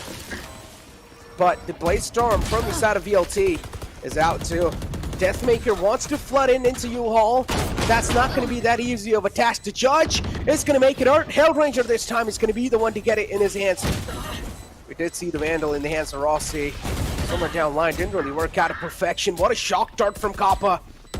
Chips down to Matarasu, quite low. And Vibor, how is he not taken down just yet? Bad comms. And a nice shot from Kappa. Bad comms from Velocity right there. Vibor check shot twice. The first time I get it, he's expecting a flank. But they had the info. They knew two were in U-Haul. They knew Skills was on site. And they knew that the last player was backside. So, sorry, was Showers. Because you can see right here, they're trying to clear Kappa. So, Ace even dies to Kappa. So, I'm not sure about the comms right there from the side of Velocity Gaming. They gave Global Esports a lease of life in this map. A Thrifty coming through, all on the back of that Judge. Just unable to clear U-Haul. GE, they punished them nice and hard. Now they're gonna default once again. Use that drone to clear off U-Haul. Get Rossi in advanced position. But with the Jet Breed Sage, Rossi, I get it, you're so good at an op, but I am not sure. I'm not sure because it's not good, but it's Rossi's op, so it is good. Yeah. So, like, I feel so conflicted. Conflicted. Conflicted as Rossi flicks his head. I mean, Ooh, there. nice and hard. Ro- That's what you said, not me. I really want to say something. I hope everyone gets what I'm trying to say. But I'm going to control myself And I hope that VLT will be able to do the same because they're in a very aggressive angle. The jump peek set up and in the anti-flash angle is not good enough. But Vibor will find the trade, refreshes his nade, and he will shut them down. Oh, but right now it seems like Vibor is nice and hard for sure. Because look at the way he's able to deliver. A quick fork makes it look so damn easy. And still, look at the man. Not even breaking his sweat. Cold, calm, collected.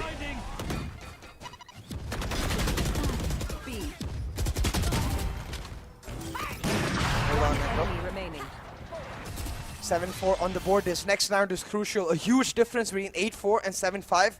Because 7-5 means even if you lose the pistol, you have plenty of room to get the op online for the side of Rossi. But 8-4 suddenly means, with Rossi on such a bad note, can you really rely on him late into the half when double digits are obtained if you lose the pistol? I don't know. But I will remind everyone, this is exactly what happened on Ascent. Rossi had a horrendous attacking side, but then popped the heck off on the defense with the operator, so don't you dare count him out just yet. Yeah, this is your lifeline in the round, VCC Championship. CA, Rossi will need to pop off, and this should be the right moment to pop off too. But right now, it's a big man, Terminator shut down. Rossi himself is not in the game anymore, so it's hard for him to pop off just yet. Nice two wow. And oh, those are two attacks too. But now they're able to dodge it. But look at the amount of damage dealt. Global Esports, they're hurt, they're bleeding. They need some bandages. But Amaterasu. Wait, I swear to God, I just saw a visual glitch, if I'm not mistaken. The Sage health went from red to normal. It was supposed to be normal, like it's only 80 HP gone, but it went red for a second. You want to fight it? I think so he healed himself. No, he healed Hellranger. See, Hellranger has full health. He didn't heal himself. Did we double Got heal tagged bug? once. Yeah. Move forward. Visual bug, it's okay. Cosmic Divides from the side of VLT too. A great read though. Vibor now, 72 HP, not really a lot. Look at Helifef and Vibor. That's a great crossfire. But still Vibor peeks out, takes care of Hellranger instantly. Spikes in the control of velocity. And Vibor got a little too curious. Kappa, how is he so consistent with this gun? He finds that frag and a nice flick! Shuts him down, puts him back to his sleep, and Kappa is looking to clutch it. Pulls out the sheriff. He could have almost clutched it. But got his morals a little too high, got a little too overconfident in the end. But you can see for VLT, they don't care. They don't care about the fact that it went so close. They don't care about the fact that Kappa almost popped the heck off. All they care about is the round. All they care about is the win. And inching ever so close to that VCC Champions Trophy is Velocity Gaming. 8-4 now on the board, a significant lead on the basis of their read.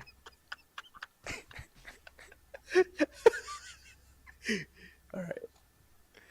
Oh boy. Emotional damage. Pick them off. Either ways though, Necro. Again, it's gonna be down to Rossi to do what he did in Ascent about 7 months back. It's gonna be down to Rossi to do what he's done to VLT in terms of that emotional damage once again.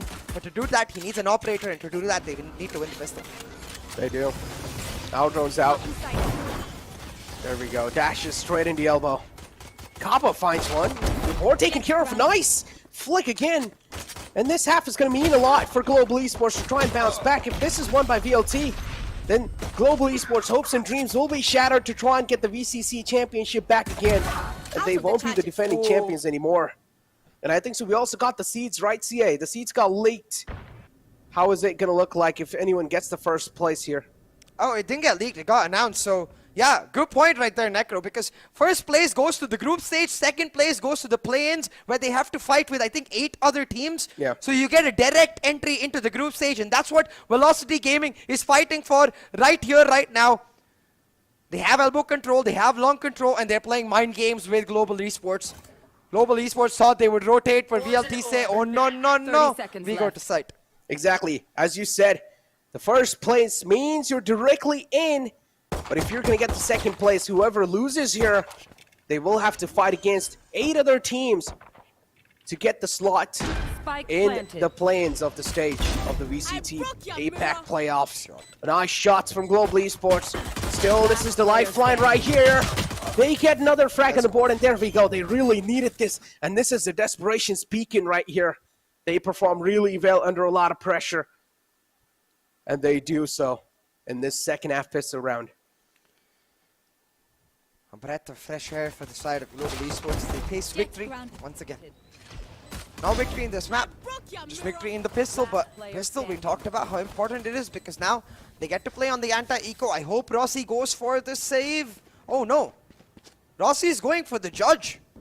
Okay, like don't get me wrong, I think the judge is really good, but it does mean he's not going to get an operator guaranteed in the next round. They're all going for the bag. Nobody's saving for the operator. I don't know, we'll have to see. Oh, man. So this is going to mean quite a lot right here. The VCC champions, whoever wins this, you will directly get a slot in the group stage of the VCT APAC playoffs. But if you don't, then you will have to play the play-ins and then maybe try and decide your journey in and make your way again. You will have to battle it out. And Global Esports has been fighting through a lot of thick and thins, even in the VCC. Pretty sure they do not want things to go south for them again in the forward in the international stage. So this is do or die. A lot of things on line.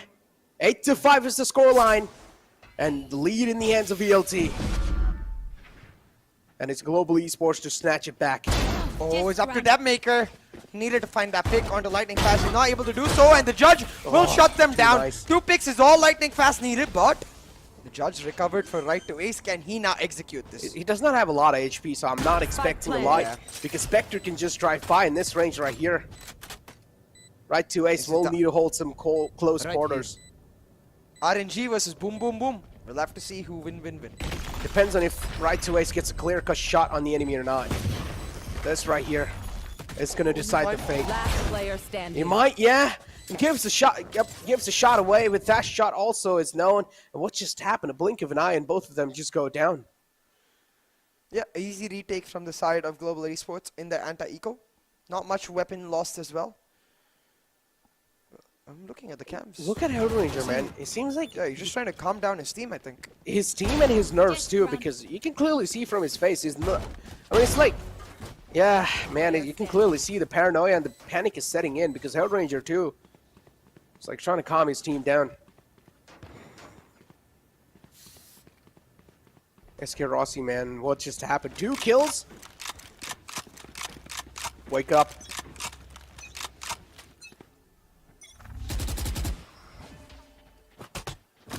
Rossi needs to wake up indeed. Necro, he's not able to find his way in a form. His entire composition built to unlock Lightning Fast and to support Rossi. Lightning Fast, he's had a great map so far, but not so much for Rossi. We need to see him step up with his posse and pull off something saucy. Oh no, this is a reply back in style from LFF. Knife shot connected. It's a bonus round for Global Esports, so all the damage dealt is just going to be in the favor of Global Esports. VLT. The main rule here is try and save your guns as much as possible and do not fall prey to Global Esports. If you do, this bonus round will be worth it for Global. Aldrone's out. Intentions will be given away.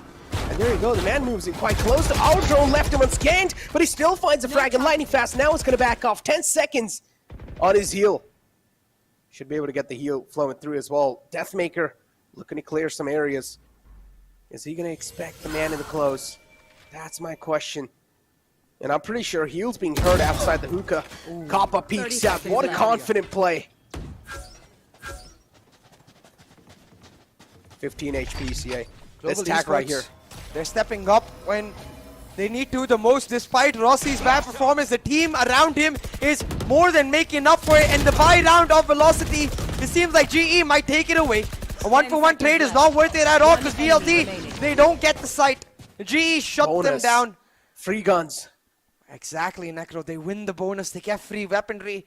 Surely Rossi gets himself an off now. I'm pretty sure Ross is heavily disappointed into himself. Makes sense too as a player, man. You do not want to underperform, especially you have the star player tag on yourself. 10 seconds left. And there can be these moments, there can be these off games, which is okay. You can try and bounce back in the second one, but the problem is they're fighting for the lifeline in the VCC.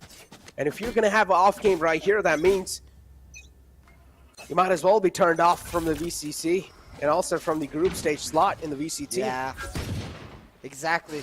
It's so important right here, right now, bro. Wait, hold on. I want to see how Hellfighter managed to get himself into that TP. What the heck? Hold on a second.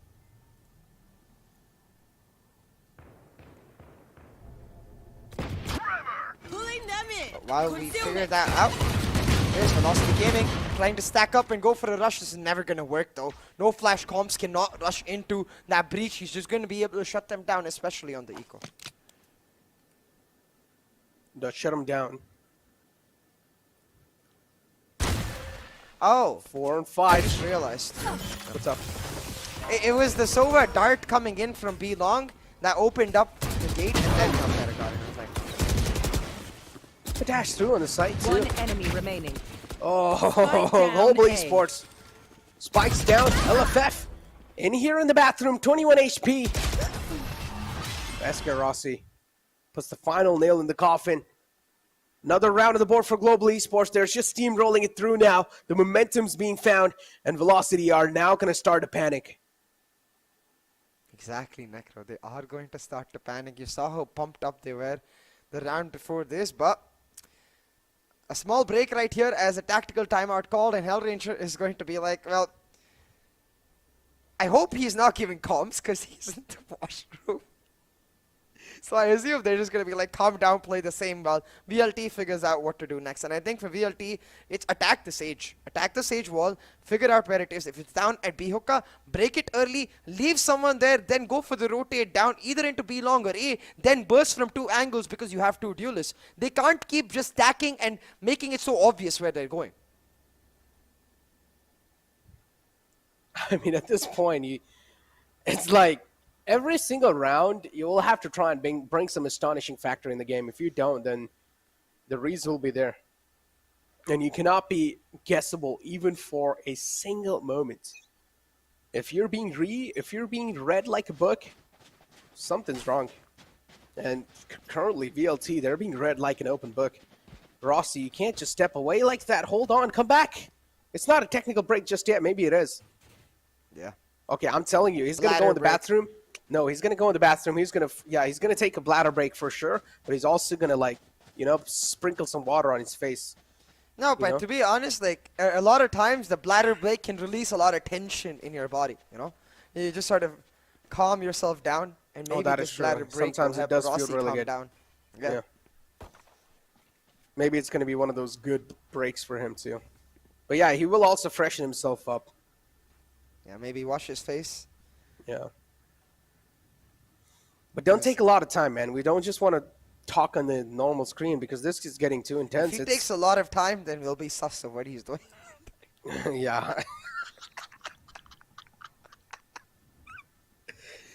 It's always the case when you're like out with your friends or something, because you can't help but notice when someone goes to the washroom, and when they come back after like taking half an hour, you're like, bro, what were you doing in there?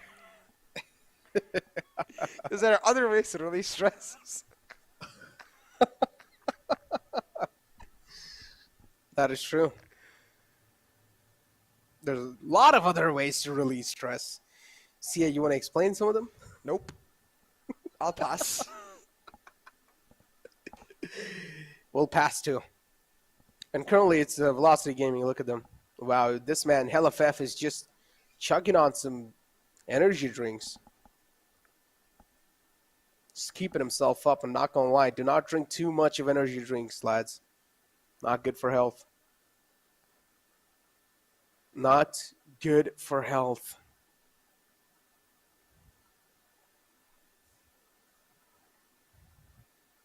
I just don't understand how can Vibor stay so quiet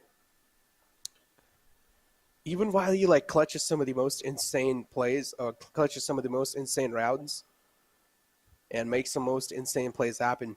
And he's still like, you look at his face, he's not in surprise. He's like, I always knew I'm capable of these kind of plays. Yeah, exactly. It's not something that's surprising me. They've been in these positions,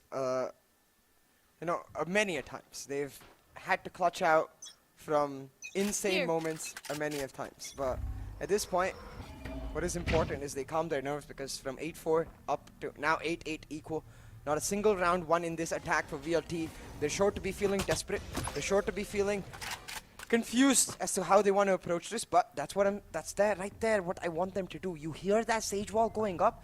Go break it, take it down, use that moment to fight, but lightning fast, he's playing an off angle, they're not going to be expecting him, he finds two! Not just two, those are two heavy frags. Now Rossi misses that, but it's okay. And now look at them, they're just gonna get, or they're gonna be able to open the floodgates to the U-Haul. That's not gonna be that big of a deal. U-Haul control, give it away. Somewhere down line, Global Esports are gonna be well aware of that fact. Oh, a gun barrel being spotted. Amaterasu try to pre-fire that, but also doing so gives his position away. Skills, hands busy. Oh, even though realized that there is someone available in the close, he still does that. That's quite questionable. Smoke fades away. Soda skills life.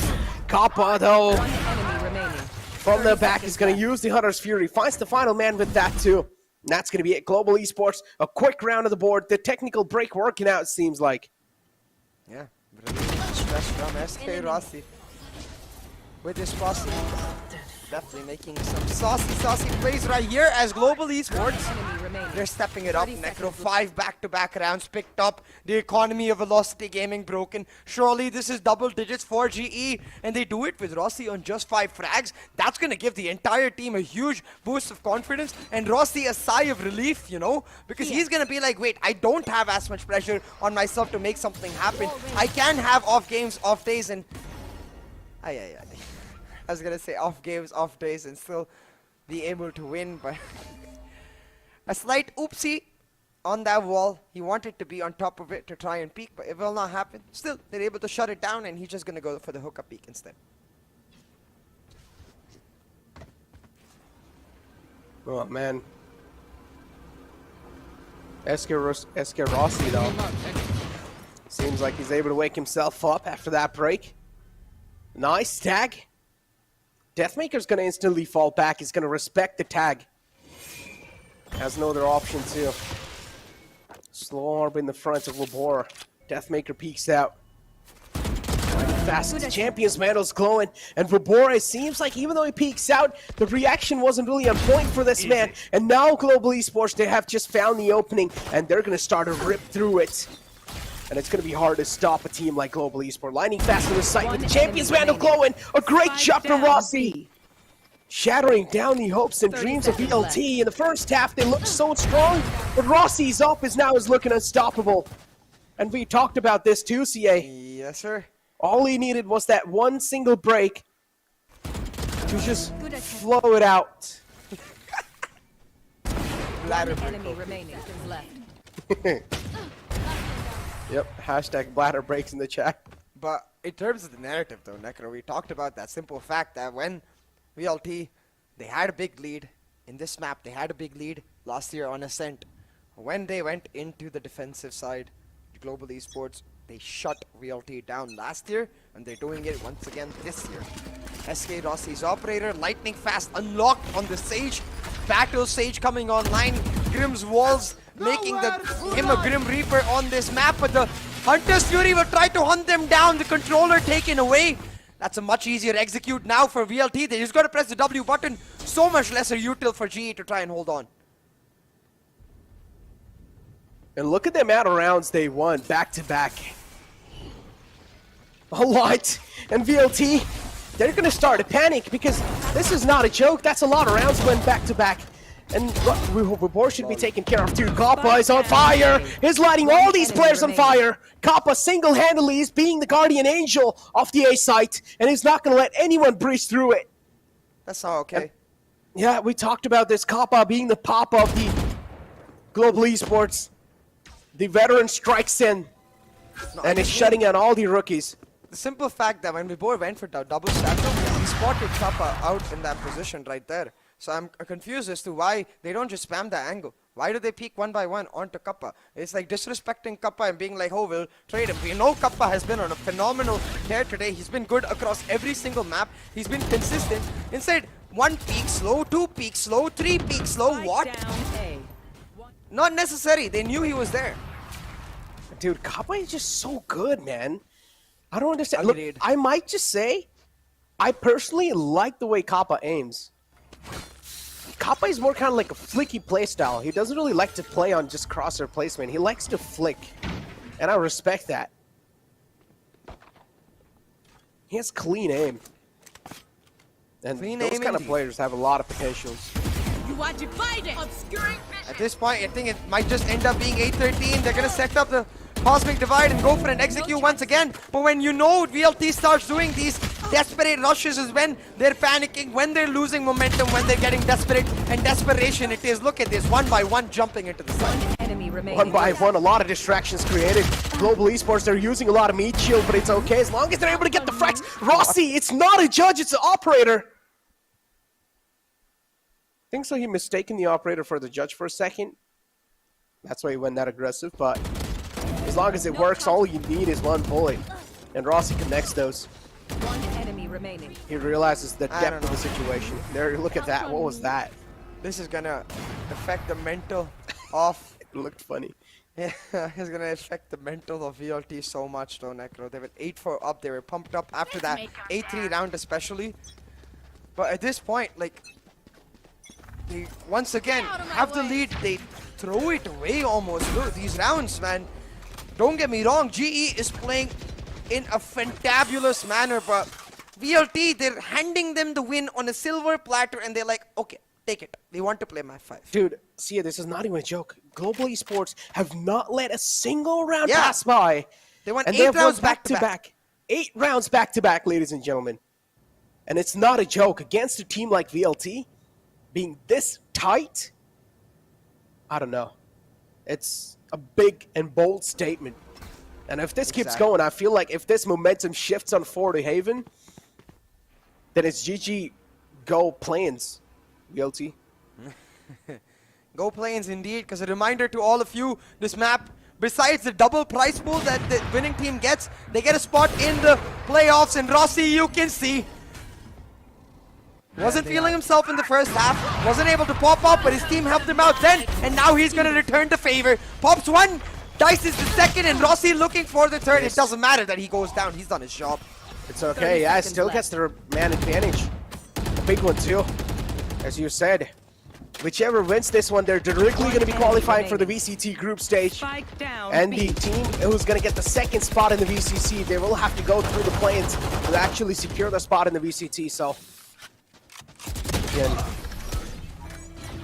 it's the hard way or the easy way for them. And right now, it seems like Global Esports, they're keeping it really tight. And they're not going to let it lose anytime soon.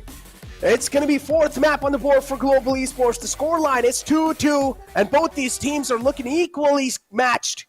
And it looks like, CA, we're going to be moving forward to the decider map of Haven. The map of 3 sites. The map where the Breach will be equally as good as all these maps that were being played on.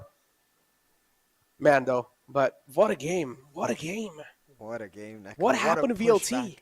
They panicked, honestly. Like 8-4 down, they lost when they lost that bonus right there at 8-6, I think that's where you assume the map was over. Because after that, they're like, okay, let's try to kill them. That was the strategy. Let's try to kill them.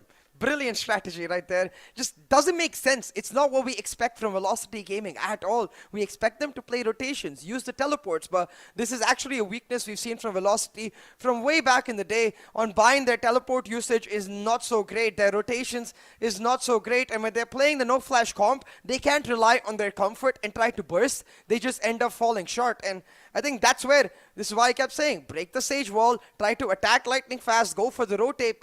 At the end, it was just 1 by 1 jumping into the crosshairs and hoping they can trade. Well, that's not an easy task at all, especially when you've got every single player from GE popping off except Rossi. And when I'm saying except Rossi, it's very easy for Rossi to just pick up the pace like he did in that last round. Yeah, like literally in the second half, it seemed like Rossi wasn't even like disabled in the first half. Rossi was just able to make some light work after that technical break when he did the light work. You know what I'm saying? But yeah, moving forward though, ladies and gentlemen, it's the 4 maps out the gate. And the 4th map too, won by Global Esports. Now it's 2-2, equally tied. And as me and CA are mentioning this over and over again, if Global Esports or if Velocity Esports win this VCC, they're directly going to be securing a slot in the group stage of the VCT APAC playoffs. If they do not win here, they will have to fight with 8 other teams in the play-ins to secure their spot in the group stage of the VCC playoffs.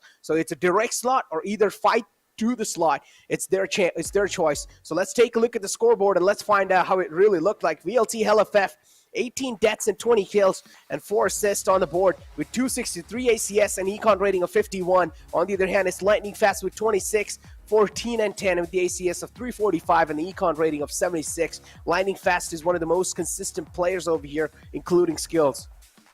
Oh my god, Lightning Fast unlocked. I just want to say thank you so much, Global Esports. Every single time, through Qualifier 1, through Qualifier 2, through Grand Final playoffs, when I saw Global Esports playing Bind and Lightning Fast had to stay the heck back and play Viper, I was like, why? Why are you limiting this man? Why are you not letting him play up to his potential? And thankfully, they answered my question. They're like, sorry, sir. I'm like, no, I'm kidding. They didn't answer my question. They just unlocked Lightning Fast. The Beast unleashed the Battle Sage on board. You can see he pops them and smacks them duelists back into their spots. And we're like, sit down, VLT. There's one more map to go. Exactly. One more map to go, and it's going to be the decider map of Haven. But we're still going to be having a couple of clips to try and analyze how things really looked like, because there were some nooks and crannies, especially at the start from Global Esports in the first half, and then later on in the second half, it was just a lot of loopholes being abused by Global Esports, where VLT did not seem in sync. As you said, it was the panic setting in. It was the tiredness. I don't know what it was, but they were chugging a lot of energy drinks, so I'm not really expecting the tiredness kicking in. But I don't know what was that, man, but a lot of loopholes being sent, and Global Esports abusing that to perfection. And it seems like now it's the 8-4 curse, CA. Oh, 9-3, 8-4, and next what? 7-5 curse? Like, I think 7-5 is not even a curse. It's pretty cool. It's pretty close. So 8-4, I guess it works fine. Now, at this point, the curse is that you should not lead against GE because they will always come back because GE fighting. So you should always lose to GE in the first half so you can come back yourself. Double mind games. Ooh. And then GE will be like, oh, okay, thanks for the lead. We'll just take the entire map.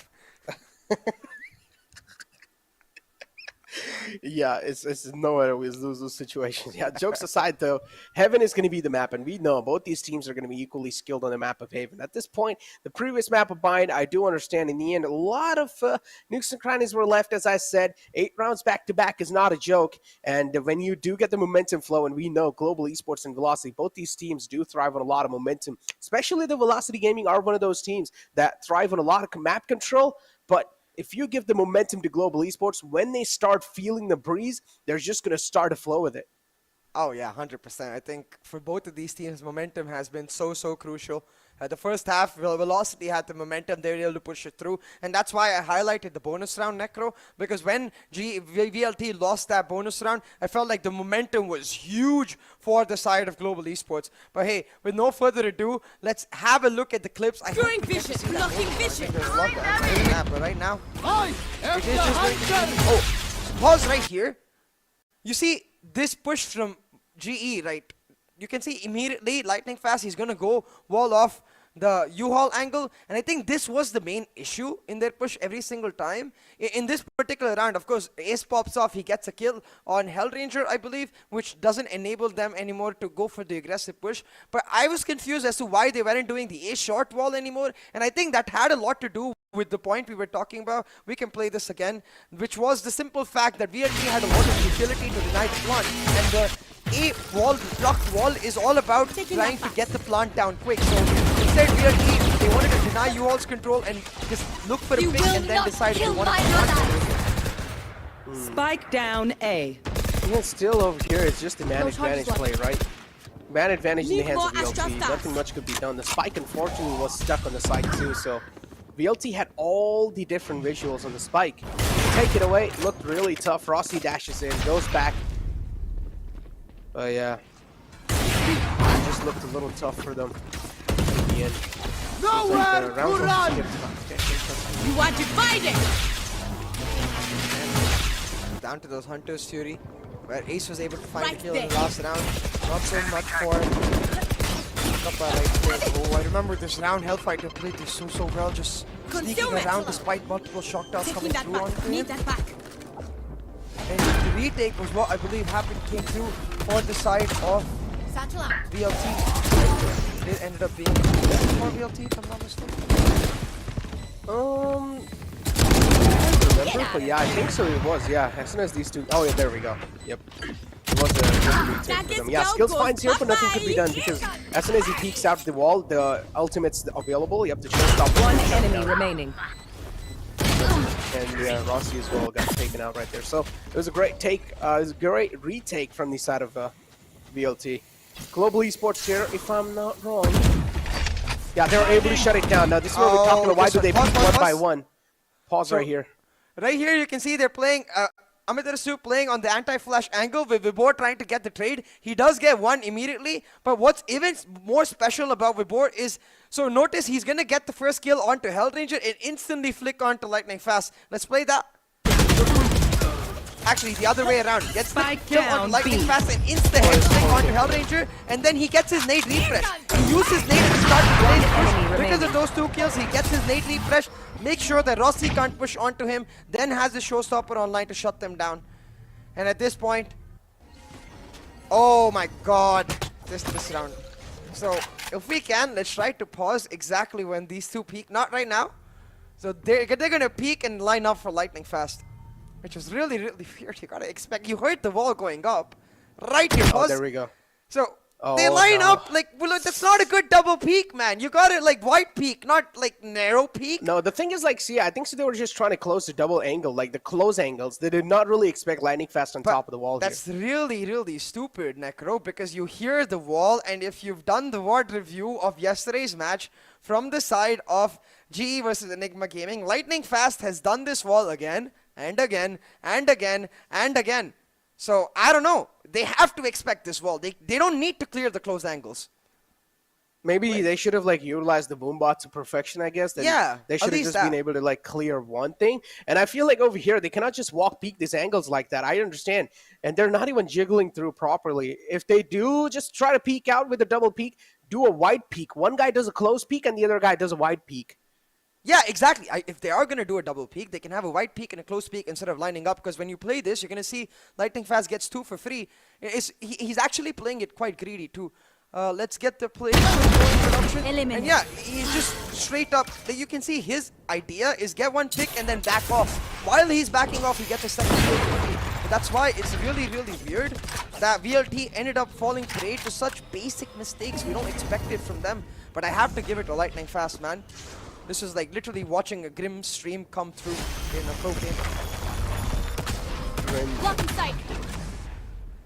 Yeah, that's a great call though. I mean, it's something that is classic fault, so I do understand where you're coming from right there. But I honestly feel like the main intentions were that VLT just wanted to clear the close angles, and they did not really expect Lightning Fast to be there.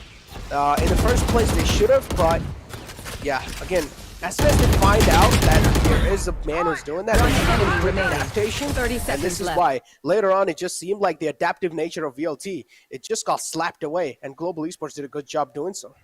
Yeah, the only thing I think they can say they did not expect is Lightning Fast to peek, because usually when he does that wall, he's standing on the edge of that wall outside hookah. But I think he stopped doing that because if you remember, yesterday Excali punished him for that. He shot that exact position, and without even spotting out Lightning Fast, just because of a simple heal sound, he punished Lightning Fast. So now Lightning Fast is just like, you know what, I'm already popping off. I'm going to go for the aggressive peek, find one, back off. And that's something that I feel like they should have expected, because that was in the first round he did that. It was 8-4. He did that at least one time before in the next 4 rounds, and then he did it again. So I think just VLT shutting down in that map, in the second half at least.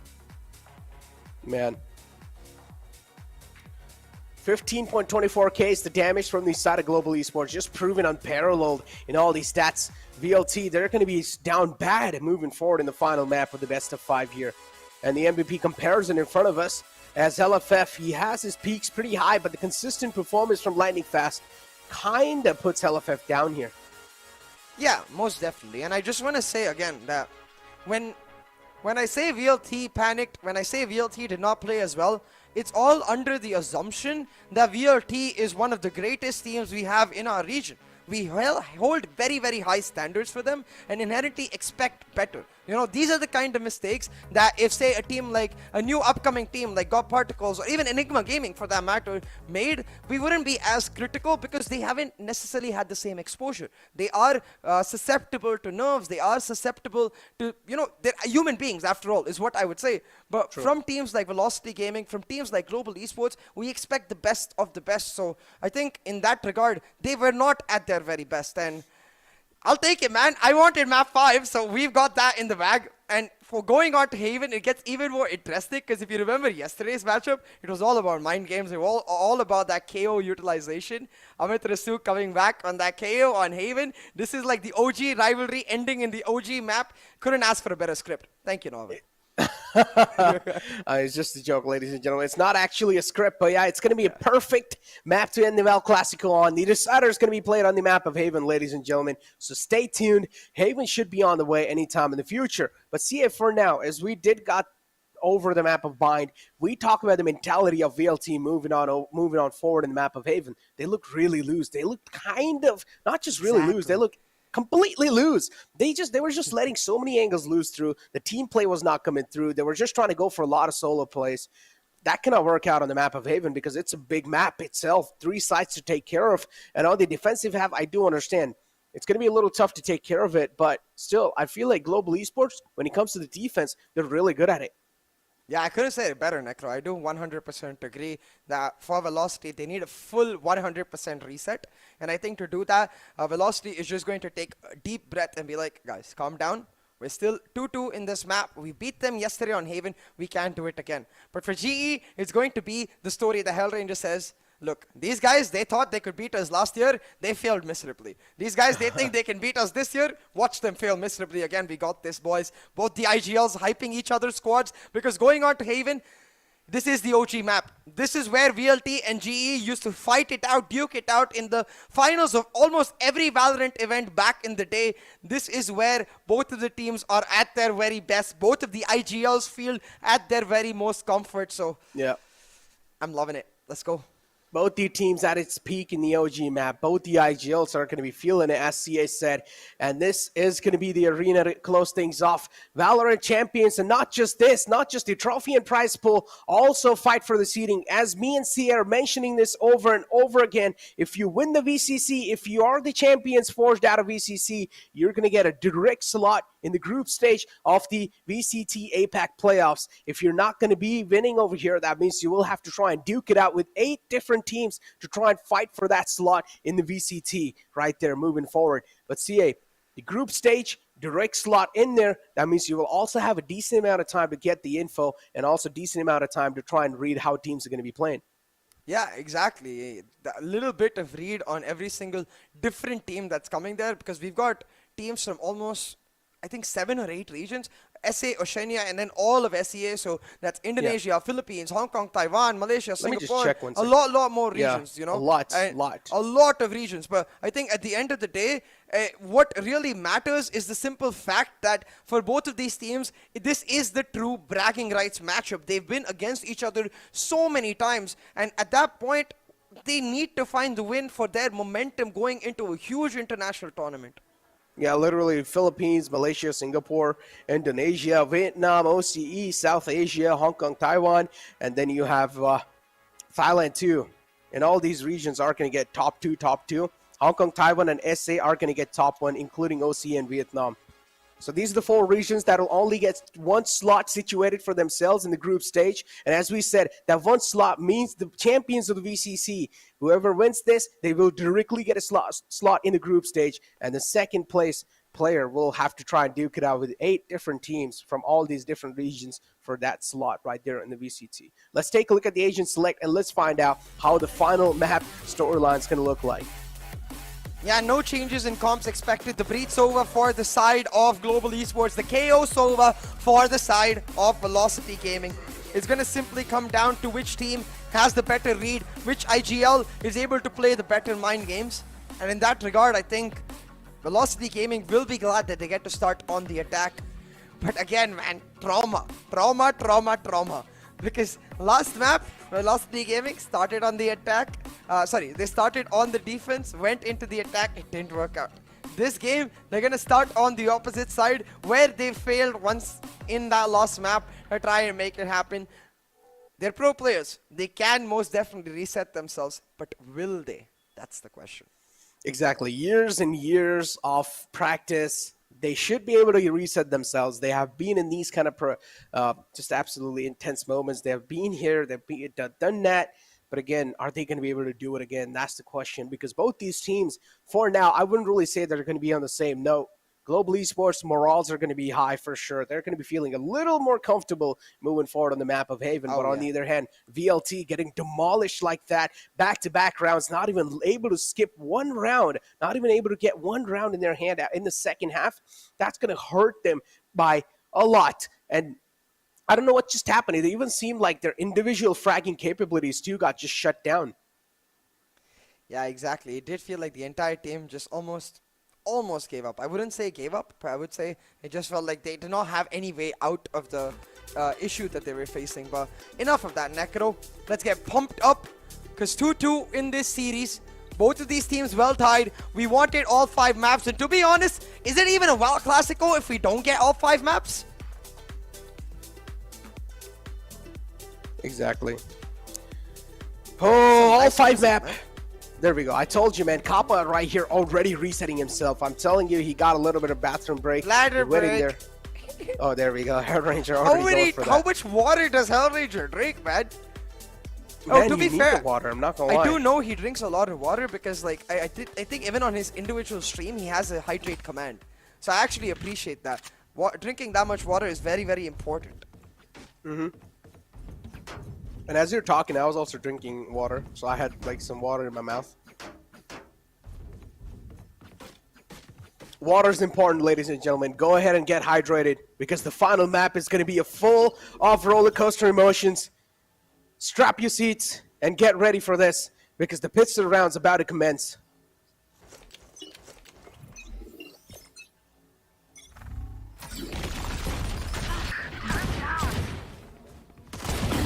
Ooh, you thought Rossi turned off last map? Well, he certainly found the switch and turned himself on this map. An easy first pick picked up with the shock dart. GE off to a great start. Spike down Oh, mid. they're off to a insane start. player There we go. standing. Right to ace. What just happened? Global Esports, we talked about this. The mentality's going to be looking great. And we talked about this too. The individual fragging prowess, they're just shut down. So many shots missed. LFF, this is not likely from this man. Oh, this seems like Velocity. They were not able to fully reset, but it's okay. Maybe it was just a little too early on judging, so. But this is a bold statement and a stark message sent to every single viewer in the chat. Global Esports might just be the champions back-to-back 2 times.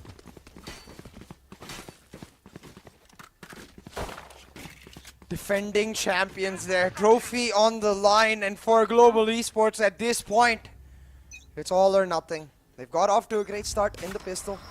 They look to continue it with this anti-eco. But you can see already Rossi's feeling the confidence because he's continuing on with his Sheriff, saving for the op.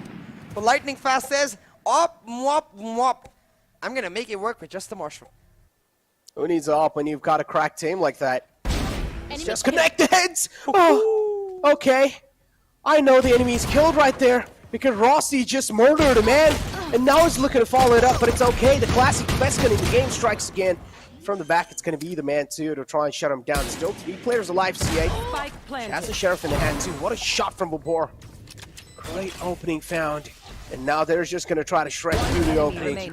Close match shut down. It's a 2-on-1. Vapor doesn't really have a lot of HP. Spots out Kappa. The drone's going to give it away. And he still does not break it. Okay, so many attacks coming through. Nothing much can be done. Vapor taken care of. Ace. Take the Prime Phantom. It has a good skin. It's a good skin. Take it. Maybe he doesn't want it. Enemy kill. Tell you what they do want though. Is that trophy. Enemy VLT though, they almost fought back and got a thrifty right here, so props to be given to them because 3 weapons taken off board. It will mean that now Global Esports, they can't really afford a bonus. They are going to go for the full buy. You can see Hellranger investing into a Bulldog, Rossi getting his operator online, and VLT able to deny a bonus. Now let's see if they can actually win their buy. Revealing area.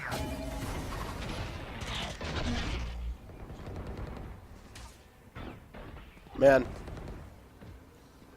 VLT, I feel like they need to amp the pace up. If they don't, Rossi's going to catch him off guard. That's still big. Yeah, that's the operator taking care of. Fair trade. Up in the hand of Velocity now. Now frag. Global Esports, they're giving it away. You cannot fight with a Spectre in that range.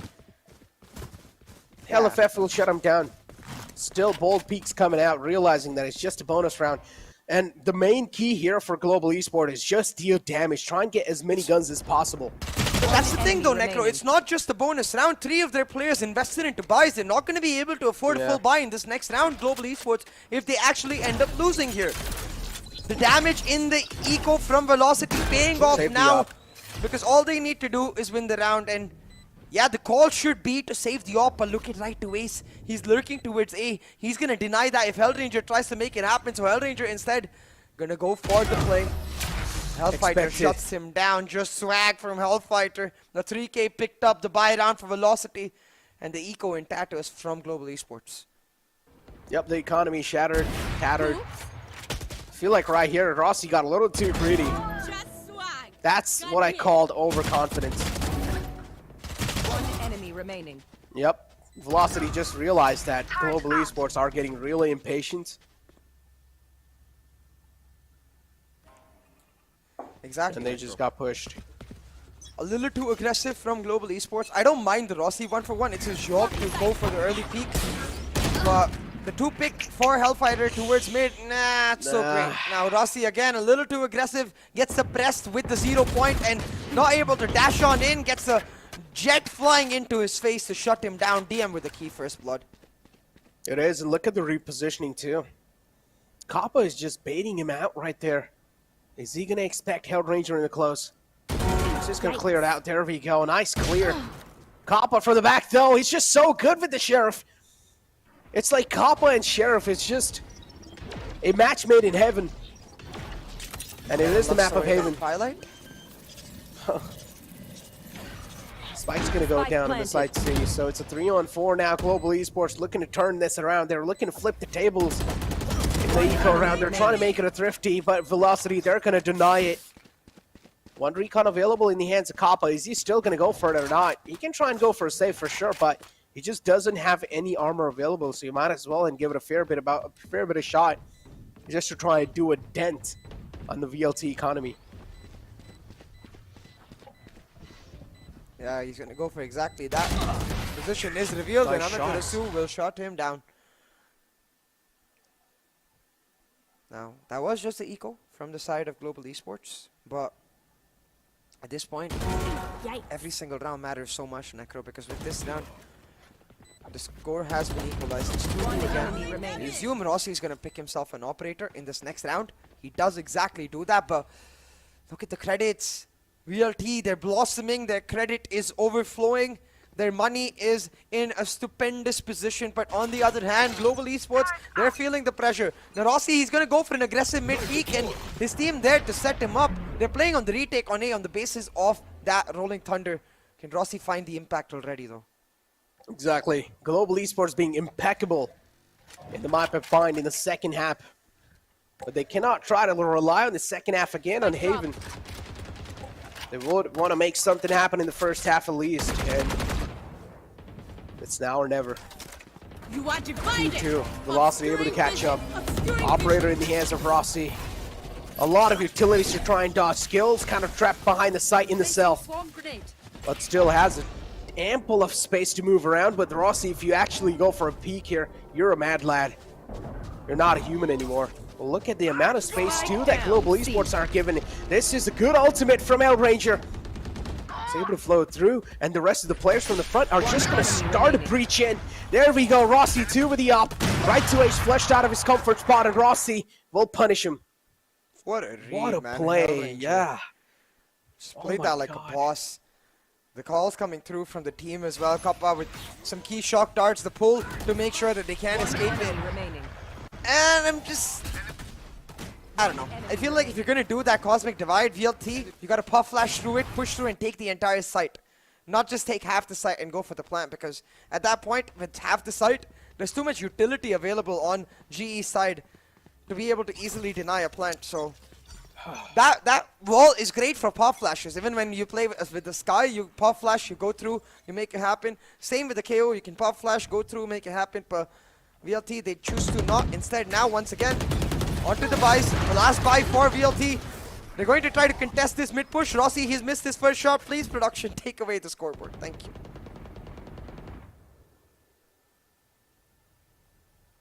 Oh man. 3-2. Kappa peeks out. No, that's a couple of whiffs. Oh, it's okay. Still has his HP intact. Rossi peeks out, and there we go. It's a redemption curve for him. Rossi trying to be the boss, trying to be the villain in the game. Took a little bit of damage from the fragment, but it's enough. It's a good crossfire setup coming through. Hellranger finds one. Rossi in the back too is being suppressed. It's okay. He emits a crucial shot, and he will be taken care of. Is he gonna go for that hefty investment? Lockdown's gonna come through. If he Here's does, the plan. though, yeah, you can see Velocity Gaming, they're just happy to do the same. There's no breach to shut it down. I don't think Are you you should being invest aggressive? that lockdown there. Even Global if you do, Esports. you should not be that aggressive. Wait Yeah, for you a gotta little bit wait. more. But that's the thing, right? They can't afford to because the other lockdown was popped instantly. So it's going to make sure that their lockdown is just useless, which is why you got to think it one step ahead. You got to keep an eye on VLT's ultimates as well. They're happy to trade it out. And that's the thing, like, for the side of VLT, that Killjoy ultimate is less valuable than the GE Killjoy ultimate because VLT are facing off against the breach. That breach can easily shut down the Killjoy ultimate. So when the breach is not alive, if VLT get to use the ultimate, they're very happy. Oh my god. Rossi now with the flash and dash. As soon as they see the flash though, you see Amitarasu, he pops the null command and Rossi just stuck. Yeah, the ultimate shut down with the null command. Such a brilliant play from the IGLs. Both these IGLs, great minds, think alike. And they're just reading off of each other like a book. Oh, LFF again, the Champions Vandals glowing for this man. The consistency is the name of the game for LFF. And to be able to deliver on the consistent note, LFF's able to make it happen. Hellranger in the close to try and deny the garage presence. Has the aftershock available too. Oh, First man's gonna piece out on the crosser. There we go. Both of them taken care of. They tried to go back for a split, but instead walk prey into Hellranger, but he gets caught with his Oh, it's a done. mechanical arm in his hand, trying to set up the U-turn, but it does not matter. They get the trades, and at this point, Amitarasu in a 1v3 with not much info. An easy shutdown as GE pick it up. That should have been around that VLT1, especially with Rossi shut down so early with no impact done on his daggers. Again, 1-by-1 peaks, and honestly, it's not their fault there, as in they can't really help it. Garage doors are tiny. You have to effectively go for those kind of 1-by-1 peaks and hope they get traded. But It's just those are Hellranger dry popping off. peaks, though. Exactly, That's the which is problem, what is right? weird. Why not just walk all 4 C long or walk 3 C long, leave 1 for the late lurk on Garage? That's my question. No concussion, no gravity wells from the Astra to get the garage control, so that's questionable. At least should have utilized the concussion on the close left or somewhere. Also, it's important to note that Velocity Gaming chose the side on this map. So, if I'm not mistaken, Velocity Gaming, yeah, they chose the side on this map. They wanted to start on the attack. They wanted to finish off on the defense. So, it does come down to making sure that they get a strong start on the attack because that breach over composition for GE is going to be so much better on the attacking side in the second half. It is.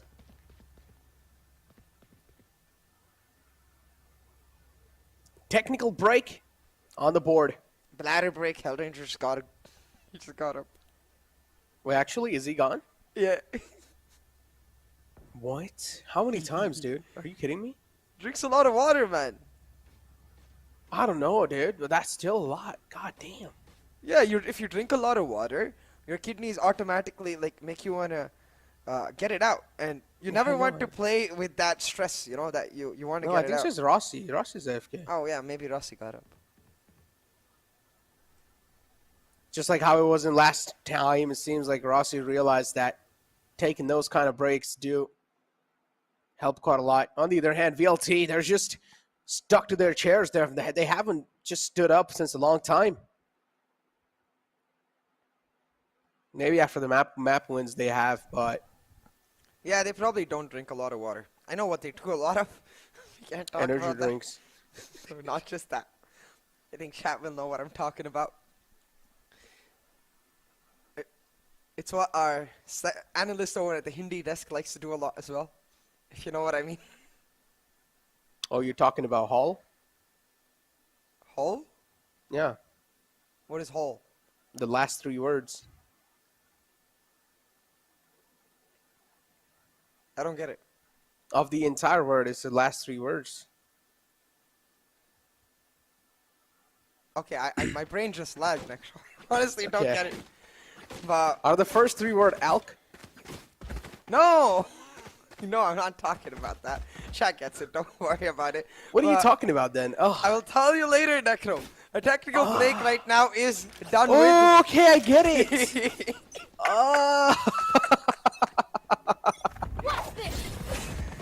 Oh, man. He's talking about Astra smokes, ladies and gentlemen. But a straight dash with a cloud burst on the site. The Jet 2. And there we go. Oh. LFF.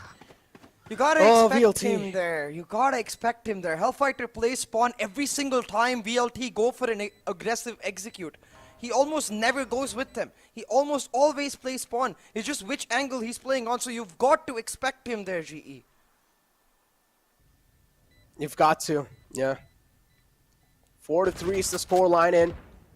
Global Esports, they're being read like a book with the flank that being watched by Global Esports. Or by VLT, my bad. LFF on the all the way in the attacker spawn was just left there. They're trying to get some players off guard. And that's what exactly happened. Now it's a complete save coming through. They were not even able to get a single frag. And that's the Blade Storm used from their side. VLT another round of the board. And Global Esports, it's okay. They still saved 3 guns. That means moving forward in the next round, they will be able to at least bring some guns to the table. But you can really see why Haven is so much stronger for VLT as compared to the map of Bind. That simple idea that they love going for these executes, they love overwhelming the opposition, enabled by this KO setup coming through on this map, as compared to the no flash composition they like to play on Bind. So a clean take from VLT, now gonna once again set up conditioning with this 0 point coming through on a long. They deny Rossi's aggressive peek. They have the drone coming through and the drone spots out skills, so they now know there's at least 3 pushing through a long. They expect a stack. They react immediately onto C. Brilliant information usage by the side of Velocity Gaming. Instantaneous reactions getting them a free site. Oh, man. As always, they're just able to get a casual stroll on the C site. Something must be done. Spike planted. Oh, have Rangers ready with the ultimate though. There we go. The Rolling Thunder comes in. Rossi straight up just dashes in the site, but the lock presence is there, which is kind of left unstunned. Concussions out too from the side of Global Esports, but no, right to ace wraps up from the back, and a clean sweep from VLT. No matter what they try to do, it's always going to be stopped. And it's VLT who are getting clean reads on Global Esports now. C sites being left really easy for a take. This is why I say, like, I genuinely believe the best Astra in South Asia is that man right there grabbing himself some Red Bull. Hellfighter. The timing of that pull is clutch, man. Right here, you can, I mean, over there in this round, you could see, as soon as that Rolling Thunder came out, he timed that pull to perfection. The gravity well on the defensive side spawn connected push, making sure that they couldn't really capitalize full value of that Rolling Thunder. By the time they got in, the stun was done, and VLT, they shut them down. So perfect timing from Hellfighter on those Astra pulls, and VLT take the lead. But we talked about this in the last series, Necro. When GE start losing the first half is when they seem even stronger. Exactly. That's the first man taken out from GE.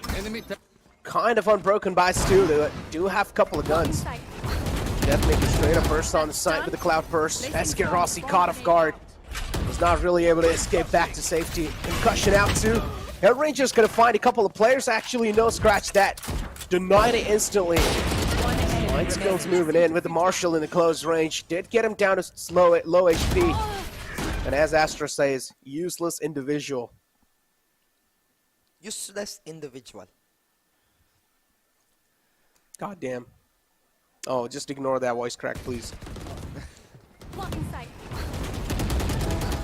6-4 on the board now for Velocity Gaming. They picked the side in this map and they are now back with a bang.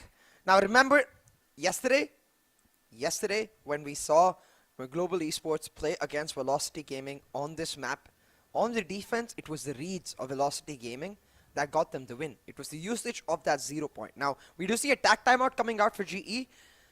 The discussion here has to be somehow get this to 6-6 and then we just win the map, because it's very simple to attack against Velocity Gaming when you switch sides, as long as you get the right reads. It's not really dependent on much else, and I think Hellranger will be able to make that happen. But then again, man, Amaterasu was like 3 steps ahead yesterday, so it's hard to predict. It's hard to predict.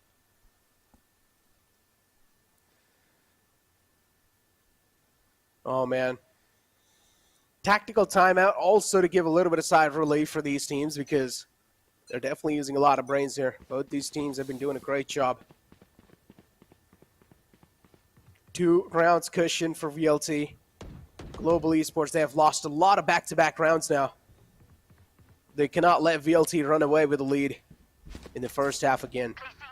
This has to be a close one. Or can they? It's the GE Hex, you know? They purposely lose the first half because they want to get the GE fighting buff and come back on the second. No, I'm kidding, guys. That's not an actual thing. Jokes aside, though, seriously, but how? Yeah, they always come back though. So it's a joke based off of actual fact.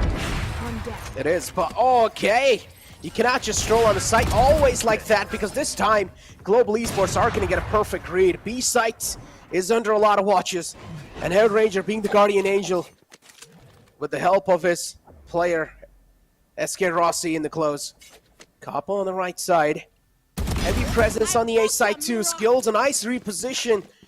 And Skills is always just so unpredictable. It's a 2-1-5 now. VLT left in such an uncomfortable spot. They're still going to go for a take on the C site. That tag timeout was so important. I think the discussion over there was very simple, to be like, hey, Velocity, they like going for these aggressive rushes. Now Depmaker with a clean wallbang shuts down Lightning Fast, brings back some hope for VLT in this round.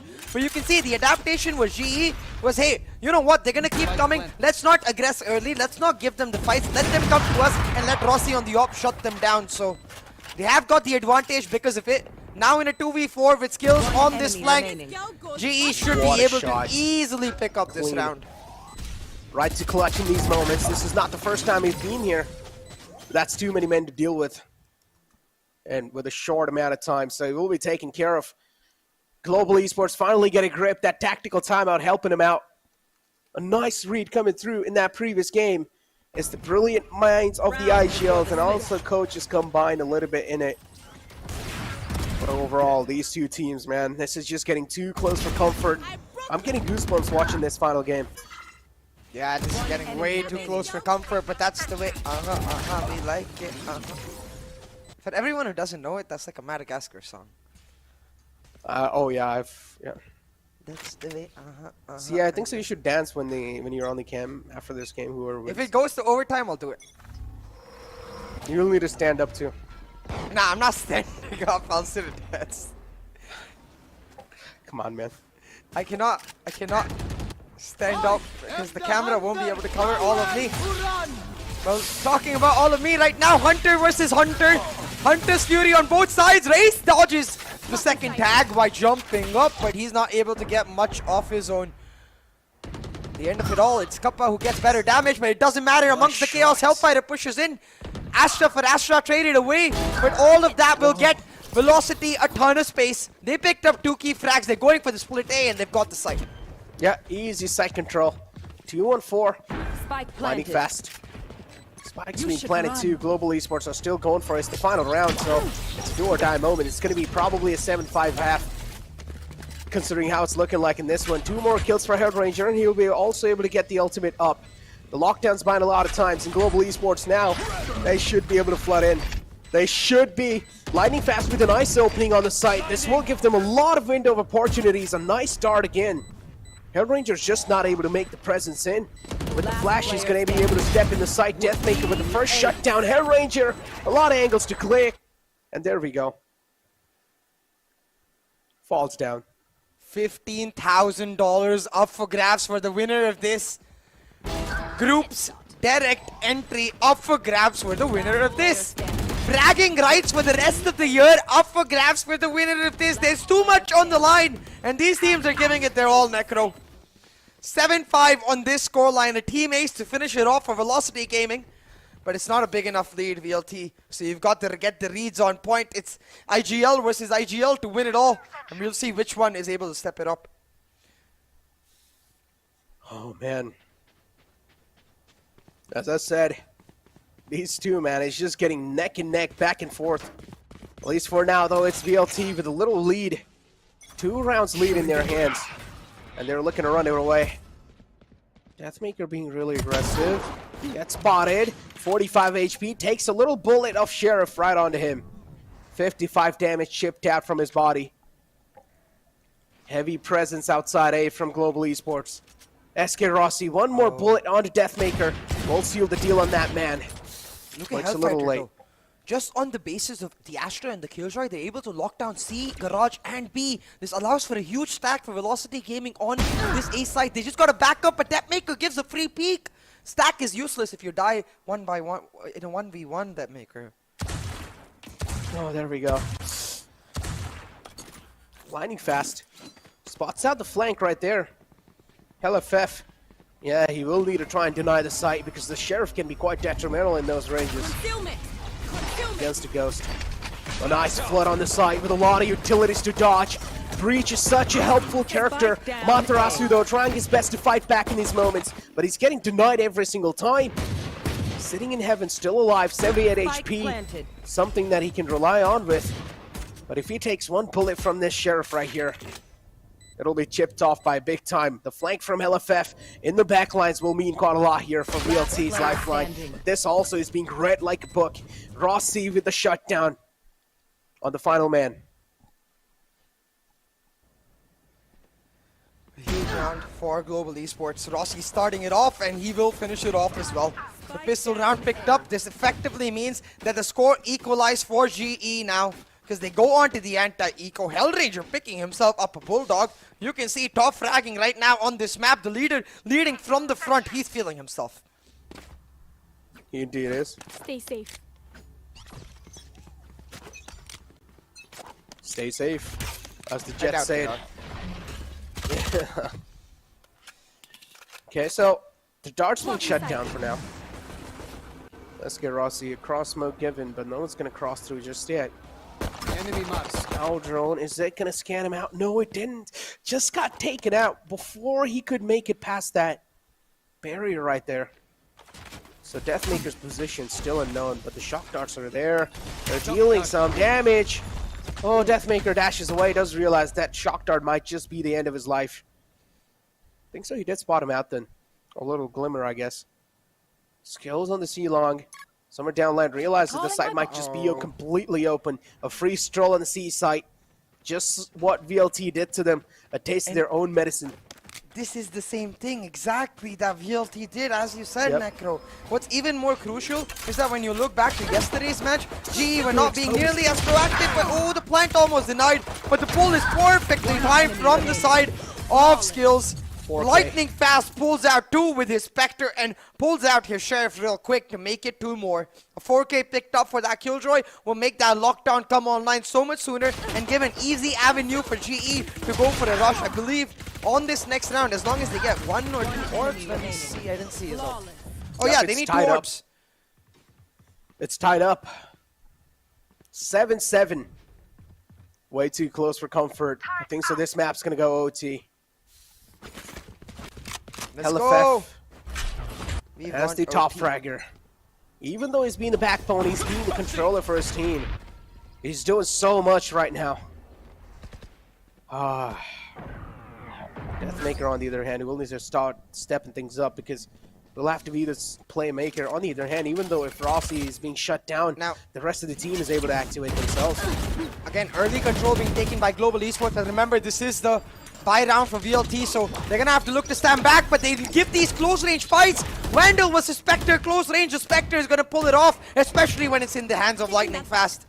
But amongst all of that, VLT Not only do they give No, up no, frags, they stop. give up the site. It's running away, VLT. They're dropping this map.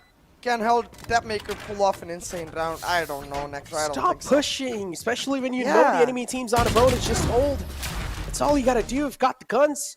Those are free upgrades for them. 4 players are alive, moving forward. So much money stacked up. Global Esports stars are aligned, and now they're gonna put on a stellar performance. One enemy remaining. Headshot. I don't know, Necro. VLT falling prey to similar silly mistakes that they did on Bind. VLT falling prey to similar tendencies that lost them. VCC won in the first place, peak after peak. The brain being shut down, and we talked about how important it was for either IGL to step up. Well, with this tag timeout, it's Amit Rasu's turn. You gotta go back to yesterday's match. Remember, VLT were playing very patiently. They were playing on the back foot. They were using their 0 point mid-round to deny the heavy execute and get information. They can just go back to that once again, because it's not like GE are just hard pressing W. They're taking slow control in the early stages, waiting for 10-15 seconds, then going for the execute. So if you use that 0 point mid-round, you're definitely going to be able to stop them in their tracks. Stop them in their tracks, and Global Esports, they already have a VCC championship trophy in their boot camp. VLT's dream is to get their trophy and also slot secured in the group stage of the VCT APAC playoffs. And if they lose here, they will be duking it out with 8 different teams for a slot in the APAC playoffs. Yeah, just to clarify once again, both teams go to the APAC playoff challengers, but the way the format of that works is there's play-ins, group stage, then playoffs. So the winner goes to group stage directly, skips one part of the tournament completely. The loser goes to play-ins and has to play extra matches. We're talking about extra. Right now, VLT almost making sure that they had some extra weaponry. It will not happen. Lightning Fast is just quick. Okay. Sorry, Talk about free upgrades, and now they're looking to make it a thrifty. But Rossi's still alive. That's a big threat. And if Rossi is neutralized, then maybe I'll have a little bit of more hopium. Nanoswarm's out to try and clear the close range. Rossi now will need to try and flood through. Rossi, he was known he was over here. Right to Ace is ready. Should have waited for his team to try and flood through. But it's okay. The trades are there. Amaterasu's trapped in the backside. This should be a round for Global Esports, unless the overextension is going to hurt him. Where are you looking at, my man? Last player standing. Nice Oh, trade, again. though. Depmaker's position won't mean much this time, though, because Lightning Fast is able to go for the full rotate on 30 seconds left. He's going to go for the B plant, but a C-link plant. So he's going to play on that C-link angle and doesn't have much of his utility. In 10 seconds, can have his turret to mark his back, but till then, he's just going to play off of contact. One nanoswarm available to try and deny the plant, but he has no idea where Depmaker is coming from. For the diffuse, he faked it, and then now he's holding it. Depmaker does not go for the peek. Bros don't fake, they say, but if you did not want to fake, you shouldn't have popped it in the first place. I feel like that's a half and peek for sure. He had no information of where Lightning Fast was. I think he's expecting him to come all the way around, but that's weird, because why would he come all the way around after he did a C-link plant? Oh, this right here. But it's okay. They can honestly, they can take this dent. They just have so much money stacked up. This wouldn't really matter them a lot. The damage is not as relevant, Necro. Yep, it's not. Rextreams with another timeout.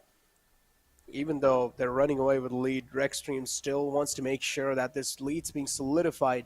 And I'd actually like to give this props, because yesterday we talked about how YB always saves his timeout for the last minute. And in my opinion, it's better to proactively take a timeout when you feel like your team might be slipping off. You know, with this round, it almost slipped away. Lightning Fast had to clutch it. So a proactive timeout being called, Rextream just being like, probably being like, yo, we're playing it fine. We just need to calm down. We need to stop giving away free picks like the one we gave to Right to Ace. Make sure you double peek, make sure you trade, or use your util. Play on util contact, and I think that's the simple idea. Not much complication in this timeout, just to sort of make sure that the anxiety is not going up. True that. Operators out for Raw CCA. And still 2,000 credits in the bank. even if he does go down here. In the next round, he'll have a fair bit amount of money to try and neutralize things. Nice start, gained decent amount of info.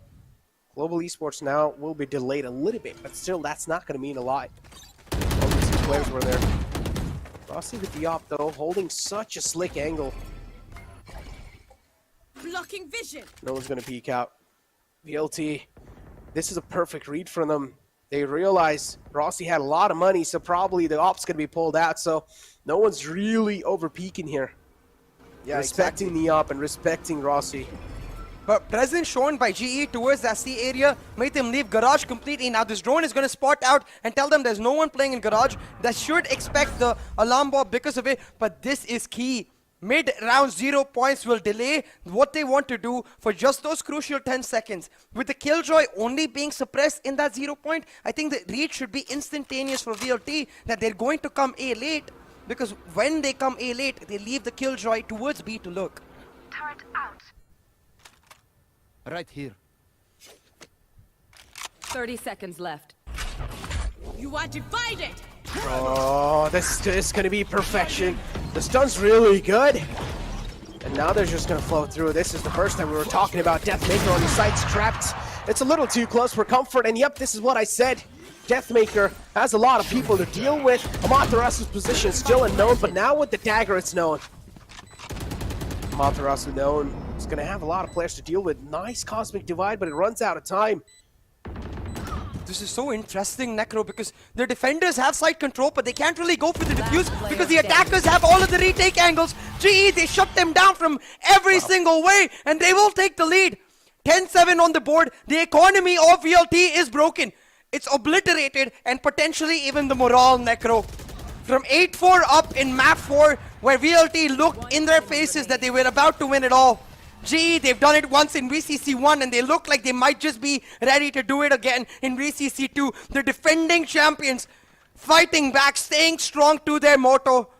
GE fighting indeed, man. This team has no give up. This team has no, just no part of them will ever calm down. And honestly, I can't calm down until they keep doing this. Like, how? Every single time. Double digits on the board for Global Esports. The lead's being erected, and the evil thoughts of Global Esports are coming true. Deploying drone. And now VLT again. They are being really proactive in this eco round, as they should be. Taking those close angles. With the Marshal over here, HellFF, he can't really burst through the smoke. So you will have to play here. Nano Swarm's out. This is a great lead from him. LFF flushed out, and there we go. With the Nano Swarm contact, they just move in. Rossi finds a kill on right to Ace. Every single person's being impatient. And now it's all down to Deathmaker with the Blade Storm. Their Global Esports, the discipline we talked about, are these a little glimmers of how they're going to be playing in the APAC playoffs. I mean, exactly, Necro. It's the impatience from VLT that GE is punishing to a T. But hold on, Deathmaker's got his lives. He's popping off them heads.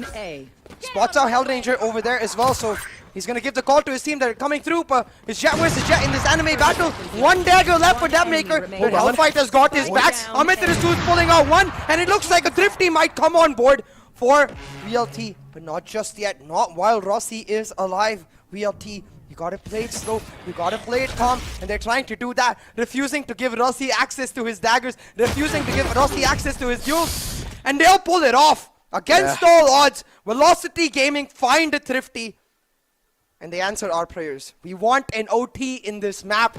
We want an OT to finish off the Val Classico. Give it to us. They're still in it. Give it to us. They're still in it to win it, CA.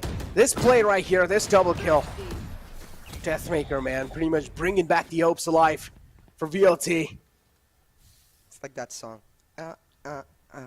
Staying alive. Once again though, Necro. No up this time for the side of Global Esports. They have the Rolling Thunder. They're just going for a rush, I think. Oh, Deathmaker pretty much making some DM King plays happen. You should run. And this KO now is being really a pain in the ass. Something must be done. Hunter's Fury out. And there we go, Rolling Thunder. KO not really able to shut down the breach that perfectly. 70 HP in the hands of Rossi, but that's all you need. This man's going to create a lot of space for your team, and they've already got the space, and now they're going to play for the post plant. A perfect crossfire. Rossi, too, is staying in the leash this time. Such an insane amount of discipline being shown. Lockdown's trying to be invested. And what an interesting place because to the invest aftershock Lockdown can't in. get it there. Yeah. Nicely placed. And Kappa now is also vulnerable to a little bit of damage, but it's okay. It's going to go away. Killjoy Lockdown's going to move away. Oh, the side takes in their hand. The burst is there from VLT, but are they going to be able to hold on to the burst? That's what I want to know, because there's a lot of players stacked up, even from the side of Global Esports. And they're going to be really jealous. Oh, he finds it in the nick of time, and the 50% is done now. Amaterasu panics off a little bit. Forced off the defuse, and SK Rossi with the dash is going to make him panic. Oh my god, at this point I might start panicking. Rounds are going down to the wire, Necro. Indeed, man. Too close for comfort. Too close. Global Esports pulling this one off by the skin of their teeth. They need 2 more though. This one, relatively easy, because as you can see, Velocity Gaming's economy is broken. They're in a situation now where they won't be able to really impact the flow of Global Esports, the tempo with which GE is playing. And I think, again, because they had the Rolling Thunder in the last round, we talked about how they wanted to go for the rush, only delayed by the 0 point. This time, no key ultimates available. Instantly, they go back to their defaults. C-Long walk-in has worked for them time and time again, and they're going to try to do it this time, but a key shot missed from the side of Rossi. Oh, every single charged. Just dodged there. Rossi with the operator again, trying to line up some cheeky angles through the smoke. Right on the edge of the smoke. Nothing found, so Global Esports are going to back off, but there are a couple of players present. They're still keeping the long control for themselves, but look at Deathmaker. He's flanking all the way from the back. He's in the attacker spawn, and he's going to try and catch someone slipping by. VLT's eco, as you said, it's broken. They're hurt. They're bleeding, and they need some bandages to patch it up. But are Global Esports going to let them buy it? That's the question. And for now, it seems like the no is going to be the answer. But Deathmaker from the flank is being the DM King right here. The final man alive is going to be SK Rossi. The final hopes and dreams to try and make it a match point. SK Rossi. Spikes in the hand. It's a 1-on-2. Certainly doable. 53 HP. But he's running out of time, Necro, and you can see the discipline from Velocity Gaming. They're going to group up, play together for the trade, actually. Scratch that. They're going to split up and approach him from both sides. And this is scary because they're giving him separate duels. He can just dash away onto CT now if he spots right to ace behind him, but he has no idea. Nice. He does exactly Now that. knows. Dashes Now he away. knows. He's got an open blind for himself. SK Rossi might just clutch this out, get match, series, and championship point right here, right now. SK Rossi holding on for dear life. Gets damage. He's taken a lot of just damage, wasting but time. so has Ace Necro. He's really, really low. SK Rossi playing mind games, but Ace shuts him down. And with barely enough time, he'll be able to finish it off. Boy, oh boy, my heart rate just went through the roof in that round. But VLT, you should not be splitting up when you're against SK Rossi, man. Don't give him 1v1 duels. Do not give him 1v1 duels. Oh, a little too close for comfort, VLT. We talked about this, man. The communication in these panic moments. Communication starts to break down. Too close for comfort. One more round needed, ladies and gentlemen, for Global Esports to be closer than ever. To be the champions back-to-back of the VCC and rule the South Asia region in the Valorant scene. Again, Rossi with the Blade Storm, though. Early- A lot of eyes are going to be in. early 0 point from the B side, Necro. You see the knife, it lands towards the mid garden area instead of the A lobby area. This should tell GE, with the KO playing B, it's usually just going to be a 3-stack with the KJ and Astra anchoring down A, just trying to deny entry onto site. What GE can do, like they've done right now, get Rossi into an advanced position, then mid-round take mid control, and then rotate back to Rossi once they've taken out that Killjoy utility. Oh, man. With concealment. Global Esports. They're trying to step in the enemy territory. Another 0 point activated. And SK Rossi's ultimate shut down again. Global Esports. They're still waiting for a burst. Still waiting for a certain kind of contact where they can find, but the fragment's gonna deny it. They're leaving it to the Definitely last peeks minute. out. And this is kind of scary, Necro, because he's gonna come down to just pure aim duels. GE relying on Rossi to pop up, but he's all alone. He's pushing in solo, and he's gonna get shut down by the DM King. He does, and now Global Esports are trying to step in the gangster's paradise. But right to Ace is trying to be the guardian angel. 4 HP in his hands. And now it's a 3-on-3. Trades did happen back and forth, but the HP is a factor that's not working in the favor of VLT. Right to Clutch is down low. LFF in the smoke too. Aggressing quite deep. VLT, 2 players alive. A nice find from Vibor. Finds a second one too through the smoke. X-ray vision coming through to save the day for VLT. Some inhuman plays keeps them alive. Can after can of energy drinks. The team's using all the fuel they can get. High stakes, high octane, and certainly high pressure right now. Even though Rossi gets caught out, a huge push you can see from the side of GE. They cleared out Cypher. Vibor with some clean shots, helping out with the retake in this 2v3 manner. And small errors from both of the teams. Here, GE, they should not be giving solo fights again. Their economy is broken.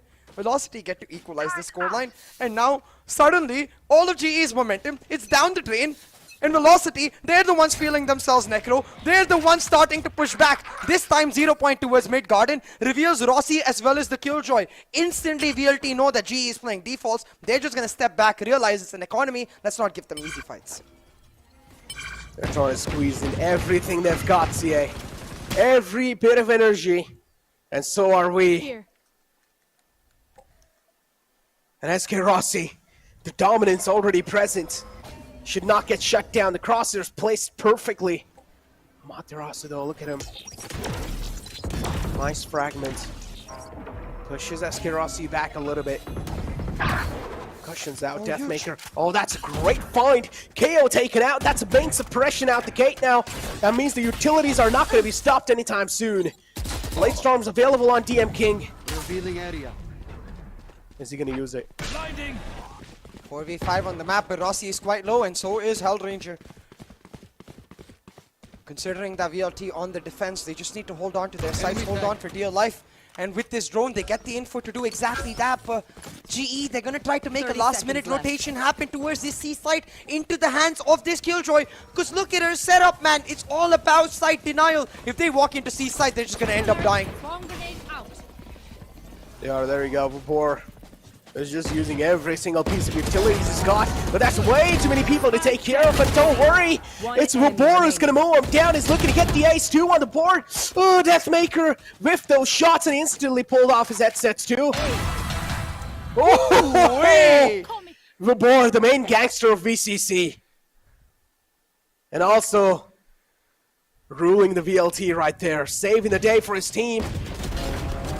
Coming through like a hero. You can see the call for VLT, very simple. Vibor, we're gonna push all of our utility to shut down A. We have Hellfighter watching B with his own stars. All you gotta do, my man, is gotta make sure they don't walk into C. And Vibor says, oh, okay. Easy claps, bro. I got this. Vibor with an ace, and now 11-11 on the board. Do it, teams. Give us an overtime right here, right now, because that's what every single neutral observer wants, but VLT and GE fans right now with their heart in their mouth because they have no idea which team is going to be able to pick it up. Talking about picking it up though, Hellranger getting himself the ult-top control, will have his Rolling Thunder ready, but that C-long control traded for A-long control on this side with Ace pushing up, gives them a ton of information. All they got to do is play on the contact of DM and Ace swings. If they do this perfectly, GE won't have a chance to answer back. They have no idea. They won't, but again, if they're going to have some nutty plays, and even if it's a little whiff, then they will have a chance to answer back. Enemy mark. Nice tag, and that's not a good thing. Deathmaker forced out of his comfort spot. Is he still going to peek out? But that's a nice Nanoswarm to deny. Great flash. Dodge. Ace turns around. A great dodge, but he's not going to be able to get the second one. And SK Rossi will now need to try and step it up now. With the breach dead and Velocity's Killjoy ultimate available, they can all just back off and play fully for the retake. They're doing exactly that, but with the null command early activated, so GE can't enter it for free. Amaterasu finds one and looking for more. He makes them powerless. He has the backup, and Velocity Gaming will fight back, will find match point and championship point right here, right now. 12-11 on the board. They are pumped up, man. They want to make it happen. DM King indeed living up to his name, ladies and gentlemen. A comeback at a match point. Global Esports crumbling down into pieces. It's time to get those pieces together, because this is your only chance to try and do anything. If you've got a tactical timeout, use it right now. You're gonna need it. Oh, look at the economy, Necro. 2 Spectres, 1 Bulldog for GE. They're at a disadvantage. They're going to rely on SK Rossi. He needs to be the hero player. He needs to have the hero Vandal. He needs to. And the Vandal's glowing too, CA. Indeed, the defending champions themselves, they look really hurt. Even though had a really great advantage in this game, in this map. And they somehow screw it up and give the lead back to VLT. And VLT, the way they've got a grip on it, it's like they've got the nails right in the flesh, and they're not going to let those lose. Now, again, this setup so crucial from Velocity Gaming, because look, Hellfighter's pushed in all the way to see Cubby. He's giving them audio cue information. If they start running towards this mid area, they'll know instantly. But since he hears nothing except the turret, he's giving them the call. They're most likely going to come A. Let's leave it for retake, because VLT, they have the Hunter's Fury to deny the plant. The Killjoy lockdown to go for the retake. VLT is reading GE like a book, but GE trying to rush in. Concealment. Obscuring 3 stars available. out of my way. Easy burst on the site too. VLT playing for a post plant, and I personally don't like this idea, because all the guns that GE has, they are meant to be in the close range, and if Global Esports, they don't execute this perfectly, then they will be shut down. But this lockdown might just come through. Lockdown's out, an instant counter. Hunter's Fury out too. Lockdown destroyed now, and he will also get a tag on the turret. But that's a nice opening from Deathmaker. A great stun to peek off with, but it's VLT within a blink of an eye with 3 kills on the board. Table's been flipped. VLT, they're looking to be the champions of the VCC, and it seems like they are going to be the champions of the VCC. The champions are truly being forced, and it's VLT who are going to run away with $15,000 and also the VCC trophy. And you can see how much it means to them against all odds. They make a comeback happen. Sentinel's right there too. He called it. VCC launch party all the way back at January start. He said they have one goal in mind. That is the trophy itself. Not the spot. Not number 2. Number 1 for VLT. And it's exactly what ends up happening. Velocity Gaming for the win right here. They've reclaimed their stand on top of the hill. They've reclaimed their throne. They've reclaimed their crown. Oh, I got too close for comfort, man. Too freaking close. I gotta sit down. And what a game. What a freaking game. I'm pretty sure every single viewer in the chat is satisfied with what we just witnessed. Oh my god. We witnessed a murder. And it was the day of comebacks. And what a comeback from VLT to close it off. Back-to-back wins, back-to-back rounds. Yeah, sit, Velocity Gaming all over the place. I've been standing and casting this entire map because I just couldn't take it sitting down. But now the cams are gonna come back, so I gotta sit, but I just can't help myself. I am pumped up, I can't sit down. Sheesh, what a game, what a map. What a WoW Classico, Necro. Way too intense, way too freaking intense. And after this, my voice is gonna be gone too. My voice, my head, my brain, I don't even know what part of my body is gonna be left, but I'll tell you what, my heart most definitely is still standing. Because VLTK, Velocity Gaming, man, champions indeed. Every single player stepped the hell up right to ace, consistent as ever. Amaterasu, the insane calling, Hellfighter and Report, the backbone of this team. Every single time finding them insane plays, and then, well, there's not enough I can say about the king himself, DM King. Oh boy. Oh man. I told you guys, strap your belts because it's going to be a roller coaster of emotion, and it was. VLT back-to-back round wins in the second half to try and save the day for the entire team. And you said in the watch party last time, the only goal for them is the #1 slot. Not even the slot in the international stage. The one spot, #1, to be the rulers of the SA region and also get the trophy in the boot camp right itself. VCC champions are VLT themselves. Congratulate them. Go out on your social media, tweet it out, make some Instagram posts, because every single appreciation is deserved.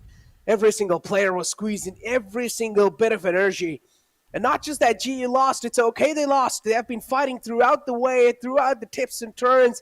It has been a really tough journey for them too. So show them some love too, because to make it this far, and don't keep this in mind, they have still made a slot. They've still got a slot on the international stage. So they are also going to be one of those teams that is going to be representing India on an international stage. So they deserve some love too. Do not bring down their morals with some hate.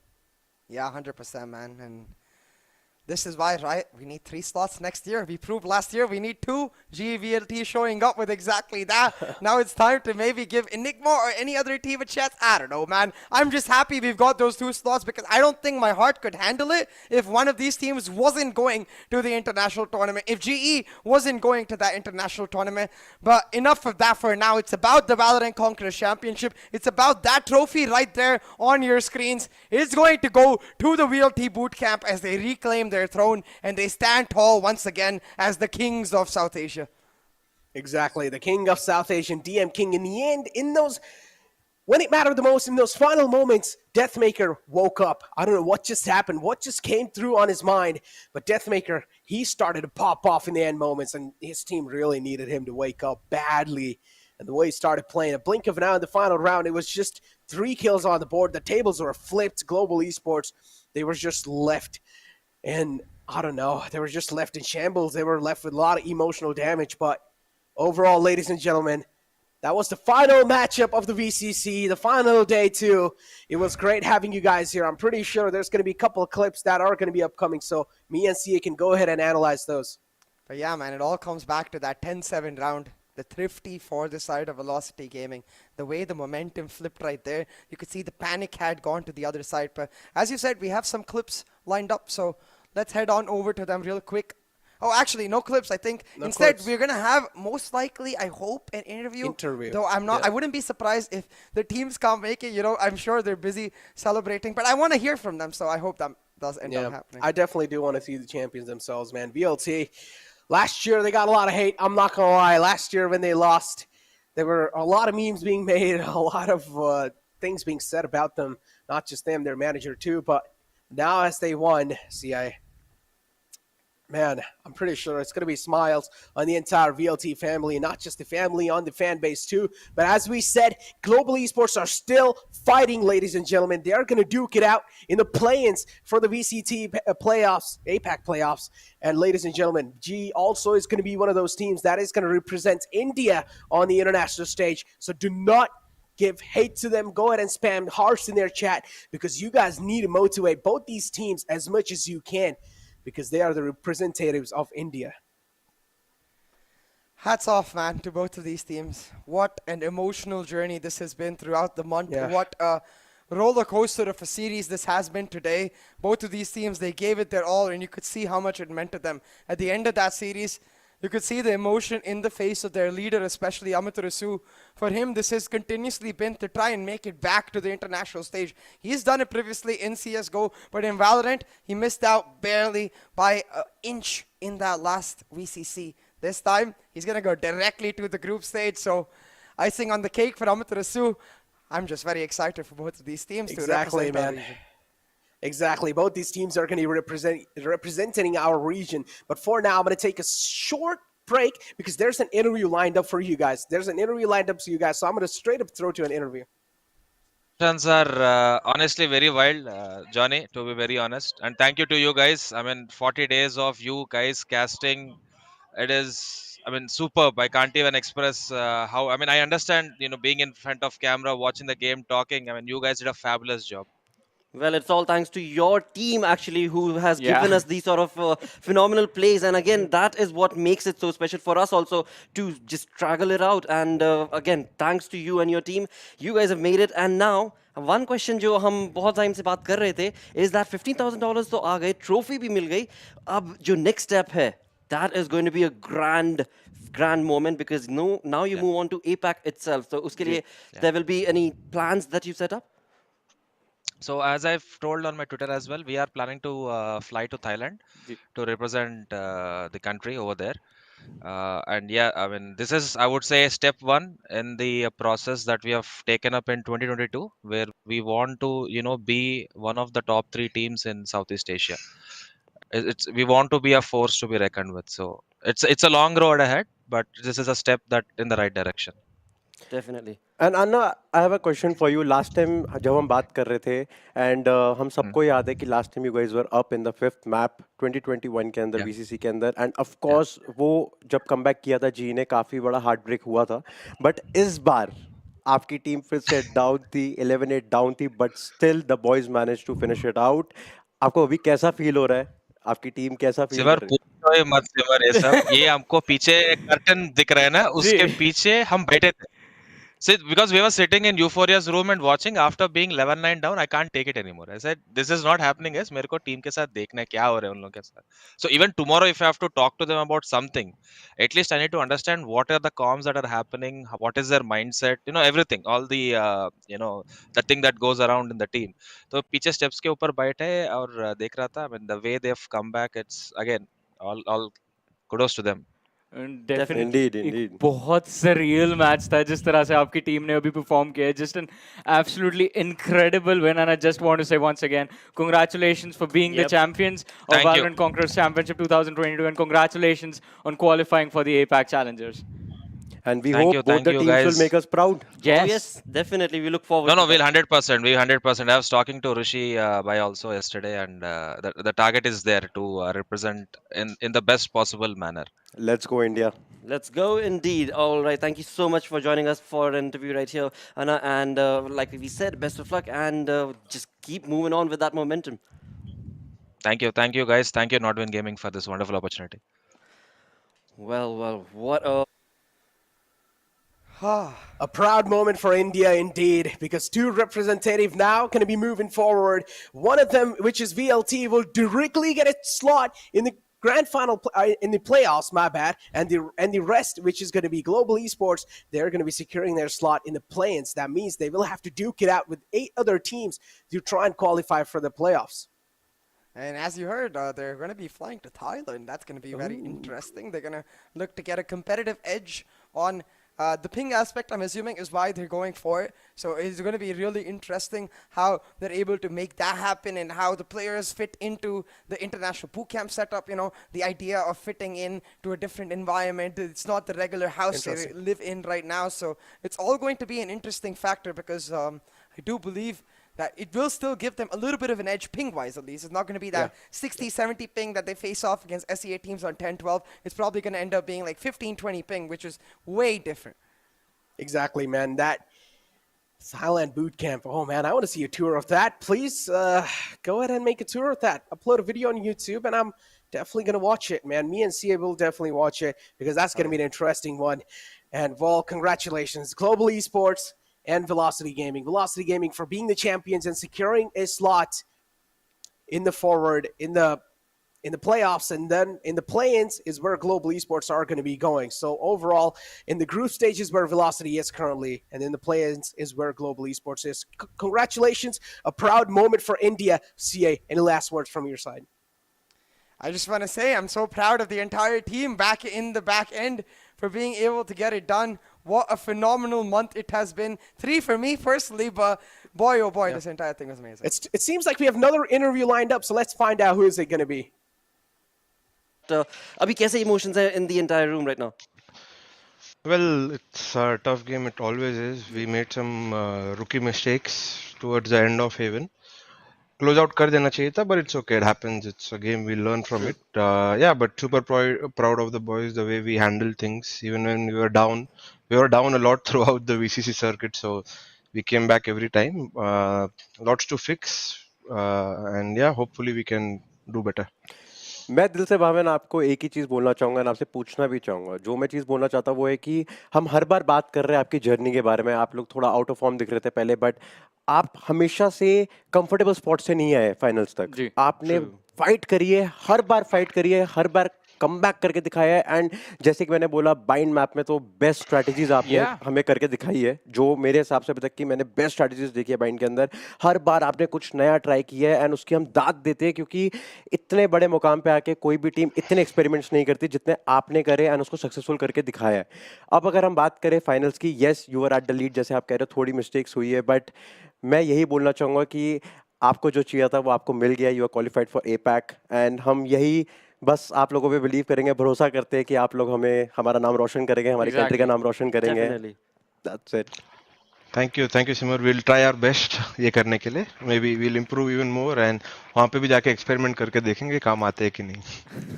अभी एक एक last question मैं आपसे पूछना चाहता हूँ, जो मैं भूल के पूछ रहा। अभी आपका नेक्स्ट स्टेप क्या है? अभी आप कैसे प्रिपेयर करने की सोच रहे हो आगे की? क्योंकि अभी आपको बाहर जाके रिप्रेजेंट करना है end of course Bhaven, I know you since a long time. आप सिर्फ अपनी टीम का गेम ही नहीं, आप सामने वालों का भी रीड करते हो, काउंटर्स बनाते हो, हर एक चीज बनाते हो जो एक आईजीएल को करना चाहिए। तो अभी आपका एक गेम प्लान क्या है, एक छोटा सा? ये बस एक सिंपल सी चीज़ है अभी के लिए तो। कल एक ब्रेक लेंगे, बहुत दिन हो गए ब्रेक लेके, and after that will just prepare जैसे हम लोग हमेशा करते हैं। मे बी थोड़ा एक्स्ट्रा, ऑब्वियसली एक्स्ट्रा एफर्ट्स डालेंगे with the time we have, because we have very limited time. I think 10-12 दिन में तो चालू हो रहे प्लेन्स। So just take a couple of days to reset and then back to the grind and try to improve on our performance. And yeah, we'll try to do something new and see if it works out for us. Well, I'm sure I mean, we not only we but fans also definitely will be absolutely certain that globally sports say hum every time expect kar sakte hain that that dominating play will always be there. So I definitely do look forward to you and the upcoming APAC. Hashtag G. Thank you guys. Yes, exactly. Thank you so much, Al Ranger. And thank you. Well. Again, I mean.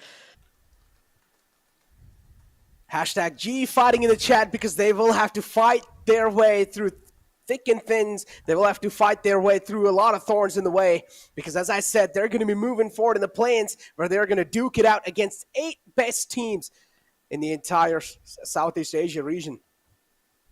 Yeah, it's going to be a hell of an affair. And damn, am I excited, because even though the VCC has ended, the journey for South Asia does not end here. Next step, VCT Masters. Oh, VCT Masters, man. Next step, who is going to be the representative there? But again, hey, this is where the step is. Yep, we need both of them.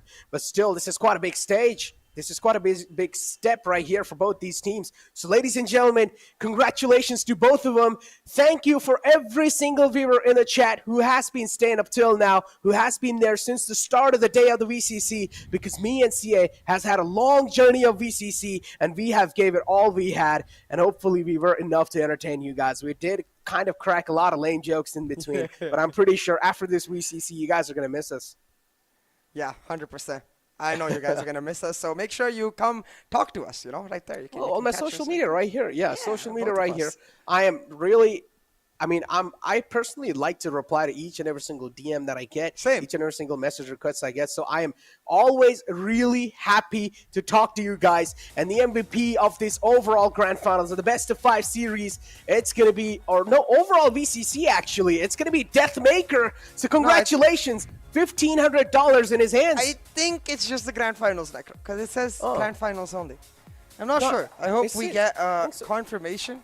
Yeah, I don't know. Is he going to be taking the 1,500? It has to be the 1,500.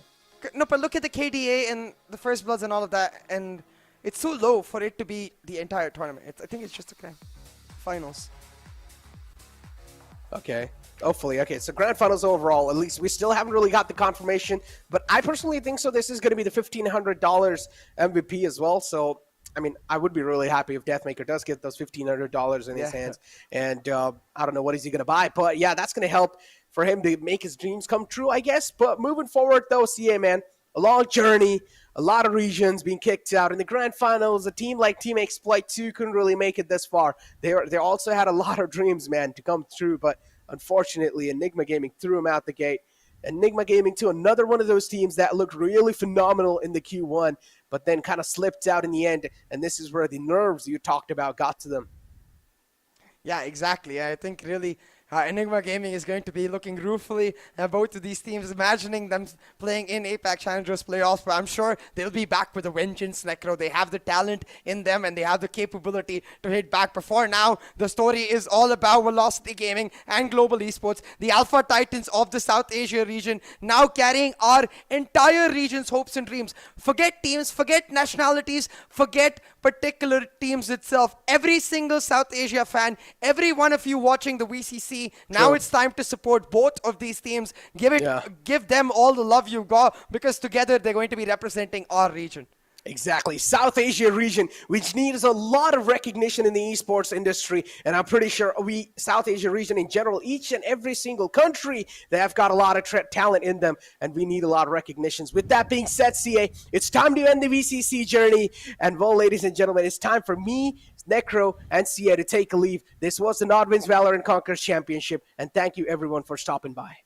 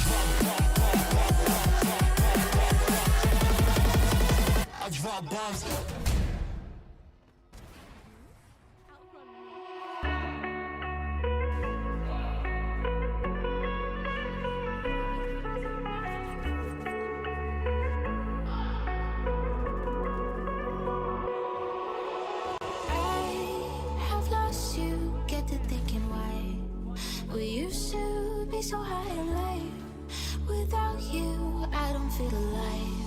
So I'll just keep on being higher than the sky. Tell me, are you there for me even when I try? Keep on being high, without you keep on being high. Without you keep on being high. I know that you're feeling forsaken, mistaken, wish you were another man. I remember feeling awakened, mistaken if you thought I'm in that place where you want me to be, but I don't want you back, so it's easy.